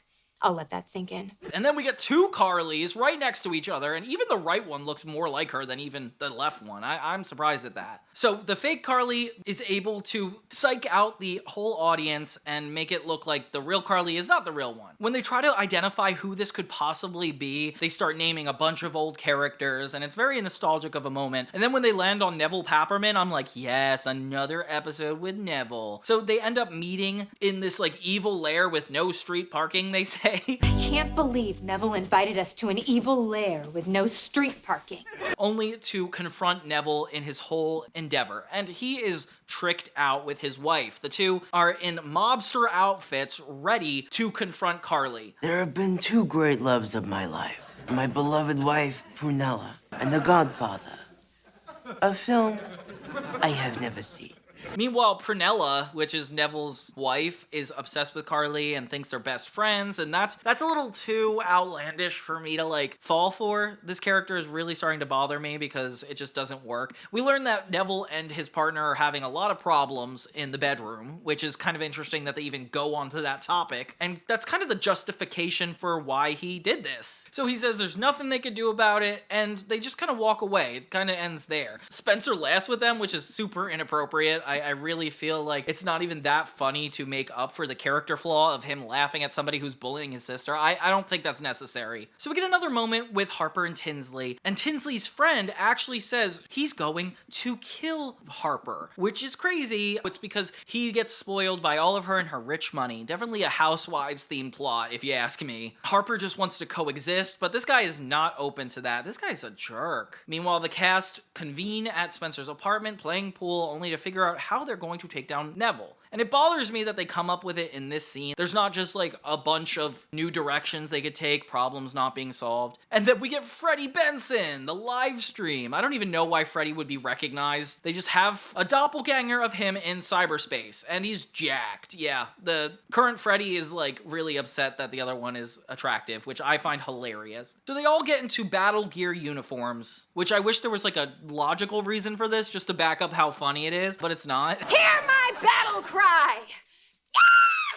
And Carly and Freddie have their first like little relationship disagreement where Freddie is trying to rein Carly in, and I feel like that's fair. Dang, I really wish Sam was involved in this season, because seeing Carly and Freddie be together without Sam like witnessing it or being there in the room feels a little off. It like makes it seem like that original stuff was not necessary. So Harper tries to open up to Tinsley, but she can't really get it out there that he's dangerous. And we learn that the friend was actually trying to poison Harper. So he wasn't even kidding about trying to kill her, which is really desperately scary. So Tinsley and him are no longer friends, and Harper and her are closer as a relationship. Kind of an anticlimactic ending, but hey, at least their guys' relationship is super strong. In the next scene, Neville just admits online that they were the deep fakers to try to ruin Carly's credibility, and it feels very anticlimactic. Like, what? And they just kind of write it off as like, it's because of our bed life, and like, oh my gosh. We learn pretty quickly that Carly and Spencer were the ones, and these were deep fakes of the actual people, which is kind of actually a smart turnaround. Freddie's knowledge finally came in and actually went well. So Prunella decides to leave Neville, which actually leaves him like super desperate. And we learn that like the whole Carly Shay deepfake thing is the only thing that kept their relationship together. A little too funny to be realistic, honestly. But yeah, they end up staying together, and that's just their comeuppance, I guess. Yeah, overall, I like this episode a lot. But yeah, we're officially halfway through the iCarly third season. Number 6 is I Reunited, and it felt okay. And you'll see why this title represents the entire episode for me pretty clearly. It feels so weird because it talks about the fact that Carly left for Italy in the middle of high school, not actually finishing her graduation, which is actually kind of sad. I can't believe they really like stuck to that as the in-universe way of her life. Like, it feels like she missed out on a lot. And that's kind of what the episode's about, is like both of them going to this reunion at high school, and everything is just different, like how she remembers it. She remembers Freddie being this like dorky kid when really he's a part of all these clubs and actually fitting in, which does fall in line with the whole nerd culture bit. Like, I feel like everybody that was a nerd in high school thrived or like succeeded past expectations after it was over, and that's definitely touched on in this entire episode.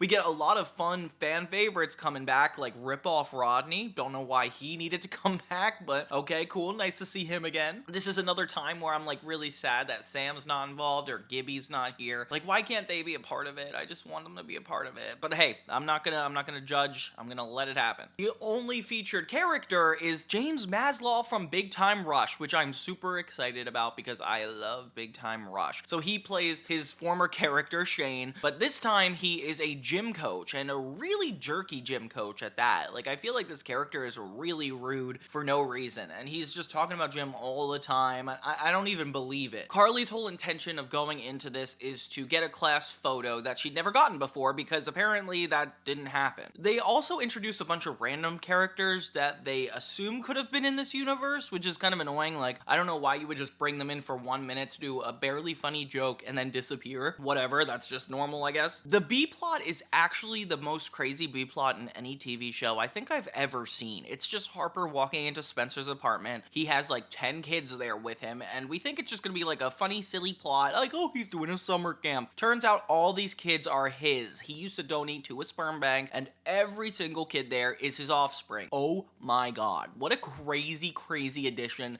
to the iCarly universe that I did not see coming or want to figure out what's happening. It's like that whole Nick Cannon thing where he's had more than like a normal amount of kids, like 10, and it's just, I can't believe it played out this way. And it kind of makes Spencer look like a little bit worse of a person, the way he's like dismissing it so much. So I'm kind of upset that they made this a part of the whole thing, especially for somebody who cares about like kids and like summer camps and like, I don't know, I feel like this is just, it seems like abandonment issues all over the place. And Harper at first is like not believing him until they all show signs that like things catch on fire because of them. Sometimes I just touch things and they burst into flames. I know, my beloved. I know. Like all this different stuff. It just feels like a joke gone way too far, and it's like I don't even know how to laugh at it for that long. Carly learns in this episode that she didn't technically graduate because she didn't pass gym class. Am I dating a high school dropout? Am I a bad boy? Which is kind of ridiculous. The rest of this episode becomes an attempt for her to beat the physical part of her gym test and get her diploma, which kind of crazy that that's how it happens, but whatever. Of course, Shane is the one in charge of it, and we see his really like jerky side a lot of times. I can't believe Carly's trying to fit this entire experience into the course of a reunion. I get it. Sometimes it's just like ridiculous, and it's fun to be ridiculous in iCarly, but this one feels like so unrealistic, it's like hard to believe. Like, she doesn't care about talking or mingling with anybody else there. She just wants to go off and do her own thing. It just reads as like kind of selfish to me. She can't finish the toe touch, which is even more insane. And it leads to like this really crazy situation where Shane gets stuck in the rafters before they're about to get their picture, and he can't get down, so Carly has to do the toe and touch in order to get him down. So therefore she saves his life and also is able to graduate, which is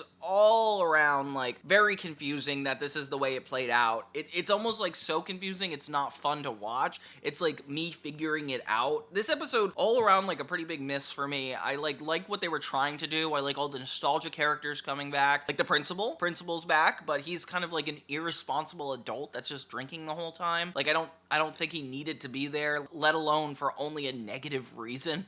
poor Mr. Franklin. But yeah, the rest of the episode just seems really hard to watch. And speaking of which, the entire plot about Spencer and his kids are that he's trying to get their faces in this mural, like a part of an art sculpture. Okay, good tie-in. But it becomes about one too many kids are there, so they have to figure out which kid isn't Spencer's actual kid. Crazy concept. So yeah, they keep checking out the kids for attributes that align with Spencer's, which can't be the only way you could tell the identity of a kid. I don't know. To me, it seems too far. And even by the end, when they figure everything out and the one kid's mom comes back, Spencer just flirts with her, and it kind of ends there. Like, they go out on a date, I'm assuming, after this? I don't know. It doesn't feel like a proper resolve. It feels like a joke that went too far, became a part of the lore, and then got really awkward, and now it's just here. I don't even know how to handle all this. This episode, all around, it made me not know how to feel about the entire rest of the series. I can't believe they brought in such a heavy thing like that, and just casually are just gonna maintain it to not only this episode, but the B-plot of this episode. Like, you're kidding me, right? Why couldn't Carly or Freddie be involved in this? This is a funny idea, which you could have taken more time to develop and had a full episode, but no, it's just a 5-minute joke, which I can't believe this is a joke. I reunited and it felt okay is definitely getting a weird review from me. Not completely bad, but not completely good. Just don't know how to make of it. The next one we have continues the lore of Freddie's mom being married to Lubbert. So yeah, they're all getting ready for this huge wedding that's gonna happen at the end of the season. Cool that we're actually building towards something. Never done on iCarly before. Gotta give some praise to that. But Carly is in charge of the bachelorette party. It's gonna be her, Millicent, Freddie's mom, and this woman. The whole center point of this episode is the tension between Freddie's mom and Carly, with all this built up tension on the mom's side, where she doesn't really like to acknowledge Carly because of all the stuff she put her son through. Which, okay, that's fair. I definitely think they were very touch and go for 15 years. Yeah, Carly and Freddie are complicated. My mom kind of thinks that you're impulsive, unreliable, disrespectful to elders, and prone to hijacking a weekend. Is that all? No, she also thinks you have poor posture, but that's all. So Carly plans this whole adventure where they're flipping a house, which for some reason sounds exciting to her, especially on a bachelorette party. Kind of like the show Freddie's mom watches, but not enough. And they show up only to find out that they're responsible for constructing this entire home. The brochure made it seem less, methy? They essentially get trapped into doing so when the real estate agent is like, you've legally filled out your contracts and you are working for me now until this house is done. And it's like, oh my gosh, how in the world do you trap people that way? That is scary. It's in Ohio of all places. Well, okay, sure, the cast of iCarly going to Ohio, not a special thing. And then in the B plot, it's actually just as interesting. I kind of like this one better, if anything. So Freddie finds out that Lubbert is left behind because he doesn't have any friends. So he kind of gets guilted into throwing Lubbert his own bachelor party. And Lubbert's like, okay, cool. Of course, Freddie has to rope Spencer into this whole ordeal. And it's like, Spencer never got friends his own age. He still only hangs out with these kids. I feel like we could have at least made that a little more realistic. That would have been fun any point in this series to like see Spencer outside of this core group. But hey, I guess they just wanted to stick to what the original show was. They somehow rope Paul into this, which is making it feel less meta and more like they're just trying to plug in Josh Peck to as much as they can, which fair enough, honestly, it does bring up the quality a lot, definitely keeps me watching. And Josh Peck is portrayed as this like really lonely manager, and he's like trying so hard to fit in with this group so he could have friends, which is kind of crazy. I don't know, his desperation in this episode seems so out of character. Meanwhile, Carly and everybody on the bachelorette trip are miserable, even though they have these matching pink outfits, which I think is kind of worth the entire trip. Fair enough. They try to get out of the whole situation, but they can't. So Freddie's mom ends up throwing a whole tantrum and hiding within the walls of the building, more so to get away from Carly. She really doesn't like Carly at this point, which how could you blame her? She pretty much ruined this whole trip, let alone like her taking Freddie from her. Like, I don't know. It just feels like a lot is not working out in Carly's favor for this. Meanwhile, Freddie ends up throwing this like surprise party, doesn't really think it through. So once Lubbert is surprised, there's not really anything else. It's just a bunch of disco and then everybody here, but nothing to do. It's not a real party, which is kind of funny. It's happening! I'm the Betty! I do wish they leaned into more of the guys' trip because I think it could have been really funny, but hey, it's okay. They end up essentially showing up to the other bachelorette party and helping everybody get out of their contracts, which is kind of sweet. Meanwhile, Mrs. Benson is still trapped in the walls, so nobody really knows what to do. And then Carly volunteers to go in and talk her out of it, which is kind of sweet. Come to Toledo, get together, flip a house, have a few laughs. Bruce Willis, you damn national treasure!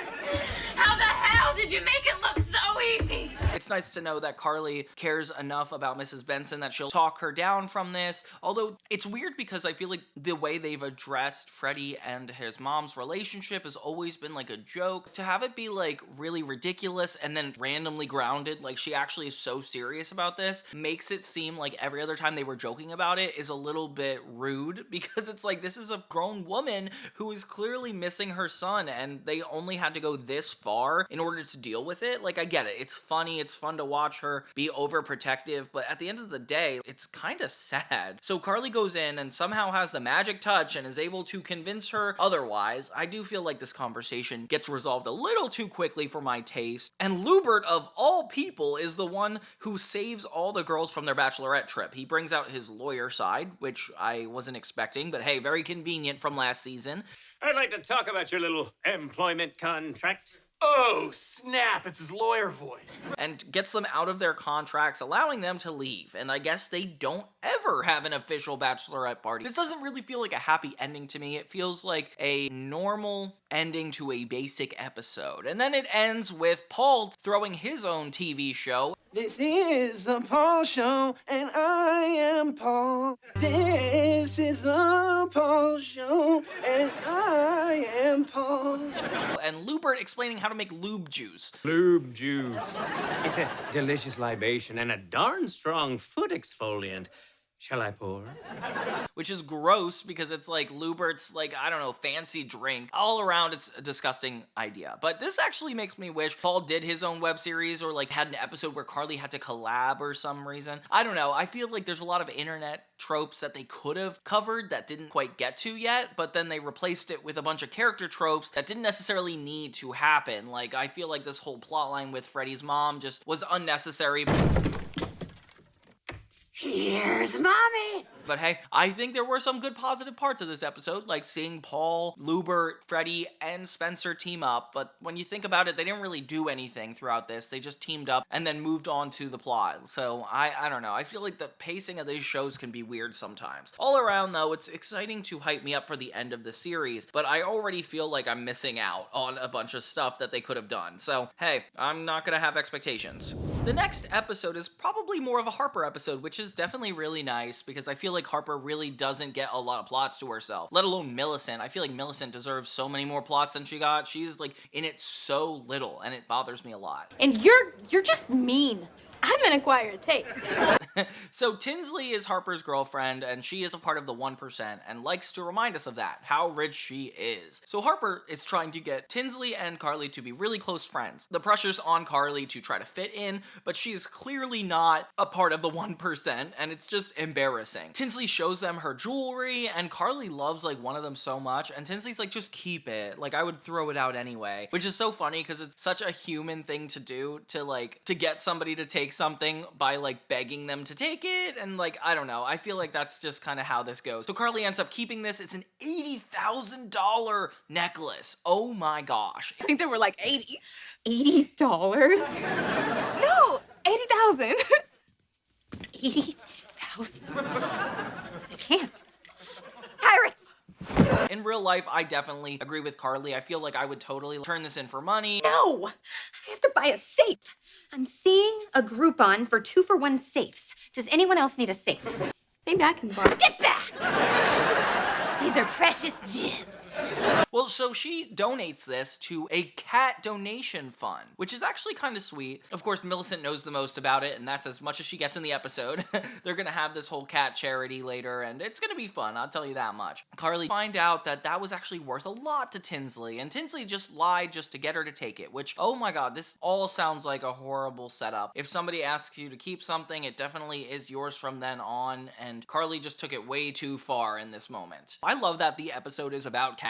Like, for some reason, it's just very positive for me. I love the kitties. Freddy apparently doesn't and is scared of kitties, so Spencer suggests exposure therapy, which could only go one way, as you can imagine, the iCarly way. But we're gonna move on from that for now. Carly tries to get the necklace back so that Tinsley doesn't get mad, and Harper is very insistent on Carly doing so, basically like threatening her, which, come on, Harper, like, Carly's your friend. And she's like, you better get her that necklace back, when really Tinsley forced it upon her. Carly really didn't need it, okay guys? That's just what I want to clear for the record. So Carly has to do borderline illegal things, which means like going undercover, somehow getting this necklace back, which is really dangerous. And this old rich woman is the only person she has to get around, which is, I kind of find really funny. And yeah, meanwhile, she's trying to hide it from Tinsley that she even lost it in the first place. Ever you wear them, think of my Nana Edna, who died clutching them, her most prized possession. Toodles. Then Spencer in the B-plot gets really funny because I guess Cats was coming out at this time. You know, the musical Cats was adapted into a movie, and it was definitely a horror fest of visuals with all the humanoid cats and famous people taking on humanoid cats. It was weird. It was very weird. So Spencer dresses up like one of those cats exactly, which is actually really funny, the fact that he's doing it ironically, and that movie was not ironic, and starts seducing Freddy, essentially, putting him in a giant cat ball. This is just all around good comedy for me. I wish it didn't last so short, but hey, it was definitely priceless. Let the exposure therapy begin. So they're here to all honor this famous, like, TikTok online cat. That's the one that Spencer made the palace for. And Carly uses this as a getaway to finally get to the necklace. So yeah, the really famous cat goes and takes a liking to Freddy, which is actually super hilarious, and Freddy is, like, barely surviving it. All around, I think it's just funny that Freddy is scared of cats and then it has to like him. And the old woman goes a little bit crazy, blaming even Tinsley for how this is all turning out, and yeah, it's not a good look. So Carly ends up stepping up and defending Tinsley for this old woman, and it's kind of sweet to see her step in, and I like that Carly actually cares. It definitely makes up for the fact that she stole the necklace. My favorite part of this episode is the very end when this old woman hisses at Carly just for calling her out on her stuff, which is kind of crazy. Like, how can you see a grown woman hiss at another person? Like, I don't know, that's just wacky to me, but it's funny because it's a cat. I feel like, how funny would it be if this was like Miss Briggs? Like, why couldn't this just be like a Miss Briggs character? Like, this woman definitely gives me the pretentious vibes of it, and she was a villain, so it wouldn't have been weird, but hey, I guess it's just way past the prime. So yeah, in the end, Tinsley, like, forgives Carly, and Carly's, oh, well, you could have told me that before I pulled an illegal act. And Harper really bothers me in this episode because this is like your friend. Despite the fact you just got into this relationship, Carly has clearly been there for you before, so I don't know why she's not on her side. But then again, I'm watching too much reality TV, so maybe I'm just extra worried about it all. And the episode ends with Spencer drinking out of a cat bowl. All around, crazy episode. I liked it when Spencer was dressed as a cat. I don't know why, that's just so funny to me. The rest of it was kind of crazy, putting Carly in a situation where she had to commit grand larceny. I don't know. Catillion, the pun is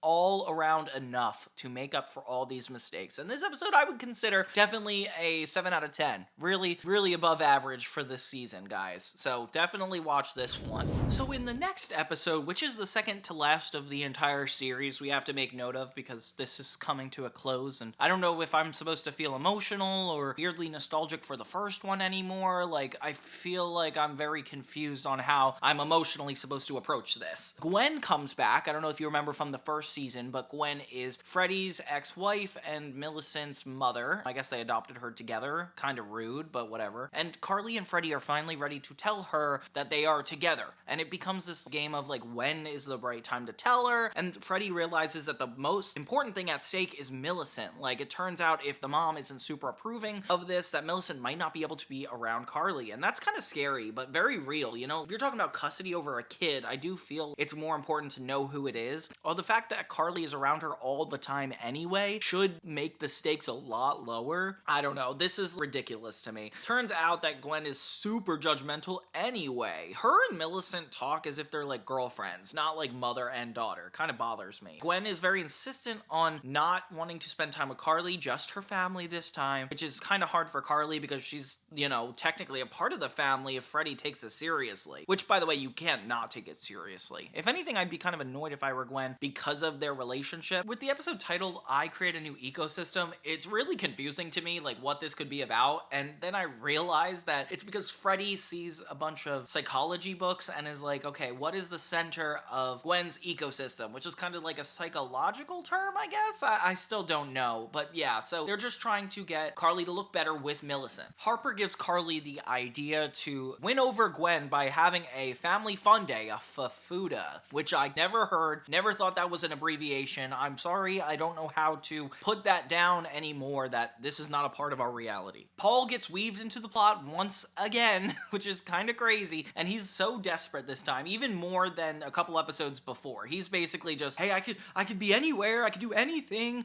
and it's like, oh my gosh, it definitely feels like the economy we're in right now when it comes to applying for a job, or Josh Peck. I relate to it, so it's hard to look down on it. And he's just so funny, so it's really hard not to excuse this. He ends up hitting on Gwen for most of this, which I don't know why Freddy is just okay with. It's definitely a really rude friend to me. Halfway through the episode, it ends up being like bigger shock because Spencer finds a book about pregnancy. Oh my gosh. Oh yeah, because it's all about the books Freddy found. Yeah, so there's a misinterpretation that Carly might be pregnant, which is insane. Lubbert, Mrs. Benson, and Spencer freak out running around the apartment, which is actually really funny. I don't know why, I think that's a really good part. I also didn't get a chance to see see that everybody was in on the fact that Carly wasn't known to be dating Freddy? Do they know that Gwen is supposed to be a secret? I don't know. It's kind of ridiculous to me. So they end up having this party, and every step of the way is just an awkward miss where Carly doesn't look super good in front of Gwen, which is hard because they were best friends, so clearly there must be something there. Paul hits on Gwen a lot, and again, don't know how to address this. Let's kick off this phone party.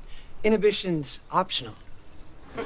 Everything goes haywire, not even for like a specific reason, just a bunch of specific small reasons. Spencer gets Lubbert and Mrs. Benson in a fight because they don't know where they're gonna live next. They're arguing all throughout this outdoor thing. Freddy just dropped the fact that they're trying to look good in front of Gwen and is tearing up the shirts that they got. By the way, the shirt's atrocious. It's so weird looking, but honestly, I love it when everybody matches in a weird way. Lubbert accidentally blurts out that Carly's pregnant, and everybody is like super excited for a moment, and that's what reveals that Gwen finds out.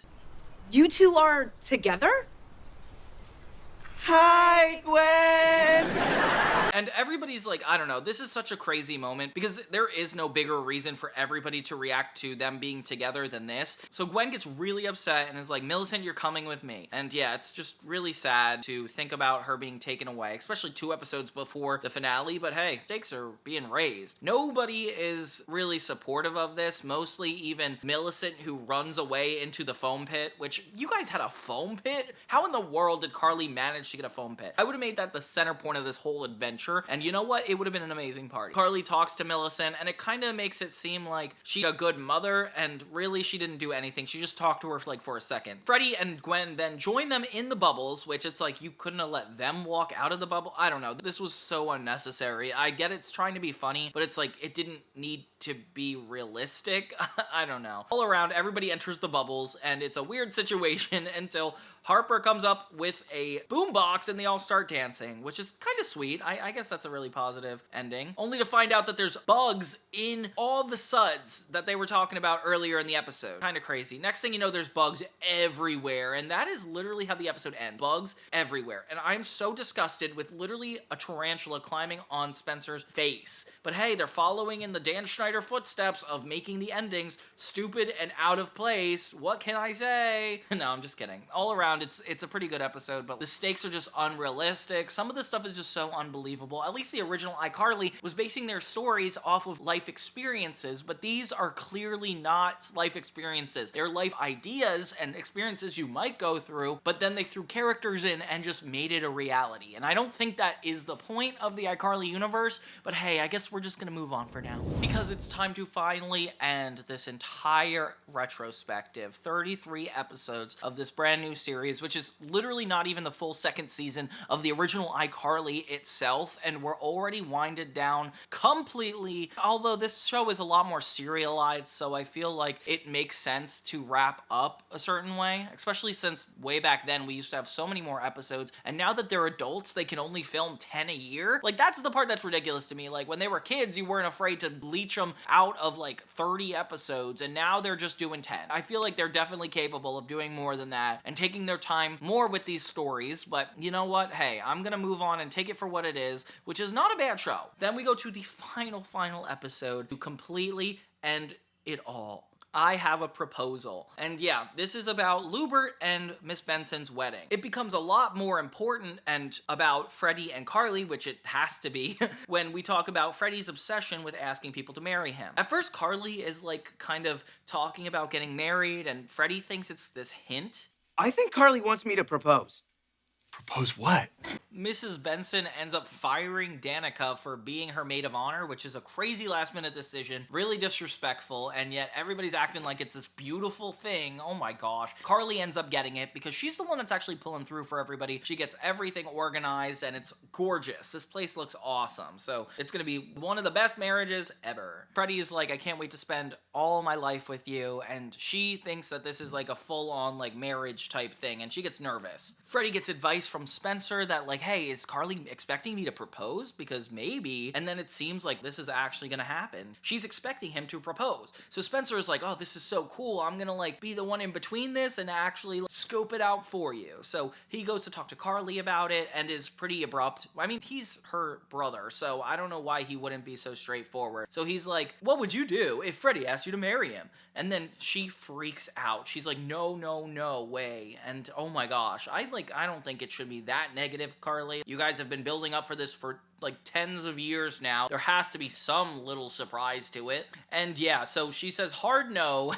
When Spencer delivers this to Freddie, it gets really depressing really quickly. It's like, how in the world could they be together if that's the way they view marriage? You know, it seems like a huge deal and everybody's worried about it. Spencer ends up bringing the illegal fireworks to the wedding, which is kind of crazy. I didn't even realize Carly was able to use fake fireworks. And then she finds out that Spencer told Freddie she doesn't want to get married. So it gets even more chaotic. Actually, no, it gets even more chaotic when the fireworks go off and the entire venue is ruined. But yeah, Carly's debating if she even wants to get married, starts bringing up the fact that this is all a question she never had because of her mom. And then they talk about her mom. Apparently, Carly's never wanted to talk about her mom, and that's why they never went over this. That's why it's never been discussed, which I kind of find crazy. Seeing Spencer react so sensitively to it, though, makes it so real that I, like, can't even deny it. And I like that. I like that it's, like, all this deep connection to her. Like, it's definitely bringing back the conversation. I wish it was done, like, a little bit earlier, because it feels like an afterthought, you know? Carly and Freddie have a really disappointing conversation that makes it seem like they're not gonna want to get married, but they end up confiding in each other and realizing that they're meant to be. So, okay, good. They're not broken up. They just had a really short miscommunication about it, which didn't really lead to anything. Kind of depressing. And meanwhile, everybody's getting ready for the Benson marriage. This part actually drives me insane. So apparently they ditched their own wedding. Yeah, Mrs. Benson and Lubbert left their own wedding to get hitched in Vegas after paying for all of this, letting Carly be the one in charge of it. I can't believe this even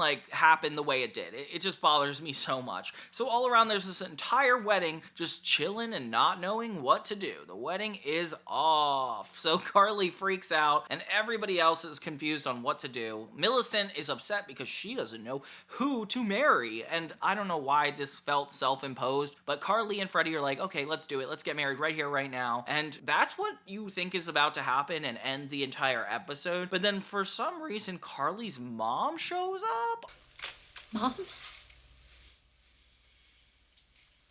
You got a mom? Oh my gosh, biggest shock of the series. The mom shows up at supposedly Carly's wedding, but it's really Mrs. Benson and Lubbert's wedding. This is such a confusing aspect because it's like, why would Carly's mom show up to some other person's wedding? Like, I mean, I really want to know what the intentions behind this are because a lot of the story going forward can ruin this story for me. So kind of bugs me that it ends on a cliffhanger. I can't believe they didn't confirm if they got like a season 4 or not. There had to be some kind of inkling that this was not gonna happen. I don't know. 3 seasons is pretty good, but in this context, when it like ends on a cliffhanger, it's not. It's not pretty good, and it makes me really frustrated because the original series didn't even end on a cliffhanger, so why does this one have to? It almost undoes all the progress that iCarly was set out to make. I feel like if this show went on for 1 or 2 more seasons, it could have made up for all that fact, but it got cut. You know what? It feels like everybody's fault. You brought back iCarly just to hype us up and get us excited, but then you took it away from us just as quickly. I mean, 3 seasons later, but still, 33 episodes is not enough for me to develop feelings for these characters. But yeah, so the 3rd season of iCarly, the final season of this new reboot, was definitely a exciting endeavor into the iCarly universe, going through so many more cameos than we ever imagined, having Paul Josh Peck be